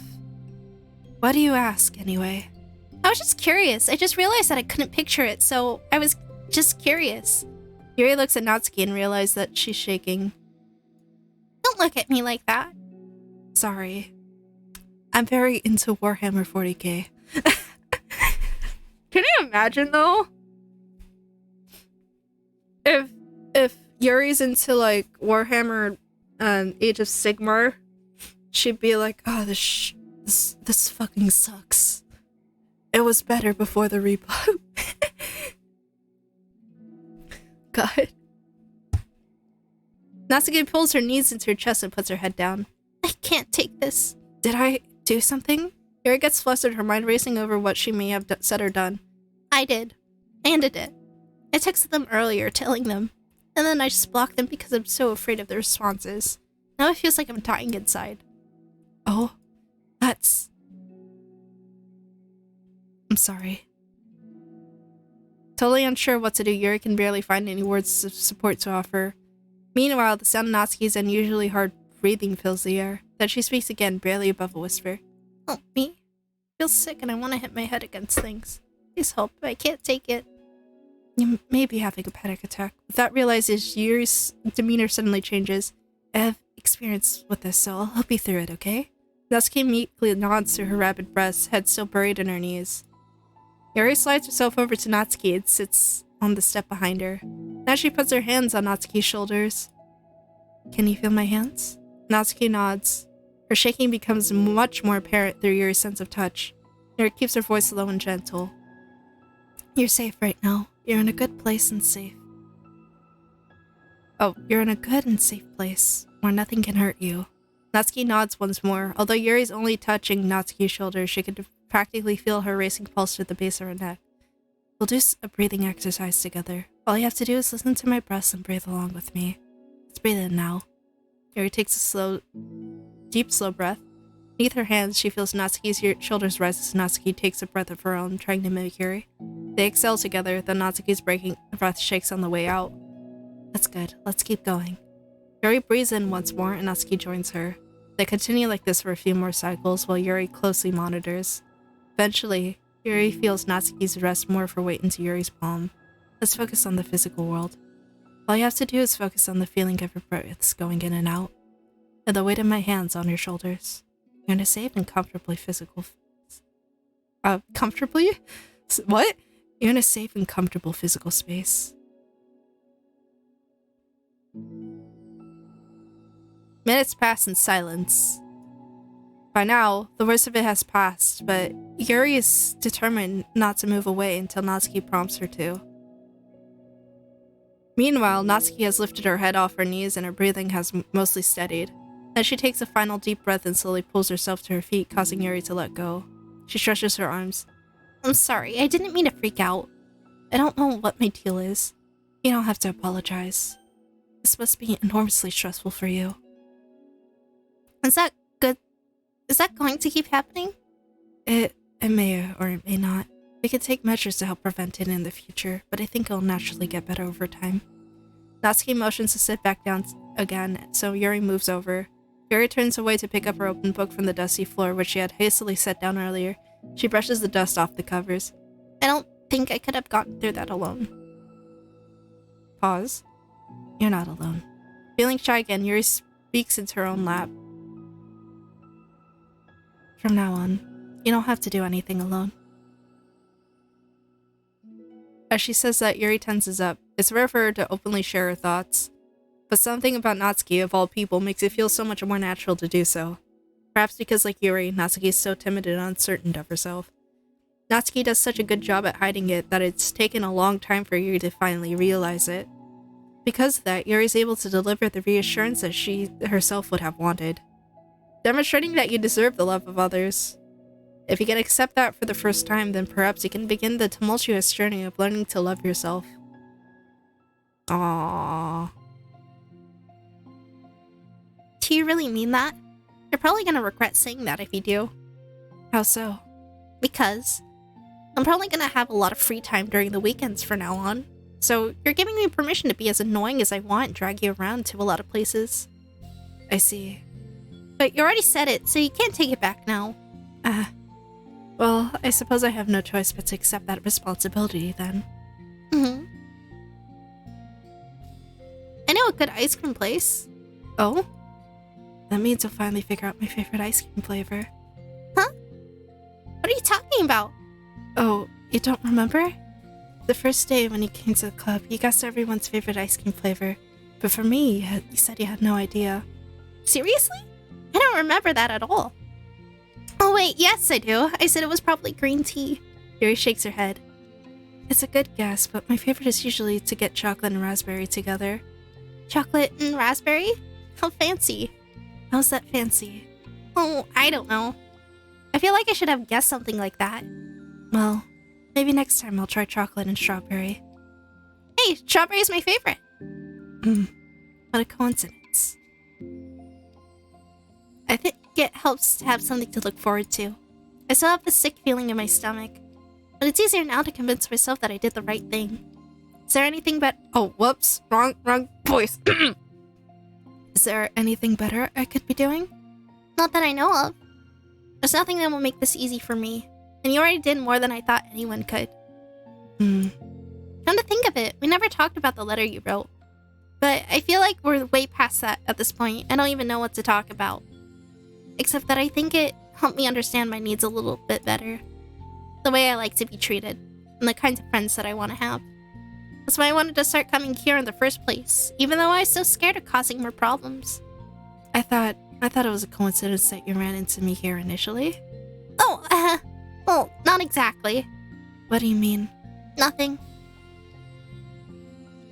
I may have tracked you down first. With the help of Sayori. That's what you said. I was shy, okay? I wasn't ready to, like... Whatever, you know what I'm saying. Well, I guess I'm glad you worked up the courage. Even if it was in your own way. I can tell you've been making a lot of difficult decisions. It's brave, and will make things... It's brave, and it will make things better in the long run.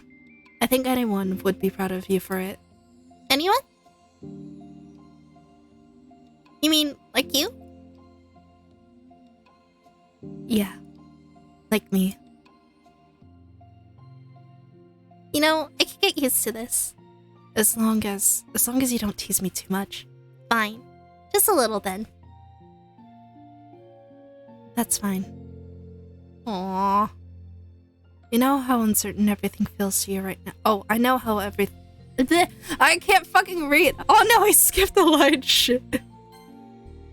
I know how uncertain everything feels to you right now, but I really do think the good things are in store. Those are my honest feelings. Thanks. Feels nice to be reassured. Aww. The two girls continue their conversation through the remainder of lunch, but a new feeling hangs in the air, a feeling of greater certainty in their path forward.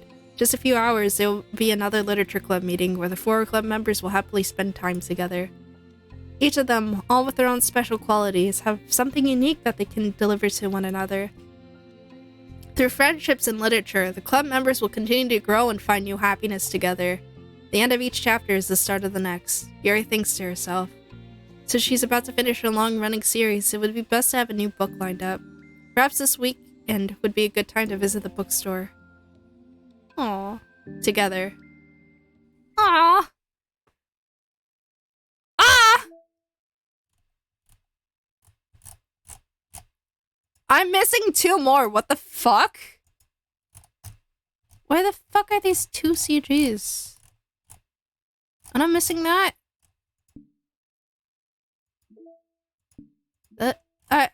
Oh, equals. Oh, there's more. They duped me. I thought there wasn't any more. Okay, everyone. We're gonna be taking a break from the usual activities today. I was thinking since people are starting to talk about the festival, it's a good time for us to go over the general direction of the club and all that. I think it'll help us figure out what to do for the festival, you know? Oh, Sayori and I already came up with a really good plan. Really? For the festival? Yeah. So the plan is this, okay? You and Yuri collect information ahead of time on which clubs and classes are doing food booths. Then we can take a map and plan the most efficient route so we can get the most of them before the lines get too long. Hey, that has nothing to do with the club. Well, you have to let me finish. Alright, fine, go ahead. Right, so basically we get all the food we can, then we come back here and we all eat together. That's all. Wow, I got tricked twice for the same joke. Boo, don't be a hater. It's not like you could come up with anything better. Look, even Yuri was thinking about it. No, I wasn't. I would really prefer to do something literature related. We can eat together anytime. The festival is a unique opportunity. Besides, it's been quite a... Was that a weird jump? I felt like it abruptly stopped and then started again. Huh. Besides, it's been quite a while since we've seen any new interest in the club. Yeah, I was thinking the same thing. We really get a shot at showing people what the literature club's all about. I'll tell you what, we can do both, right? We'll make time for your food mission and still put together a public event. Oh my gosh, yes! I was just joking, but that's a really good idea. Well, I'm glad that's settled. I think the question is how to come up with an event that demonstrates everything you can get out of the literature club. Well, that's kind of tough because everyone gets something different out of the club. Okay, how about this? Let's go around and have each of us talk about what we've gotten out of the club so far. That could really help us figure out what kind of reputation we want to build. Yeah! That's too embarrassing. Oh, but you don't have to... Ugh, but you'd have so much to talk about. That's exactly why. And I'm sure Natsuki feels the same way.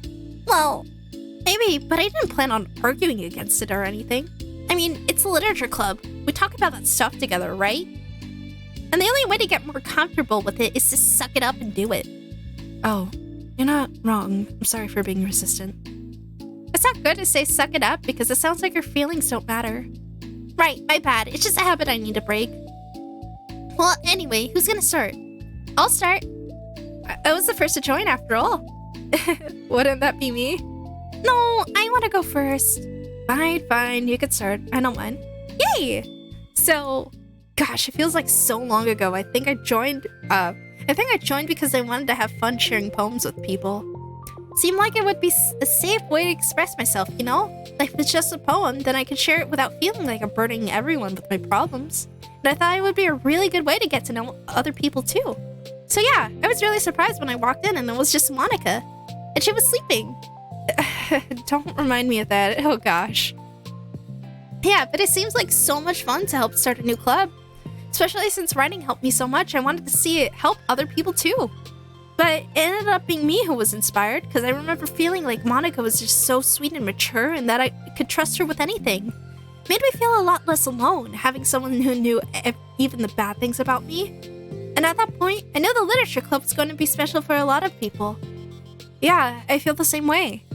It really helped to give the club a more cohesive vision. Yeah, and then Yuri joined, but she was so different from us, and Natsuki too.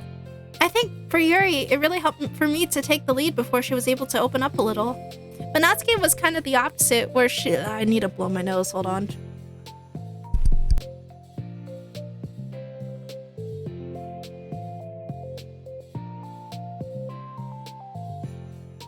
Dude, this is what I get for streaming while still recovering from cold.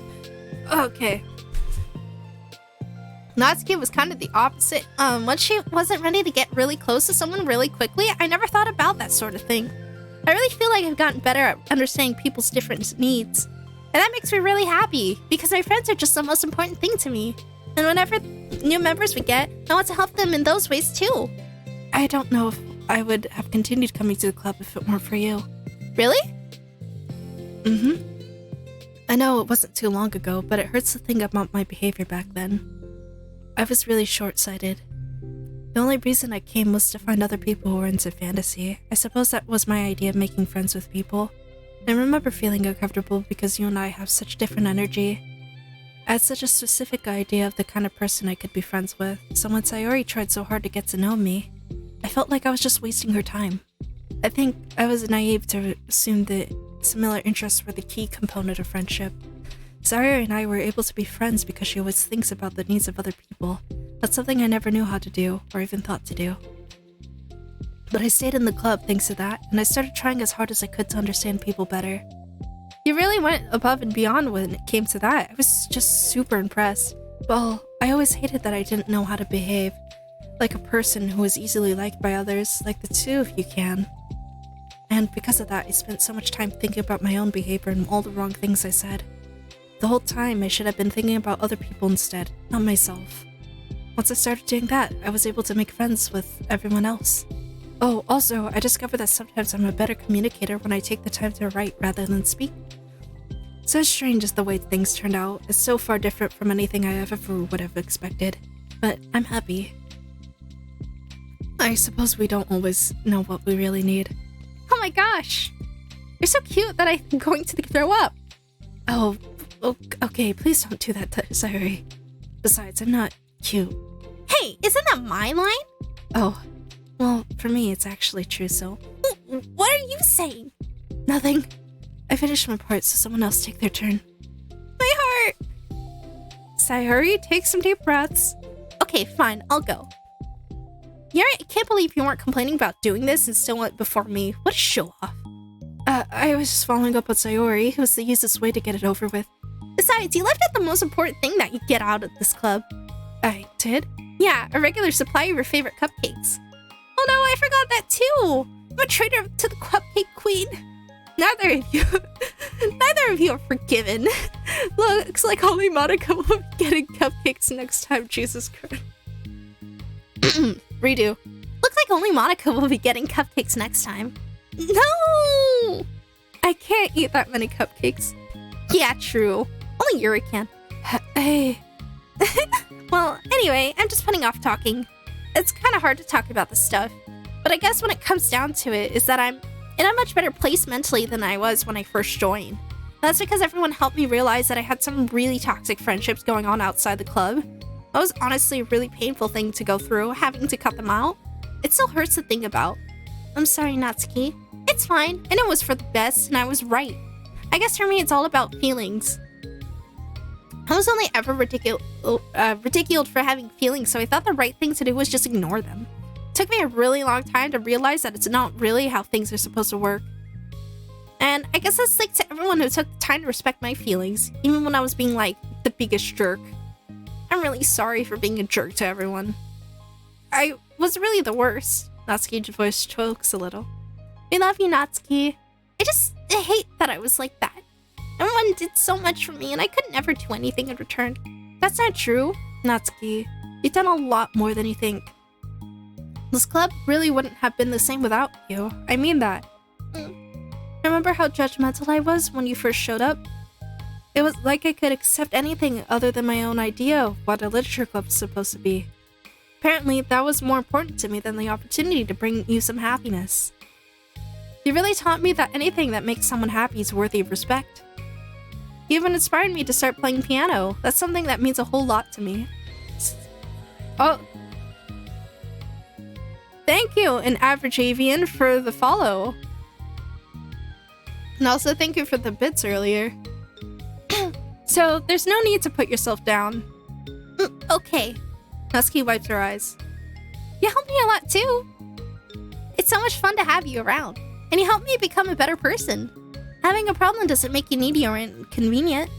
It means that there's something that needs to be better for you, and you always deserve that. I agree. Seeing us have some of the same struggles made me a better person as well. I wouldn't have to change anything about our time here. I don't think any of us would. I'm sorry I got all dramatic again. That's all I wanted to say, so Monica can go now. There is no need to apologize. It was something I wanted to talk about anyway, because it made a big difference for me. I was always such a strict perfectionist who never took enough time to believe in the best of other people. But everyone kept proving me wrong. I made the mistake multiple times, thinking that my way was the best for everyone. Or thinking that I was needed to solve other people's problems. But I think being a leader means that you have to acknowledge that you're not perfect, and that the best thing you can do is to help guide people rather than to do everything for them. We're all good people. We're all equals. I think that's the most important thing I've gotten out of the club, realizing what that really means. Sayori, what are you doing? I just thought that we should be writing some of these things down. Things about the club that are valuable to us? With a piece of chalk in her hand, Sayori writes the word trust on the chalkboard. That is because you showed me that I could trust you with everything about me, not just my gut side. Suddenly, Yuri takes a piece of chalk as well. She writes understanding. I owe a lot of gratitude to everyone who took the time to understand me, even though it was so difficult for me to express myself. In that case, Monica takes a piece of chalk as well and writes the word respect. I always thought I was a respectful person, but it took the club for me to realize that there was way more to it than I thought, and I'm a better person because of it. Yo, hello person. Reblex Live? Is that how you say your name? Or is it like... is it Rebleck? Or is it Reblex Live? Sorry, I'm struggling with reading your name. Reblex? Okay. Okay. Yeah, hi. Thank you for joining. Also for all the newcomers, I just want to let it be known beforehand, I mainly stream Final Fantasy XIV. It's gone pretty good. I'm still, like, kind of getting over a cold. But, yeah. Anyways, newcomers, hi, hello. How are you guys? I don't normally go through visual novels. I'm more, Final Fantasy XIV, character actions, and, Final Fantasy XIV, and then we're gonna play Mechanicus, which is a Warhammer 40k game. I'm getting more into Warhammer. But yeah, it is very annoying. I've been dealing with like the sniffles, so that's why I've been sounding a lot more congested. Especially towards the beginning of the stream.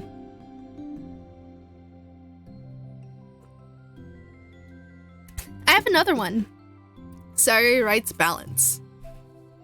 Sometimes people want different things out of a friendship, or they need time before they're ready to become close. So it's important to keep things balanced between you and the other person. That reminds me, Yuri writes reflection. I've always been a reflective person, but most of it has been nothing more than hating myself for all the things I thought I did wrong. Oh. Once I started reflecting on other people, and not just myself, well, nothing's changed for me. So, I think that's the most important one for me. That's great, we have a whole list of things now. Suddenly everyone turns to look at Natsuki. Well, everyone took all the chalk. Don't look at me like that. Jeez. You could have just asked. Monica hands her piece of chalk to Natsuki. Natsuki sighs and writes self-love. I don't know how far I've gotten with it yet, but... By the way, what's your ranking of the 4 girls? I love them all equally for different reasons. Are you okay? So when we're calling rankings, right? We don't do that here. We love and appreciate them for their own thing, in their own special way.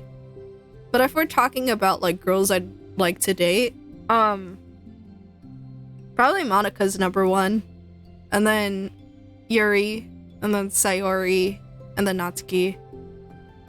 I wouldn't be able to date someone with Natsuki's personality. But in terms of like liking the characters, then they're all equal to me. I don't know how far I've gotten with it yet, but it feels like things are at least on the right track. So there, that's my contribution. Together, everyone stares at the words on the board. Wasn't this club supposed to be about literature? It is. We still do a lot of literature. Friendship and literature. Yeah, you're right. Monika's funny, Sayori's sweet, Yuri's Yuri, and Natsuki's a different kind of funny. Oh.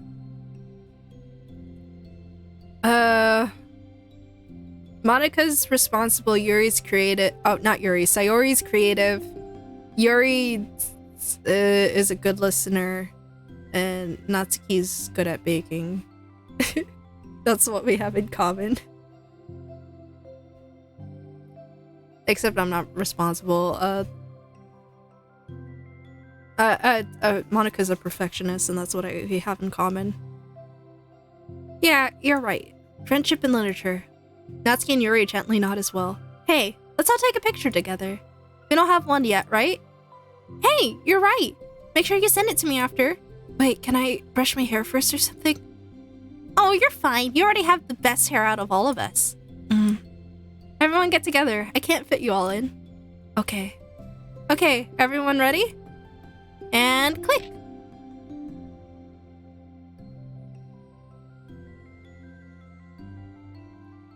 I'm really glad that we talked about this stuff.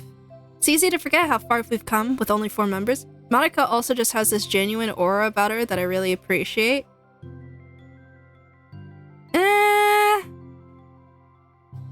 I feel like she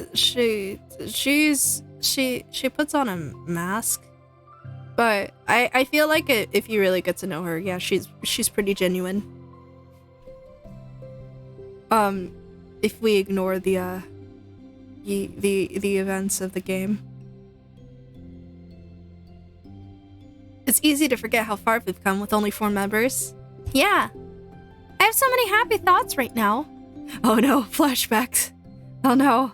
I'm getting some really good inspiration for a poem. You know, I feel the same way. I kind of want to get some writing done. Me too. I think I would like that as well. Everyone's looking at me again. I'll do it too, but I might not feel like sharing it. That's okay. The 4 members of the literature club disperse and return to their desks, each equipping themselves with a pen. Natsuki and Yuri give each other a quick glance, then start writing immediately. Sayori stretches and does the same, but Monika's left tapping her pen against the paper, unsure of where to start. I don't know, my DDLC-ness is rusty, LMAO. Yeah, I replayed it recently, and we're just getting to the side stories now because I didn't see the new content. But yeah, I was obsessed with this game back at the beginning of the year. Yeah, I was obsessed with it when it came out. It was really nice. Led me to finding some good games that does this like fourth wall break things with your Peter. Which led me to One Shot, which is a fantastic game. I will never stop singing the praises of One Shot. Please play One Shot. One Shot is a fantastic game. It is a fantastic RPG game with fourth wall animations. Hello Trash Panda 1200. You played Undertale? Yeah, I played Undertale like too many times. 2016, I had a really bad Undertale phase that lasted too long, I would say. Yeah, Undertale was really good, but I always thought I could have gone a little bit more ham with the fourth wall breaking stuff.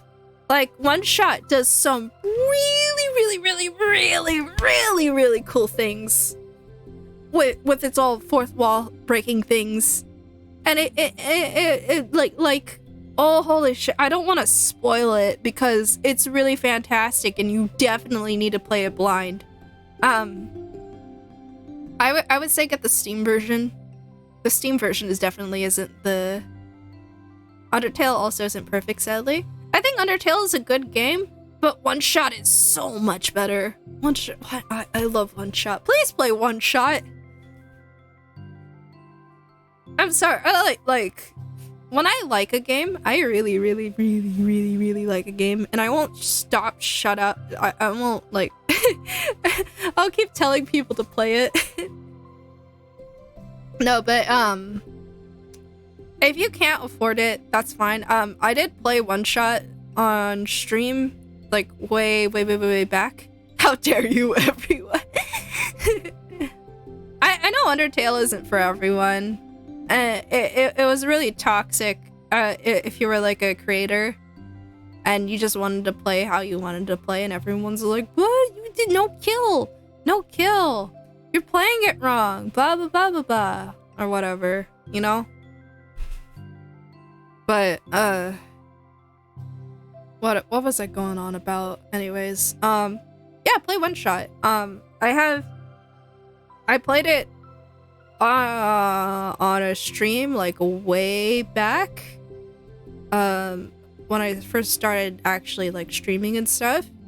Also, by the way, if you ever miss streams or anything, I put my VODs up on YouTube, but they're all in playlists because I don't want the actual, like, VOD stuff to clog up the video portion of my channel, because I do a lot of stuff that's unrelated to streaming. Lots of shit posts. And embarrassing stuff that I haven't taken down because, you know, people should see, like, the stages of my channel or whatever. Trash Panda 1200, thank you for the follow. Also, sorry, I'm rambling. I should continue. But Monica's left tapping her pen against the paper, unsure of where to start. Just move your hand, Monica mouths to herself. Right the way into your heart. Her mind full of thoughts, memories, and inspiration, Monica navigates past her mental barriers and begins her right. Doesn't matter what, just that it's something new.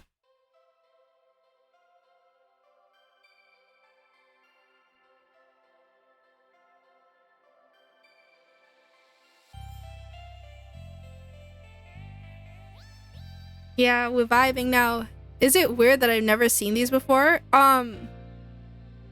They're in Doki Doki Plus, right? So it's the Steam version that you pay for. It's also available on consoles. Yeah.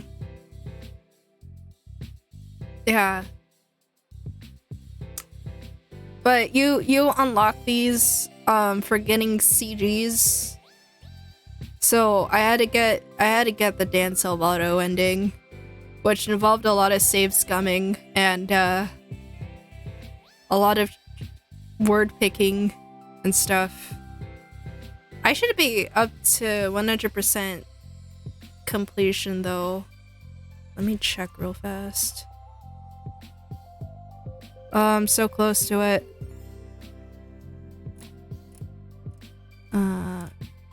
Finish all the side stories. I think that's gonna be, and then 100% data completion is the last one. Unless they added another one in there. Save scumming, more like save loving. Oh, true. Yeah. I really want... I need more fourth wall breaking games. God. Can you also imagine if you got if you can get Psycho Mantis on like an emulator or something, saying like going through your files and then being like, Ah, I see you played a lot of Doki Doki Literature Club. Thank you, dear player, for enjoying your story friendship. Aw. I can't do a good Psycho Mantis impression. You ever played Frog Fractions? No. I've actually never heard of Frog Fractions. Aw.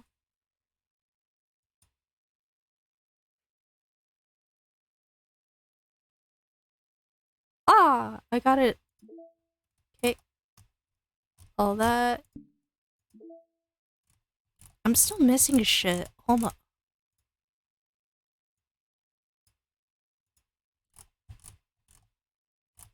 I'm still missing shit. Where am I? What? Where? Frog Fraction is a very game that is a game free on Steam. I'll have to check it out then. What the fuck am I missing?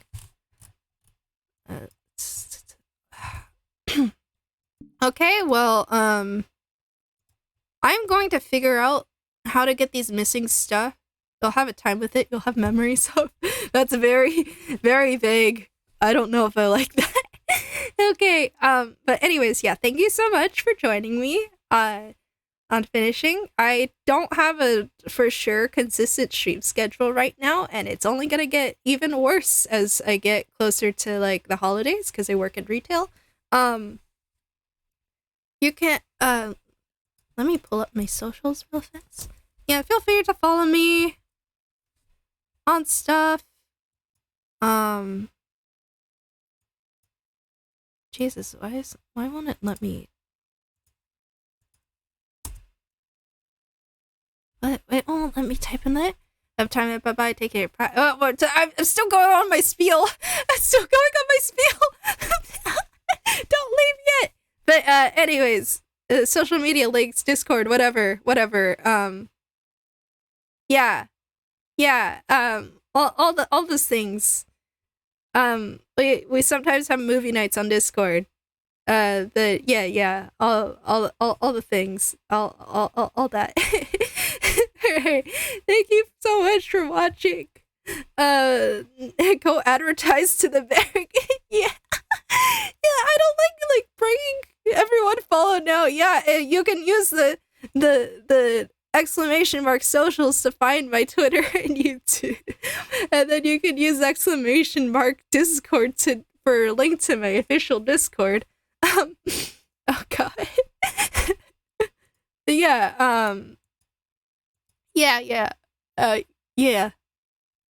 Okay. All right.